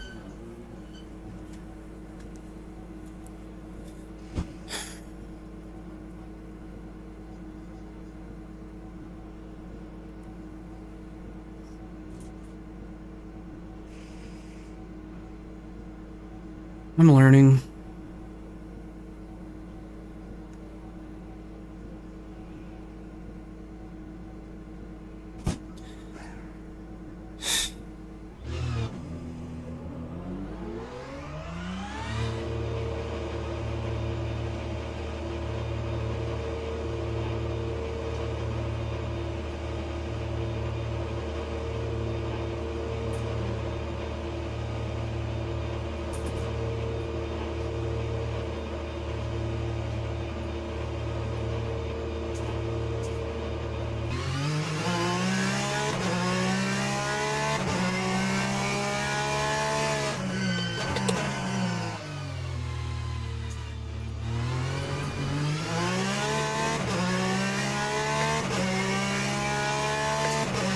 Hey, Racer 14, you came in at a bad time, so sorry about me being grumpy. I think this is my, like, 7th race today, and only one out of, I think, 7 races I haven't had a lot of stuff just end up as a disaster.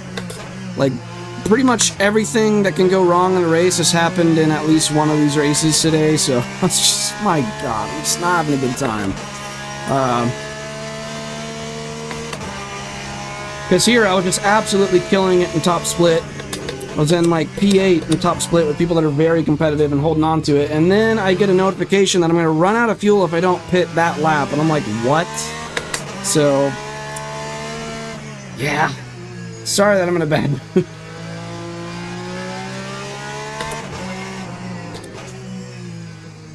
Well, Van Drake, I just thought that this was only going to be like 11 laps. I didn't know this race would be like close to 15 laps. I had no idea.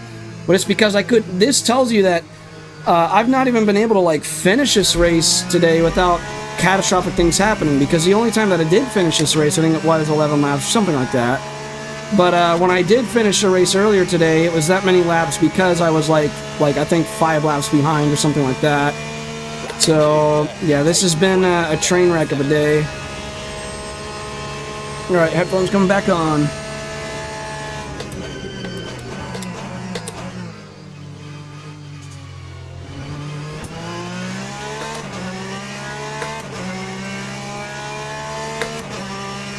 Yeah, I know at least now, Van Drake, but man, I've been racing all day, so it's like by the time I'll figure all this out, it'll be too late.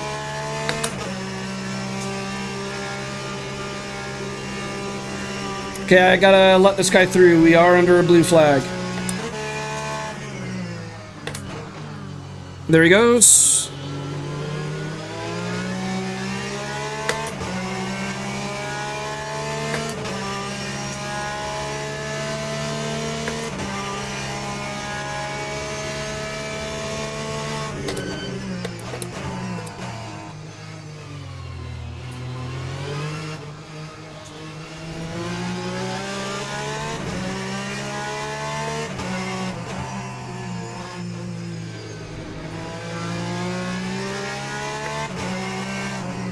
But how have you been, GLR?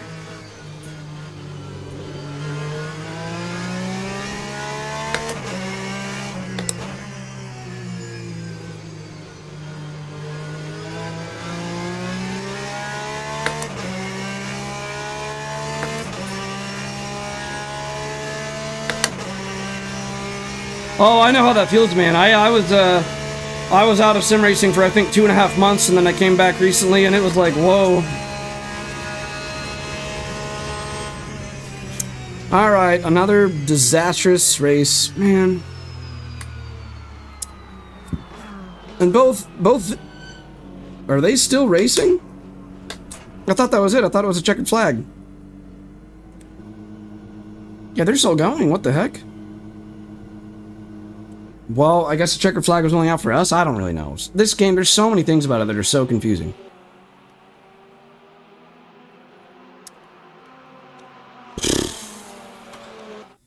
Yeah.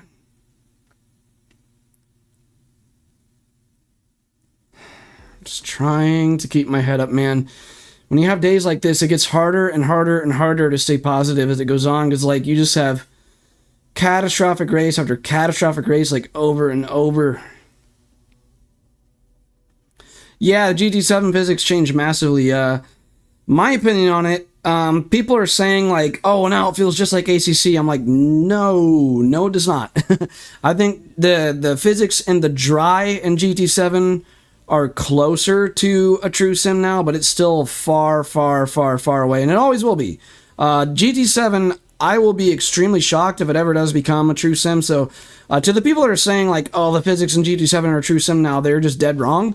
But it is an improvement in the dry, at least. I think the physics in the dry in GT7 are a heck of a lot better now, but for whatever reason, the physics in the wet is a lot worse. That's just my take, though. The physics on the dirt is the biggest improvement, in my opinion. Yeah, Van Drake, I agree. I say, like, it is more sim-like, like, it is closer to a sim, but it definitely isn't a true sim now. Like, people that are saying that it has become a true sim, I'm like, no. Like, it has not become a true sim. It is closer now, sure, but it's still far away from that. Alright. So we got 5 minutes for the next one. Guys, I'm probably only going to do, like, anywhere between 1 to 3 more races, probably. Or 4 more. I don't know. The reason I want to do so many more is because I've just had none go right, and I feel robbed of having good races. Like, none of them are going well. I wish we could just do GTE, like, over and over and over, though, because those races are really fun. Yeah, I agree, Doug. People that are saying that it's just like ACC now, I can't really agree with them personally. All right, how many drivers have we got in this one? Decent amount.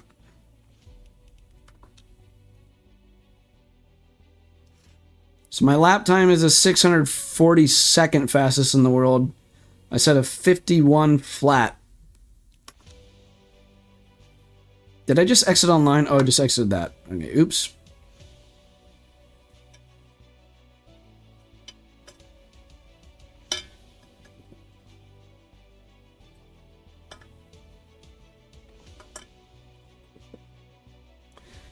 I have a feeling, though, the more I race this, the more I race in LMU, I am going to continuously get better.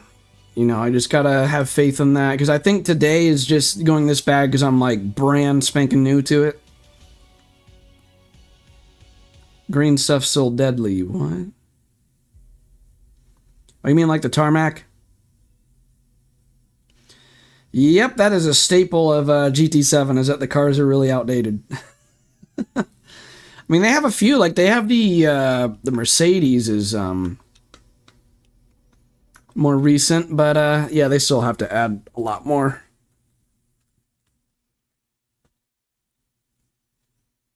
I wish that the day of racing here was going a lot better than it has been, though. I promise you guys, when we do LMU streams in the future, it'll be going way, way better than this. I think it's just a learning curve. I think it's just I'm not used to this game whatsoever right now.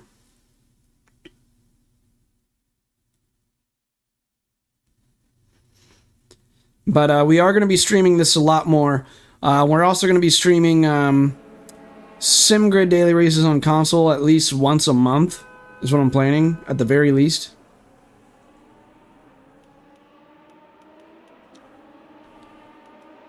Alright. Before I get too ahead of myself, let me go ahead and load the LMP2 force feedback settings on my Moza pit house software. There we go. That's loaded, and now... Yeah. Yeah, the tarmac.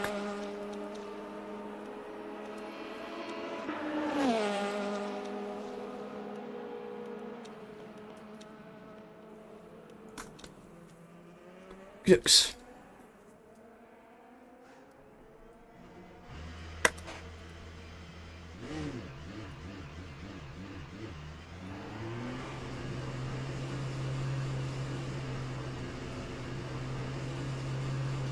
Yeah, GT is probably my favorite.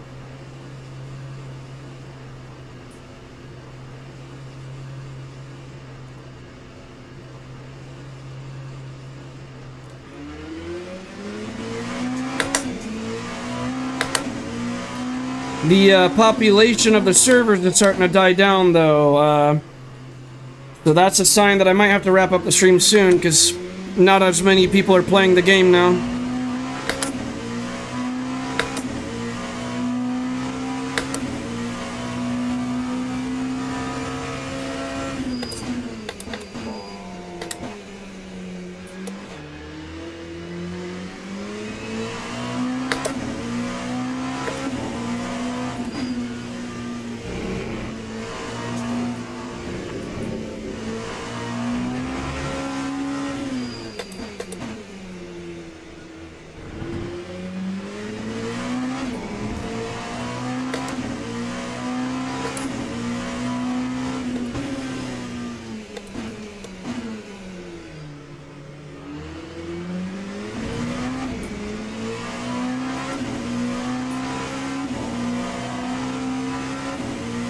Yep, that's one thing, is that the player base on iRacing is packed. You know, people hate me for saying this, but I think there is some truth to this, and I'm gonna lose subscribers every time I say this, because people get really angry when I say this, but I think there are some people that go to iRacing not because they actually like iRacing, but because there's a big player base there, and so it becomes this domino effect where because there's a big player base, they choose it. But that's why other sims are not getting as many players, is because like they're like, oh well, there's a lot more players over here. So a lot of times that can like become the single biggest reason why people choose what sim they want to be like the main sim that they play. You know, people get really mad at me when I say that, especially people that are diehard iRacing fans. Like, they get so furious when I say that, but there's no denying there is some truth to that, man. Like, there are some people that, it's not just sim racing, it's, P4. Were you in the race, Toyota? Because if you're talking about me, I sure as hell did not get P4. Yeah, last race, I got, like, I got dead last, pretty much. Because I ran out of gas and I had to pit.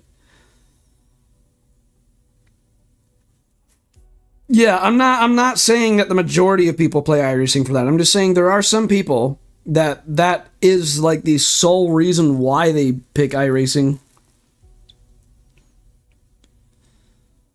I mean, I don't know if I necessarily want to pick a sim to replace iRacing because everyone has like a different sim that they prefer. And if people like iRacing, why do I need to replace it, man? Like, why do I need to harm people that like it?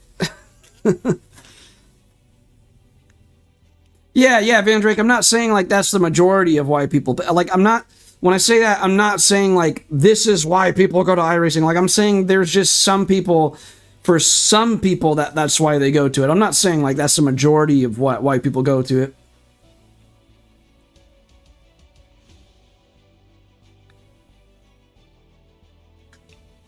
But I feel like that's the case in every genre of gaming, though. Not just sim racing. In every single genre of gaming, like you take, well, I mean, you got to think of like, because the thing with sim racing, it does have a smaller player base than almost any other genre of gaming. I mean, you would say like, oh, some first-person shooter games might have a bigger player base, but that's not really that big of a problem in like other genres of gaming. Like, I mean, even in like the fighting game genre, I mean, no matter what fighting game you pick, it's going to be a massive player base. So I think that does make it to where, like, with sim racing, a small player base is just a problem in the genre in general. And so, I mean, it is true, like with iRacing, you don't really have that problem, and you can't really say the same thing about other sims. So you just have to question, like, believe me, there are some people that are going to iRacing because of that, because the player base is there.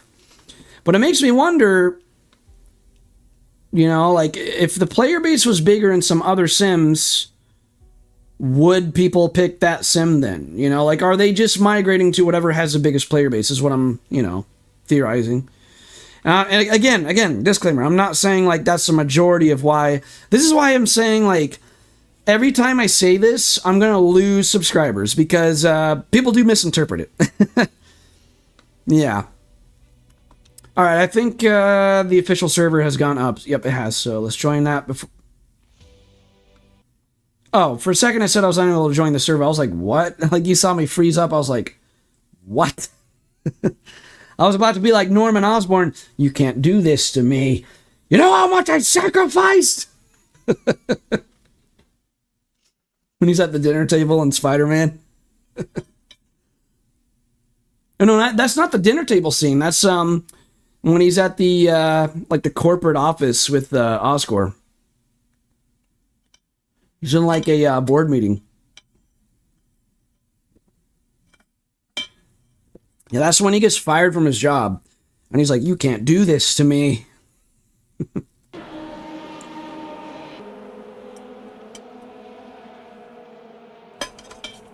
Well, this is still a packed server, actually. 14 people, well, not packed, but more people in here than I was expecting. Qualifying is starting this second. Looks like we joined just in time. Oh, who lives in a pineapple under the sea? Let's put in, let's see. 2.9 gallons. Final answer. So you take the equivalent of Who Wants to Be a Millionaire in sim racing, it would be Who Wants to Get Punted in Turn 1.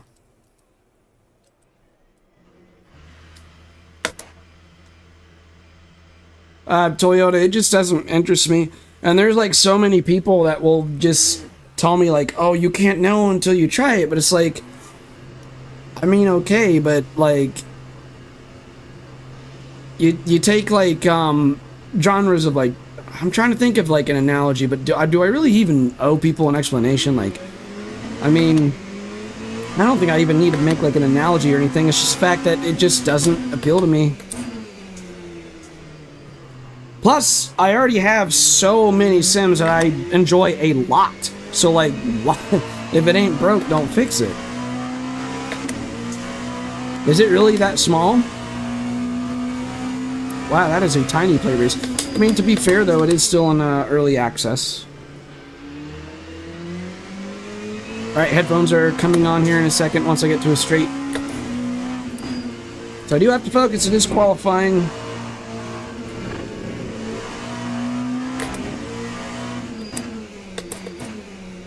But I'm not the only one. There are a lot of people out there that just, they don't really care much for iRacing. And that doesn't mean I'm bashing on people that enjoy it. It just means I don't want it myself. Oh, I don't care about track limits. It's outlap and qualifying. Leave me alone.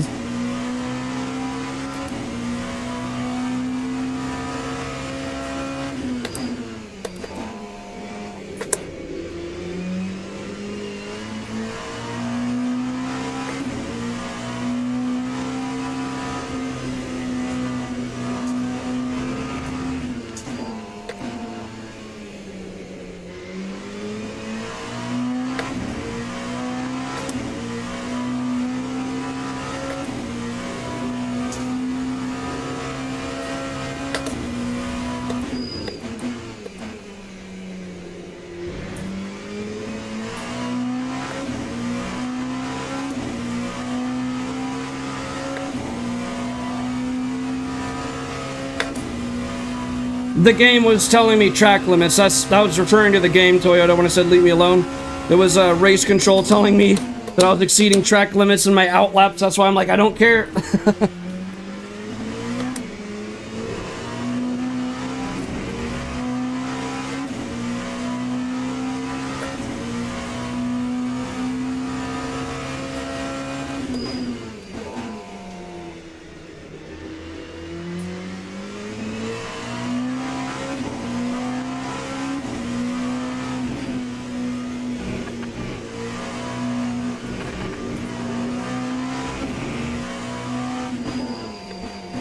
A little deep.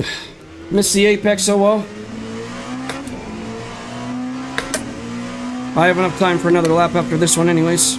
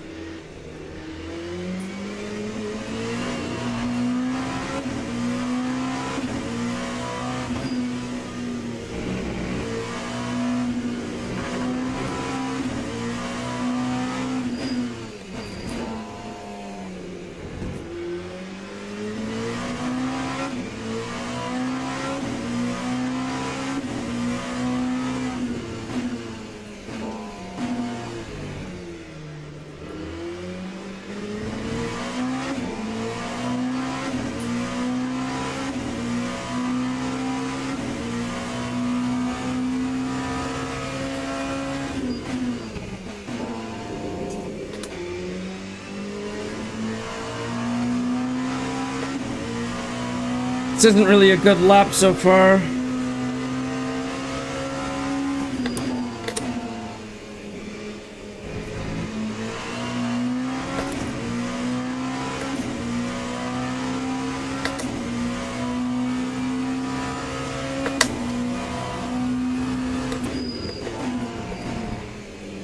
Brisket for the biscuit.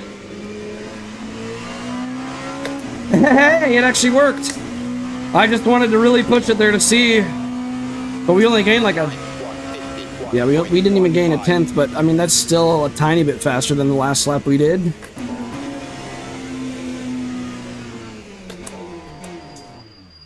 Okie dokes. Qualified in P6 out of what, 14 people? Yeah. I mean, hey, that is not bad. Qualified in P7, dang it. Stop beating my time, guys. Do me a favor and slow down. No! I'm P8 now. Stop it, guys. Stop going faster. Go slower. Oh, I need to be charging my laptop.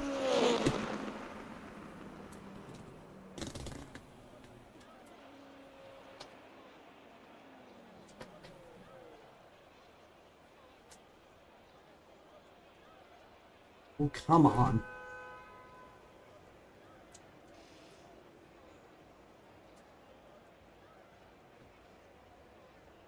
Okie dokes. Man, it is hot in this room.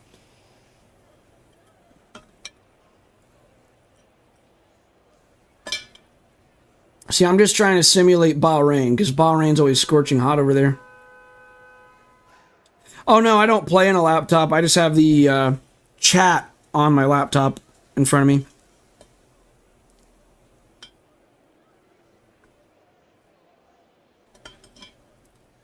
I have not done endurance racing on this sim, Van Drake. I've done a few endurance races on ACC.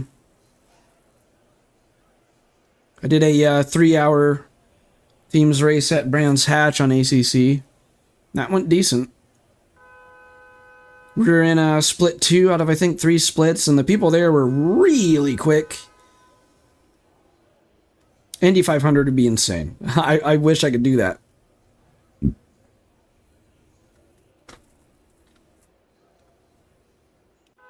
Teams and drivers go to the grid for a race start.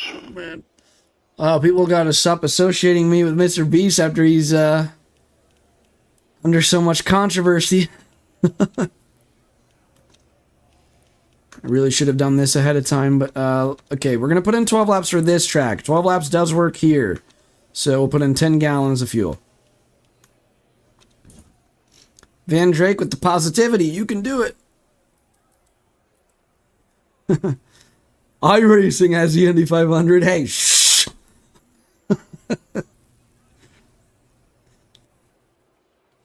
Oh, I've just never had the opportunity to do it on like R Factor 2, Van Drake, but I mean, yeah.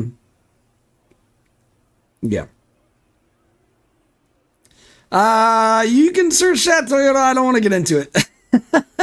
He is definitely under controversy lately, though, especially his co-host. Formation lap has started. All right, here we go. But yeah, I want to stay out of that. I don't want to get into that all that drama. Here we go.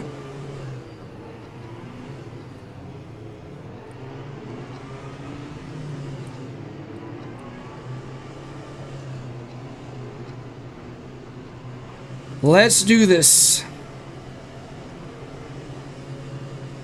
Green flag, green flag.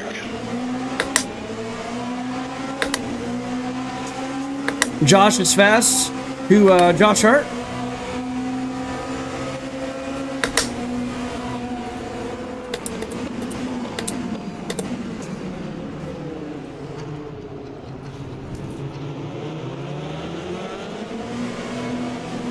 Whoa!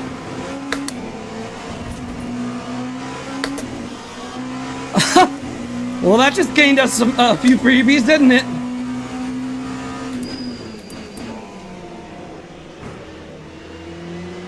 He just wiped out behind us. Man, this is a crazy race start.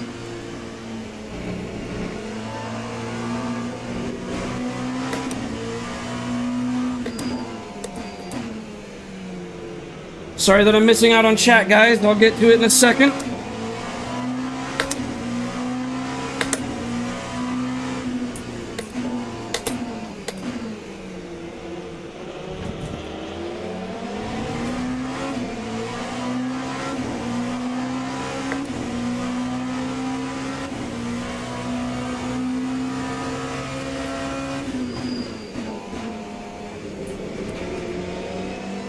I think we're gaining on them too. We're gaining on the top 5. Let's go.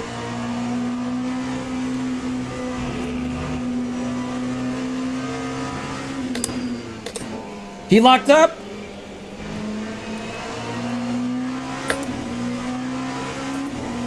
And just like that, we're in the top 5. Man, this is awesome so far. I don't want to jinx myself, though.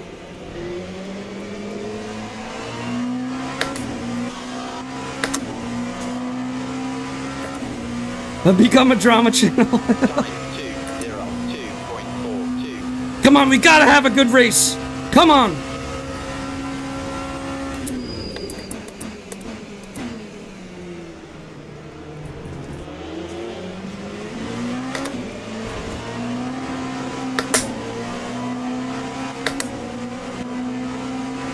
Oh my god, this is happening! Everybody stay calm!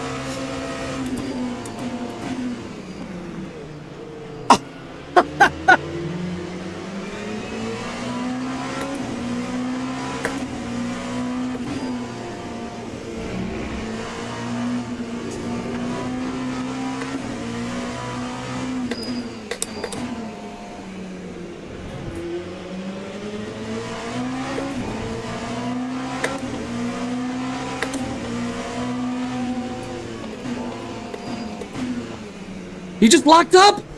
We're in the podium! What is going on?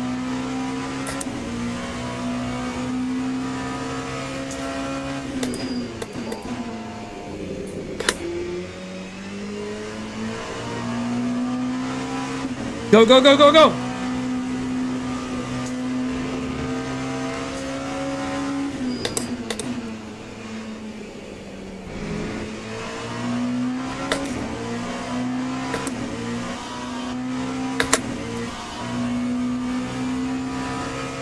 Oh, was there?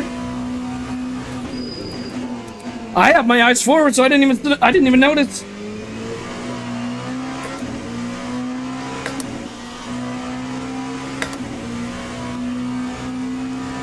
Wow, this race is going phenomenal so far.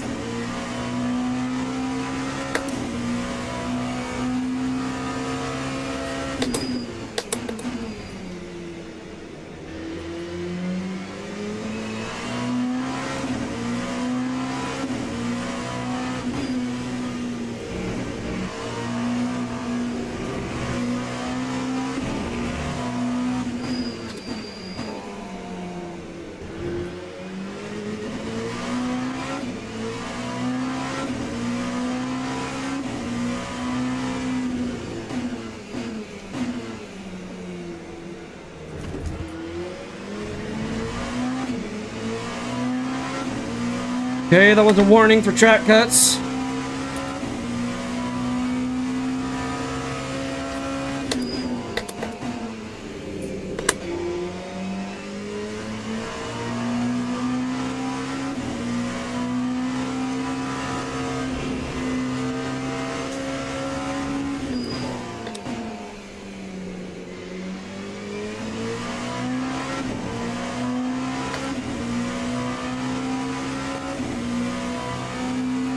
We're doing so good. Let's keep this up.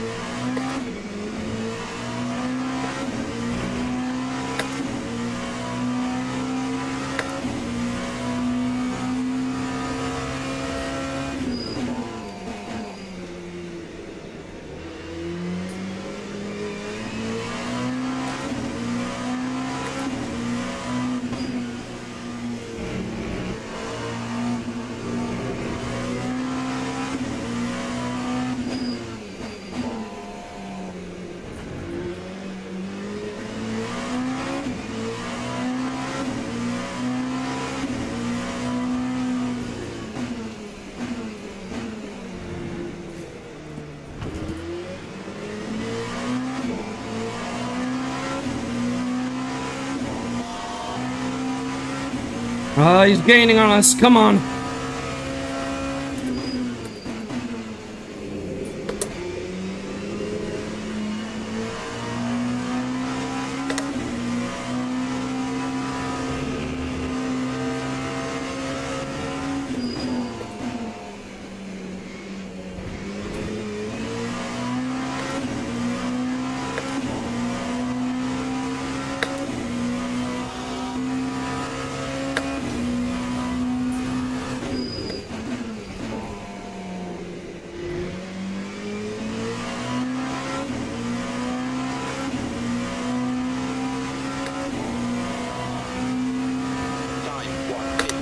Man, we got 14 minutes left to go of this. This is going to be really intense.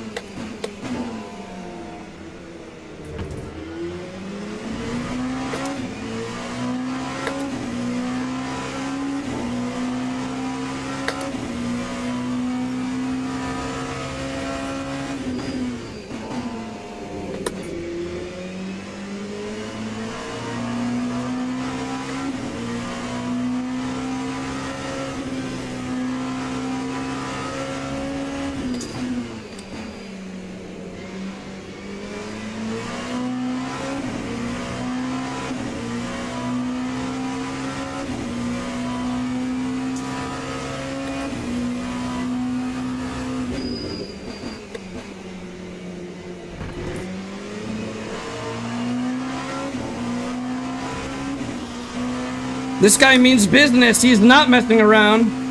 Lap 150.87.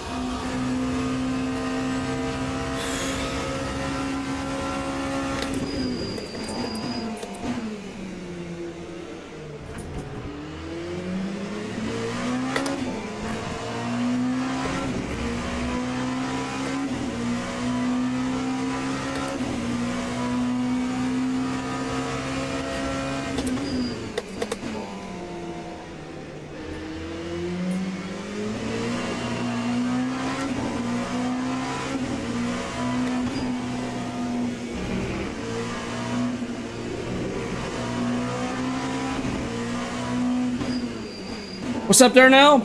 We're defending the podium right now.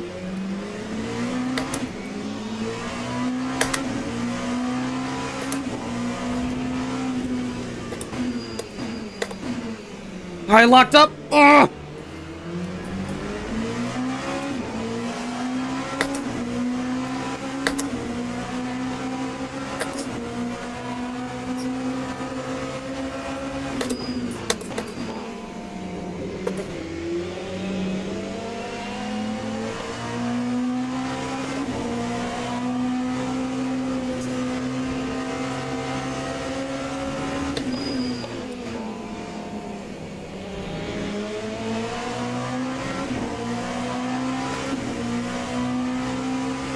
This has been some action-packed racing so far.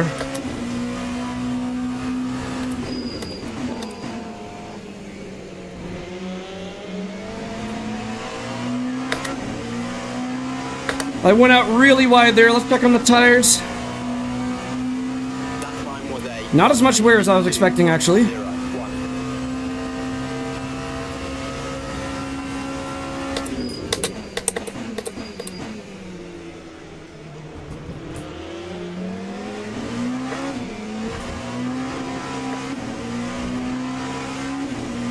We might still be able to get up there. We got 10 more minutes of the race left. We got to fight to get the podium back.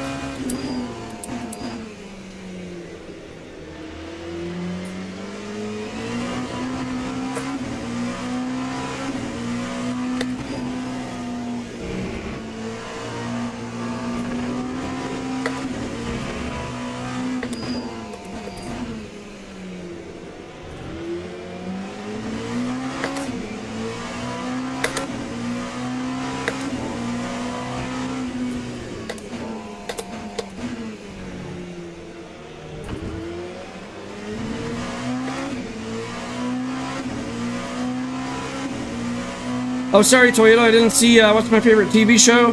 I'm gonna be honest. I don't watch much TV at all, unless if somebody else in the room is watching TV.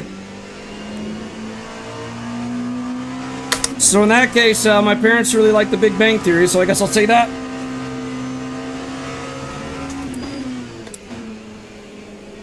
I'm not ignoring anybody in the chat, by the way. I promise. It's just I've been very, very, very focused on this race.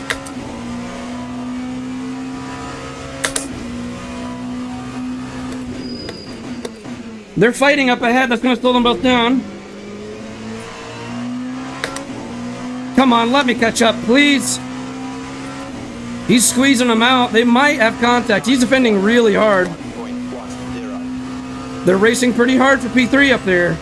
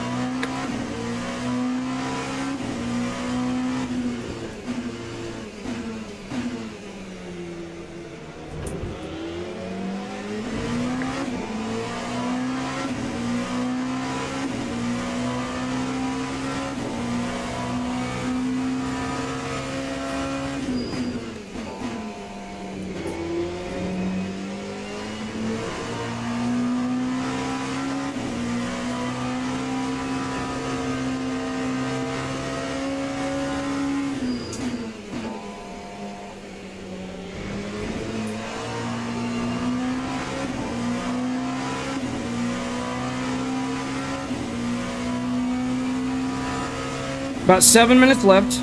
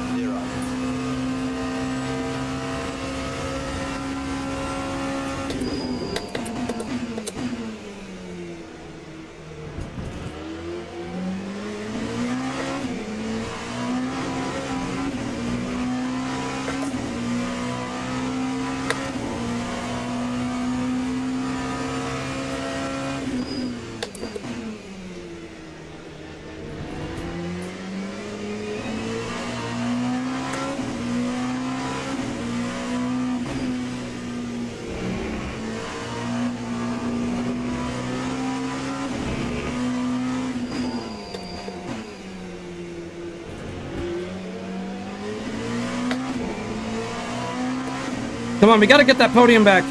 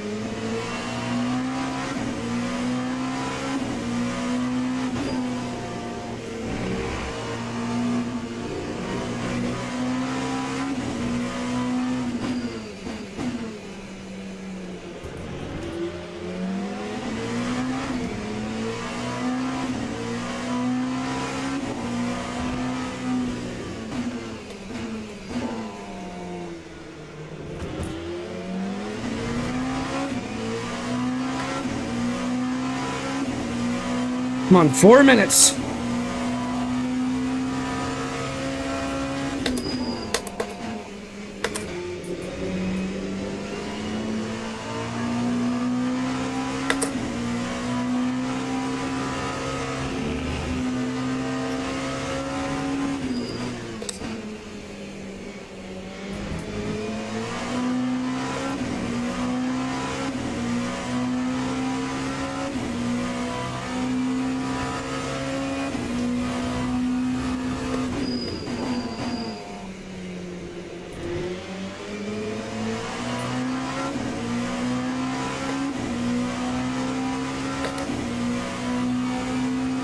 Time 151.2. 3 minutes. Come on.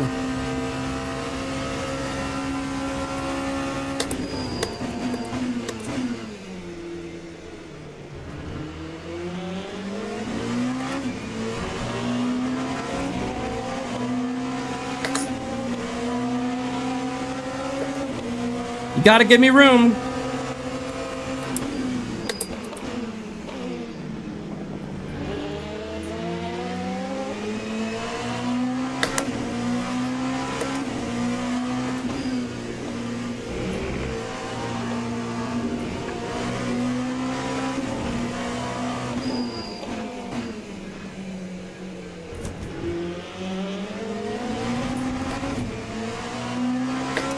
Yeah, here we go.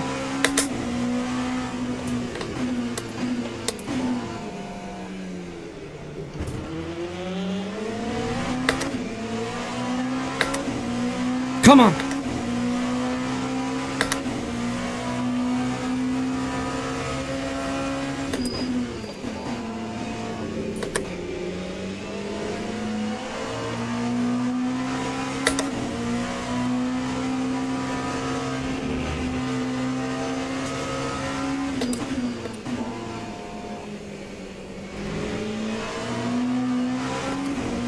Come on.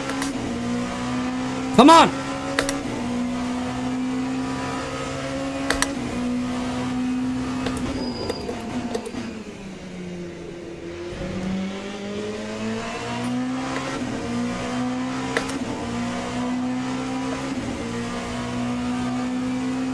That time was a 151.62. The guy thinks he's Marcus Ericsson.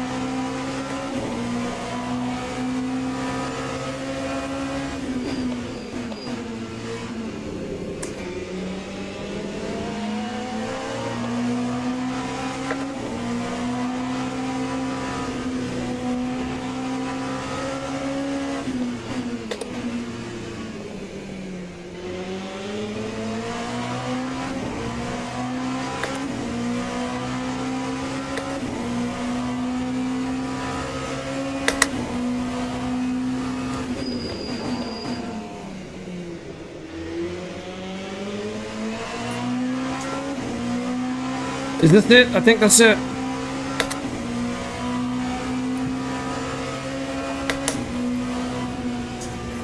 Well, we almost had it. Almost got a podium. That was a good fight. It was a fun race. I enjoyed that. Good game. GG. Wow, that was really intense. Guys, I think that race might end up as a full-length video on the channel. Woo, man. Wow. I'm exhausted after that. That was a lot of focus. I was really pushing for that podium. And I was getting a 50.8 lap time. I was getting faster lap times in P3. That's why I was gaining on him. Man, I was in the podium for a while. The podium was taken from me, and then I caught back up to him at the end, and yeah, he defended hard. That was a good fight. GG. Man, that was fun. That was real fun. Looks like my driver rank is almost silver despite all the bad results of all the races today. Wow. So my driver rank's almost silver already. That's very interesting. Anyways, once my driver rank is silver, we can get into the multi-class races. The intermediate races.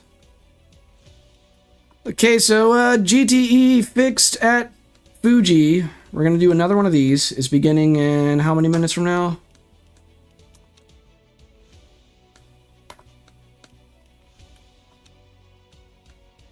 Six minutes. All right, how many people do we got in this one? Quite a few. It looks like more people, maybe? More people? I wish it would tell you how many drivers are signed up. Does it tell you a number? Because I think here you just scroll. I don't think it tells you a number of how many drivers are registered. On R Factor 2, it does. Because when you go to leaderboard, that's just how many people are setting lap times for the event in the world.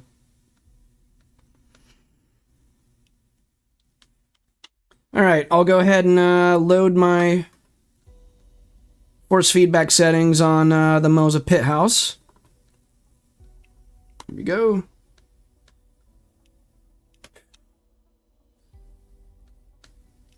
We'll go ahead and do a few practice laps, why not? So I can get used to GTE again.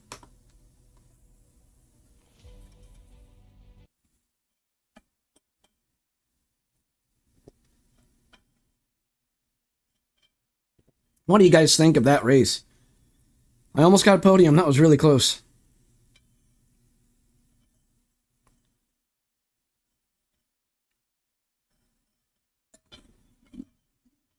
Toyota, I have one more question. When you're in the replay, do you know how to hide everything? Because I click I click the little eyeball things to hide everything, but like there's like one more thing on the screen that's like this tiny rectangle that just stays there that I can't get off the screen. I didn't know if you'd know how, besides it, because when I click the eyeball on that one, it doesn't move. I didn't know if there's like some key that I can press or anything like that.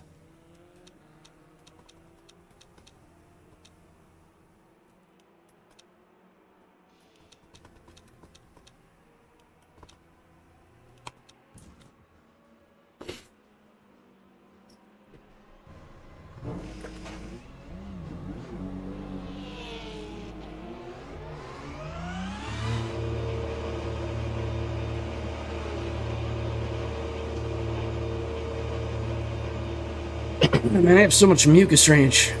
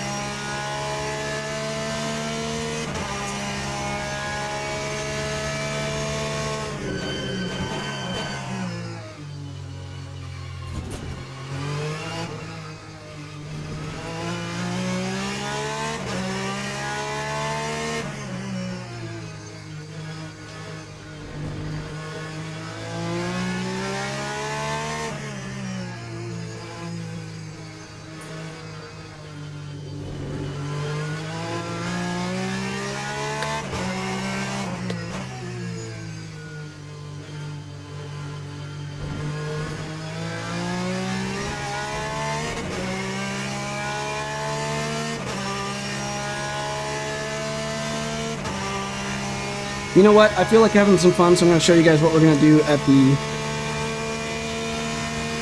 the end of the stream here. You can probably already tell by what I just changed on the electronics.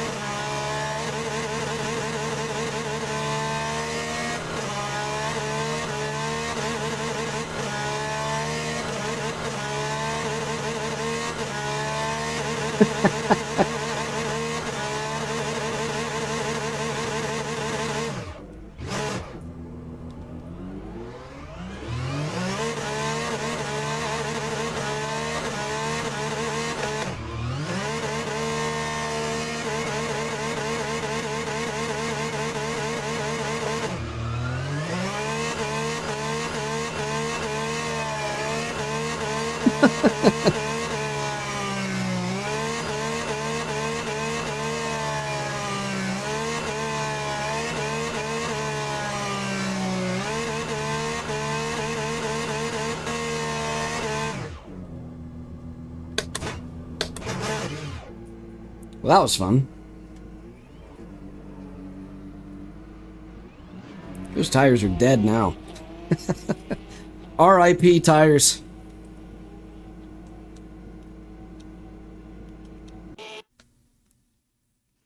That would look sick on the replay, by the way. I don't think... Yeah, we don't even have time to watch it. Well, dang it. Yeah, that would have looked really cool from the outside. Okay, let's join this.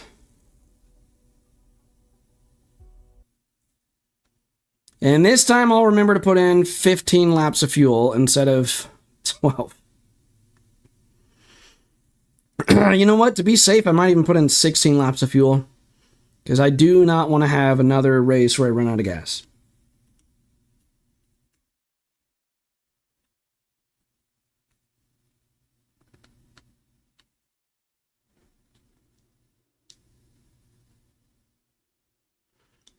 And this might be...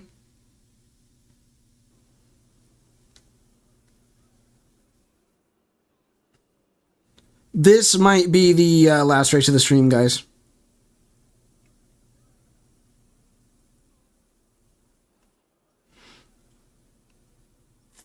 Alright. Got 3 minutes for qualifying. I'm just going to relax for a bit.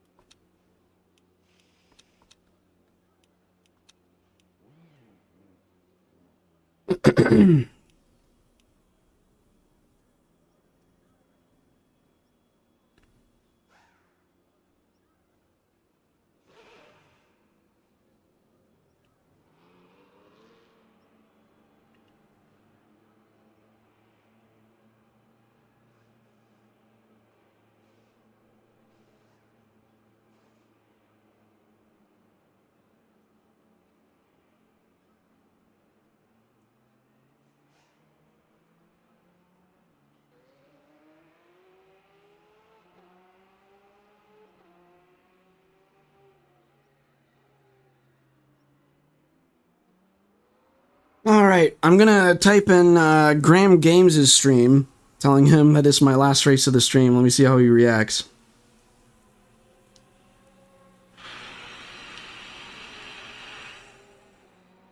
Right.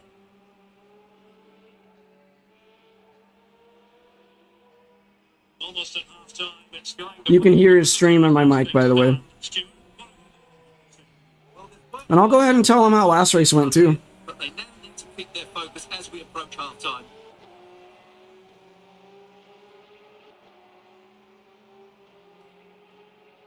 Yo, Luke. Yo, what's it done? Wait, did qualifying already begin? No, okay, it didn't. Nice.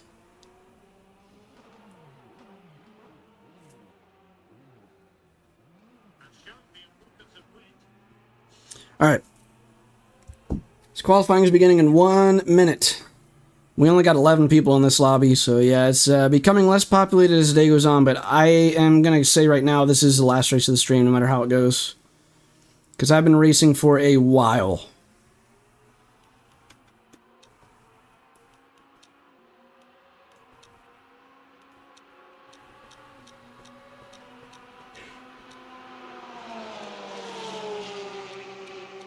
Yep, 11 people in here, but yep, this is the last race of the day, so...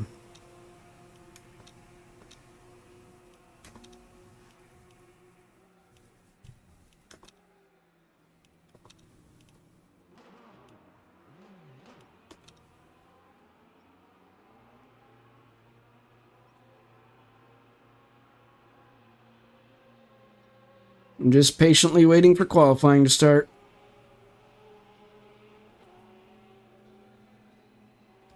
Look, we're all in Porsches and Ferraris. That just shows it's the two meta cars at this track. Like, no one is in a Corvette or an Aston. You want to be faster in the corners? Porsche. You want to be faster on the straight? Because there's long straight on Fuji? Ferrari. All right, here we go. Let's qualify.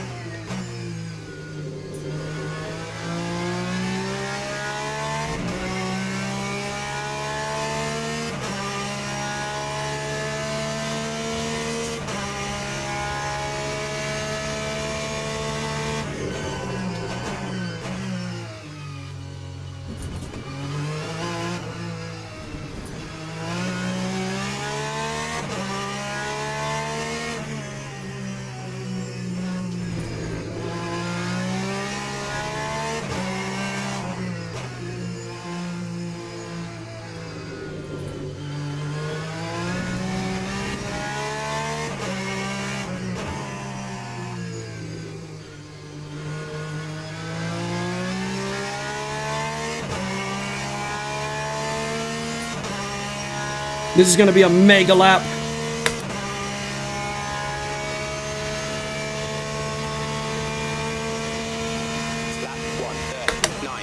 139.2. 139 club. Let's go. I'm really happy with that. It's not as fast as some of the people out here, but man, can't believe I even got a 139. That just makes me really happy. Whew. You know, I might try something. I might, I don't know. I was going to say I might put in, like, enough fuel for, I don't know, 18 laps and just run it on the qualifying map. Probably just going to run it on the race engine map and put in enough fuel for, like, 16 laps. Actually, yeah, I'll do 10 gallons.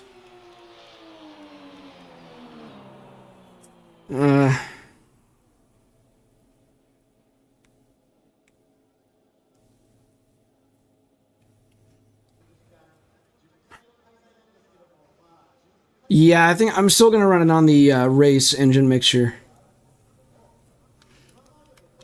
not the qualifying one. But this will be my final race of the stream, guys. So now we wait. There's quite a bit of people still doing their hot laps, still their running laps. Hopefully I stay in the top 5 out of 11.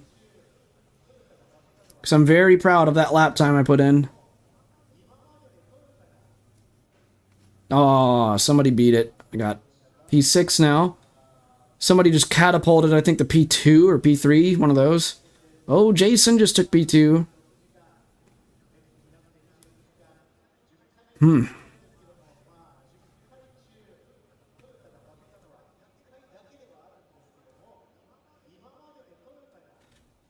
So I had a good race at Bahrain. Can we have 2 good races in a row to end the stream, please? I mean, the only thing that I screwed up last race here was the fuel, so we should be good. Teams and drivers go to the grid for a race start. These people are very fast, though, so this is going to be a tough one. These people are very, very, very fast.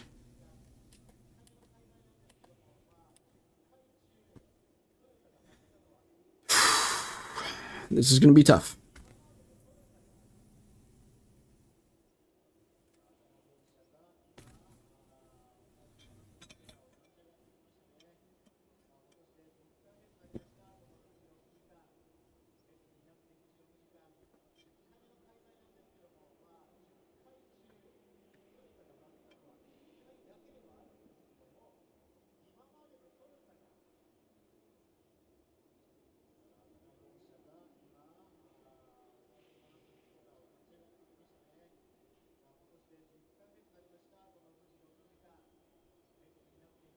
Formation lap has started.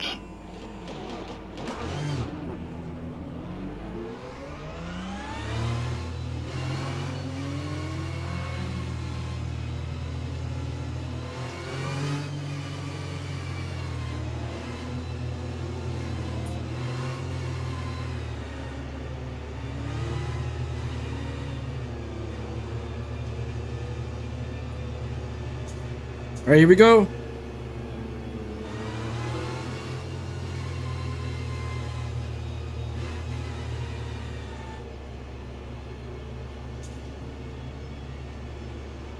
Green flag, green flag.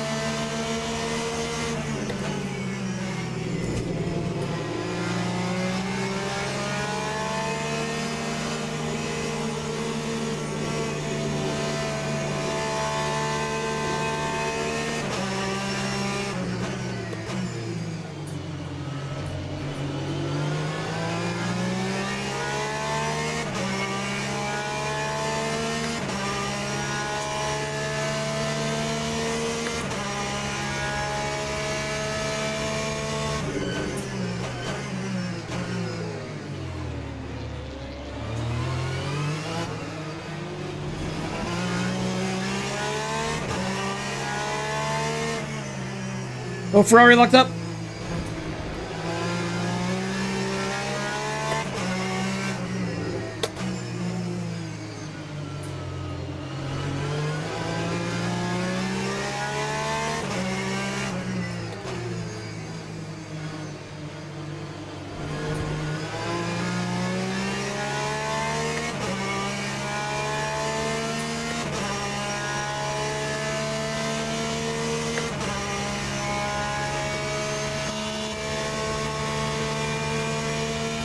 These guys are very fast. 0, 7.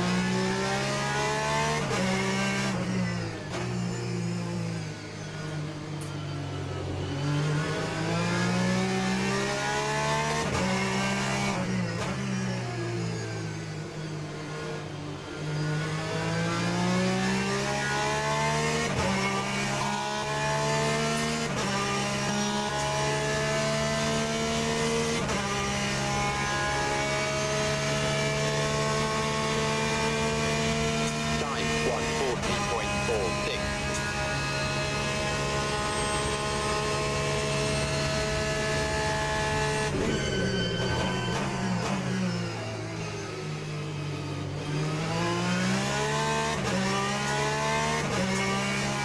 I'm setting really good lap times, but I still can't keep up.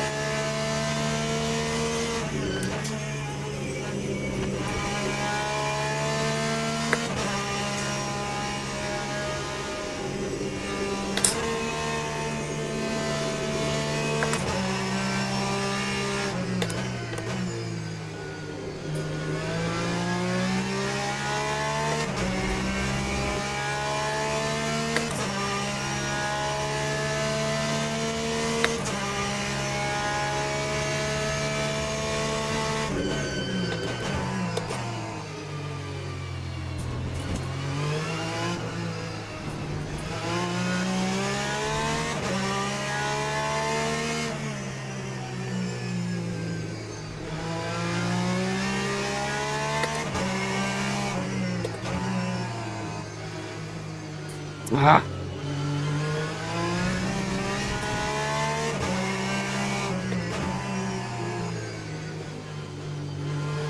What happened behind me there? Someone just got launched.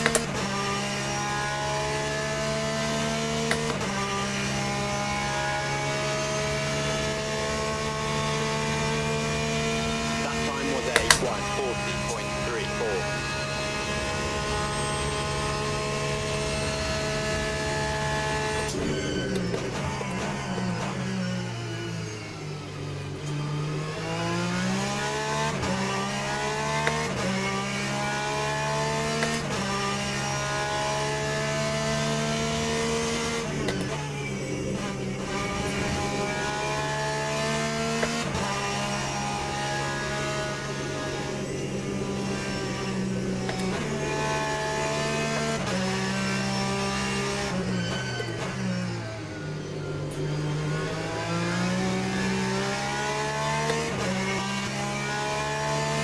All right, time to defend.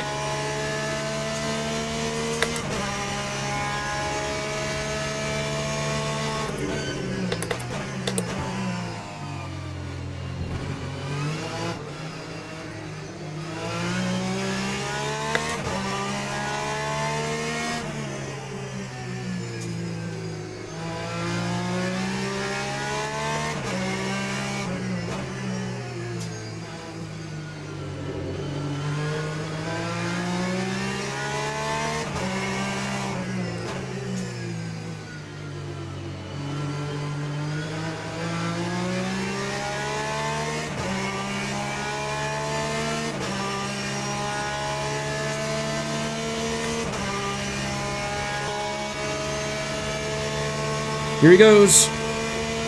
Last one, 40.59.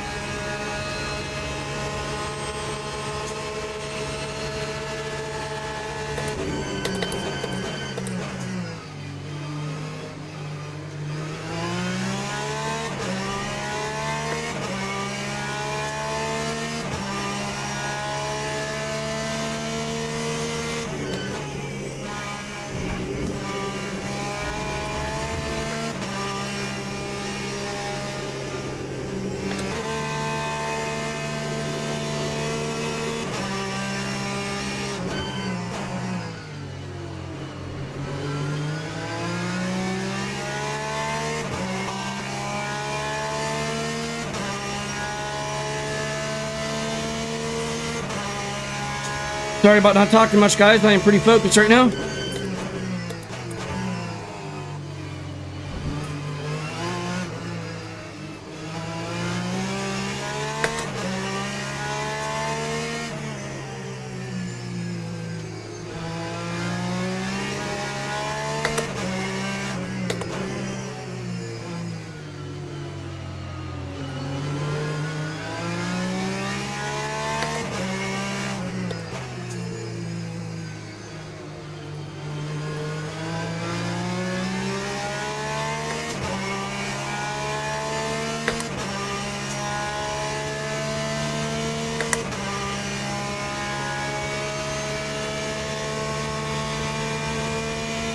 Time 140.84. We don't have to worry about him anymore.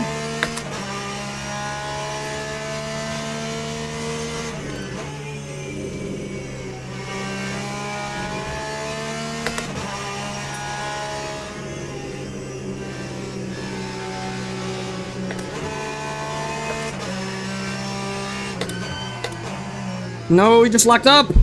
It's not good for the tires. Come on, Luke. It's not good for pace either. Just letting the yellow Ferrari catch up.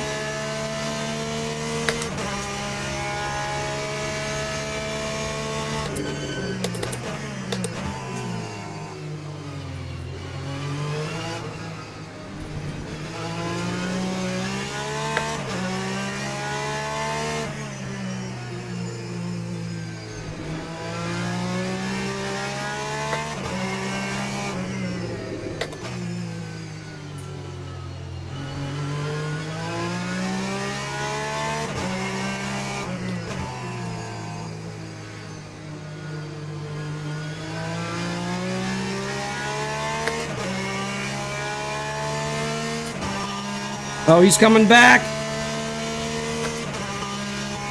Oh boy, here we go, round two. That time was a 141.20.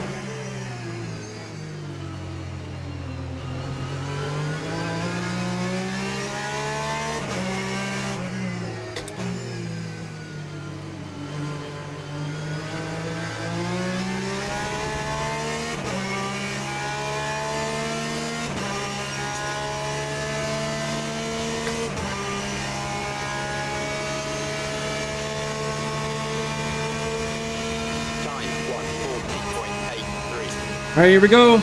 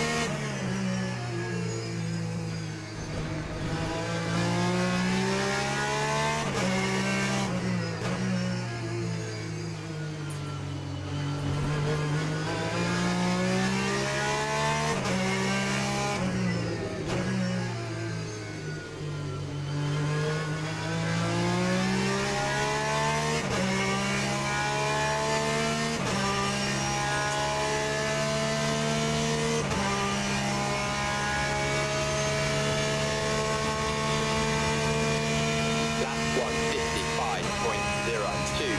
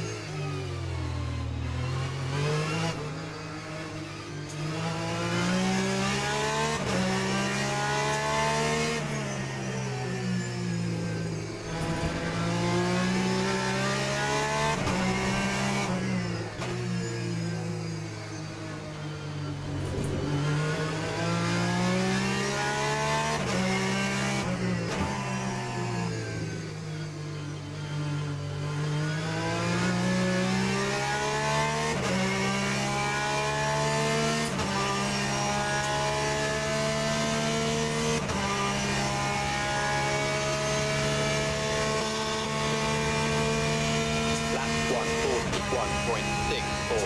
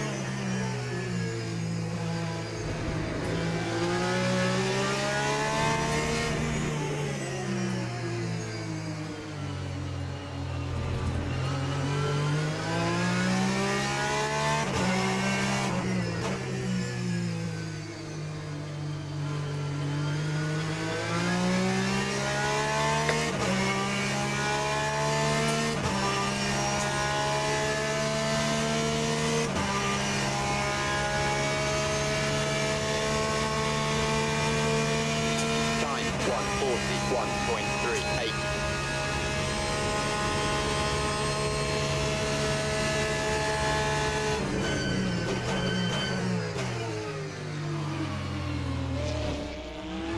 Really?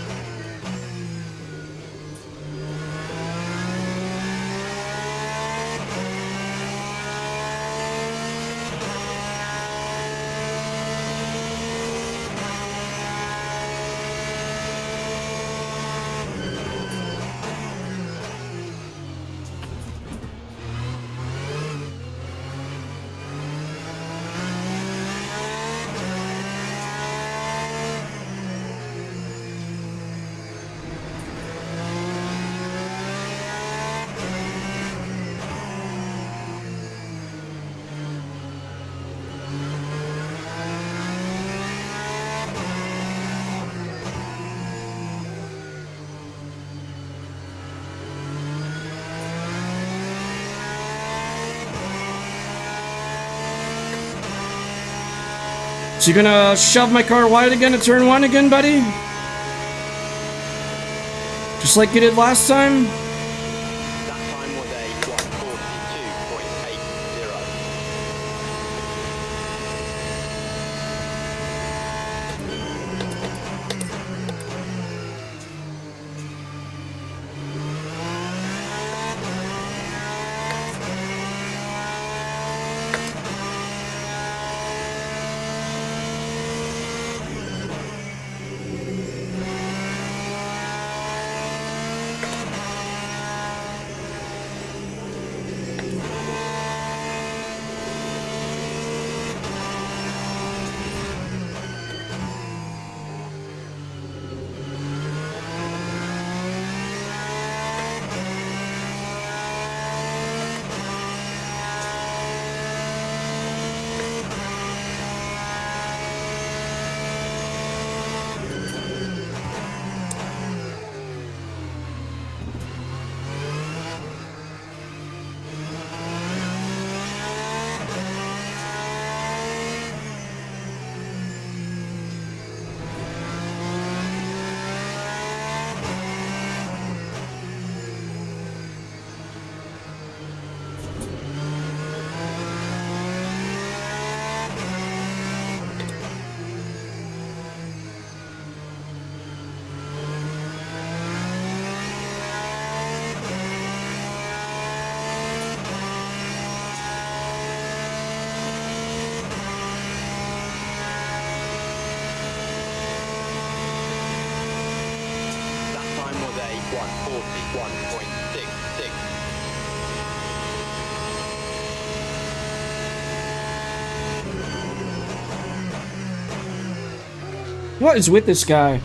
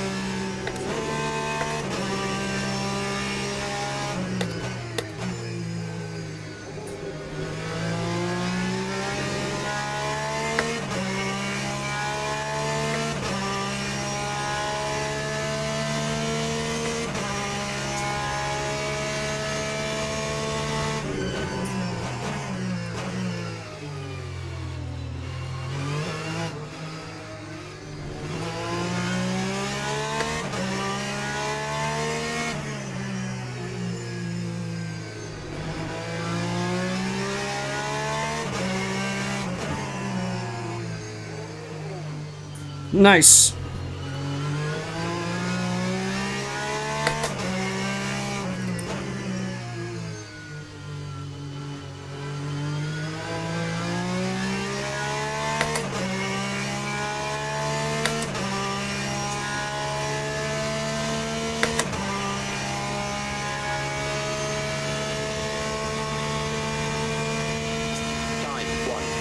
1.43.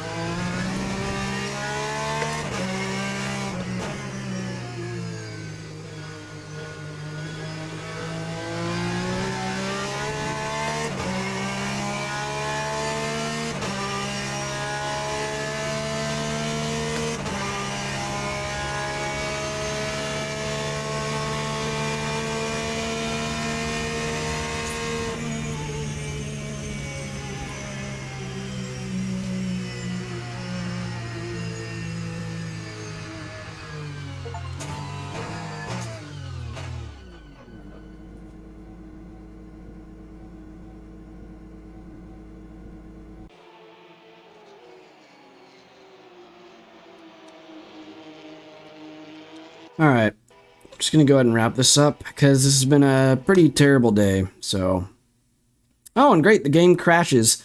You guys didn't see it because I just clicked off the game, but yeah, that was probably the 4th time the game crashed. But anyways, yeah, pretty sucky day, man. Did what was that, like 10 races or something, and only 2 of them went decent. By decent, I don't mean where I place. I mean decent as in, like, 2 of them, something catastrophic didn't happen in the race. So, yeah, that's it for today, guys. Race fast, race clean, and I'll see you all in the next video.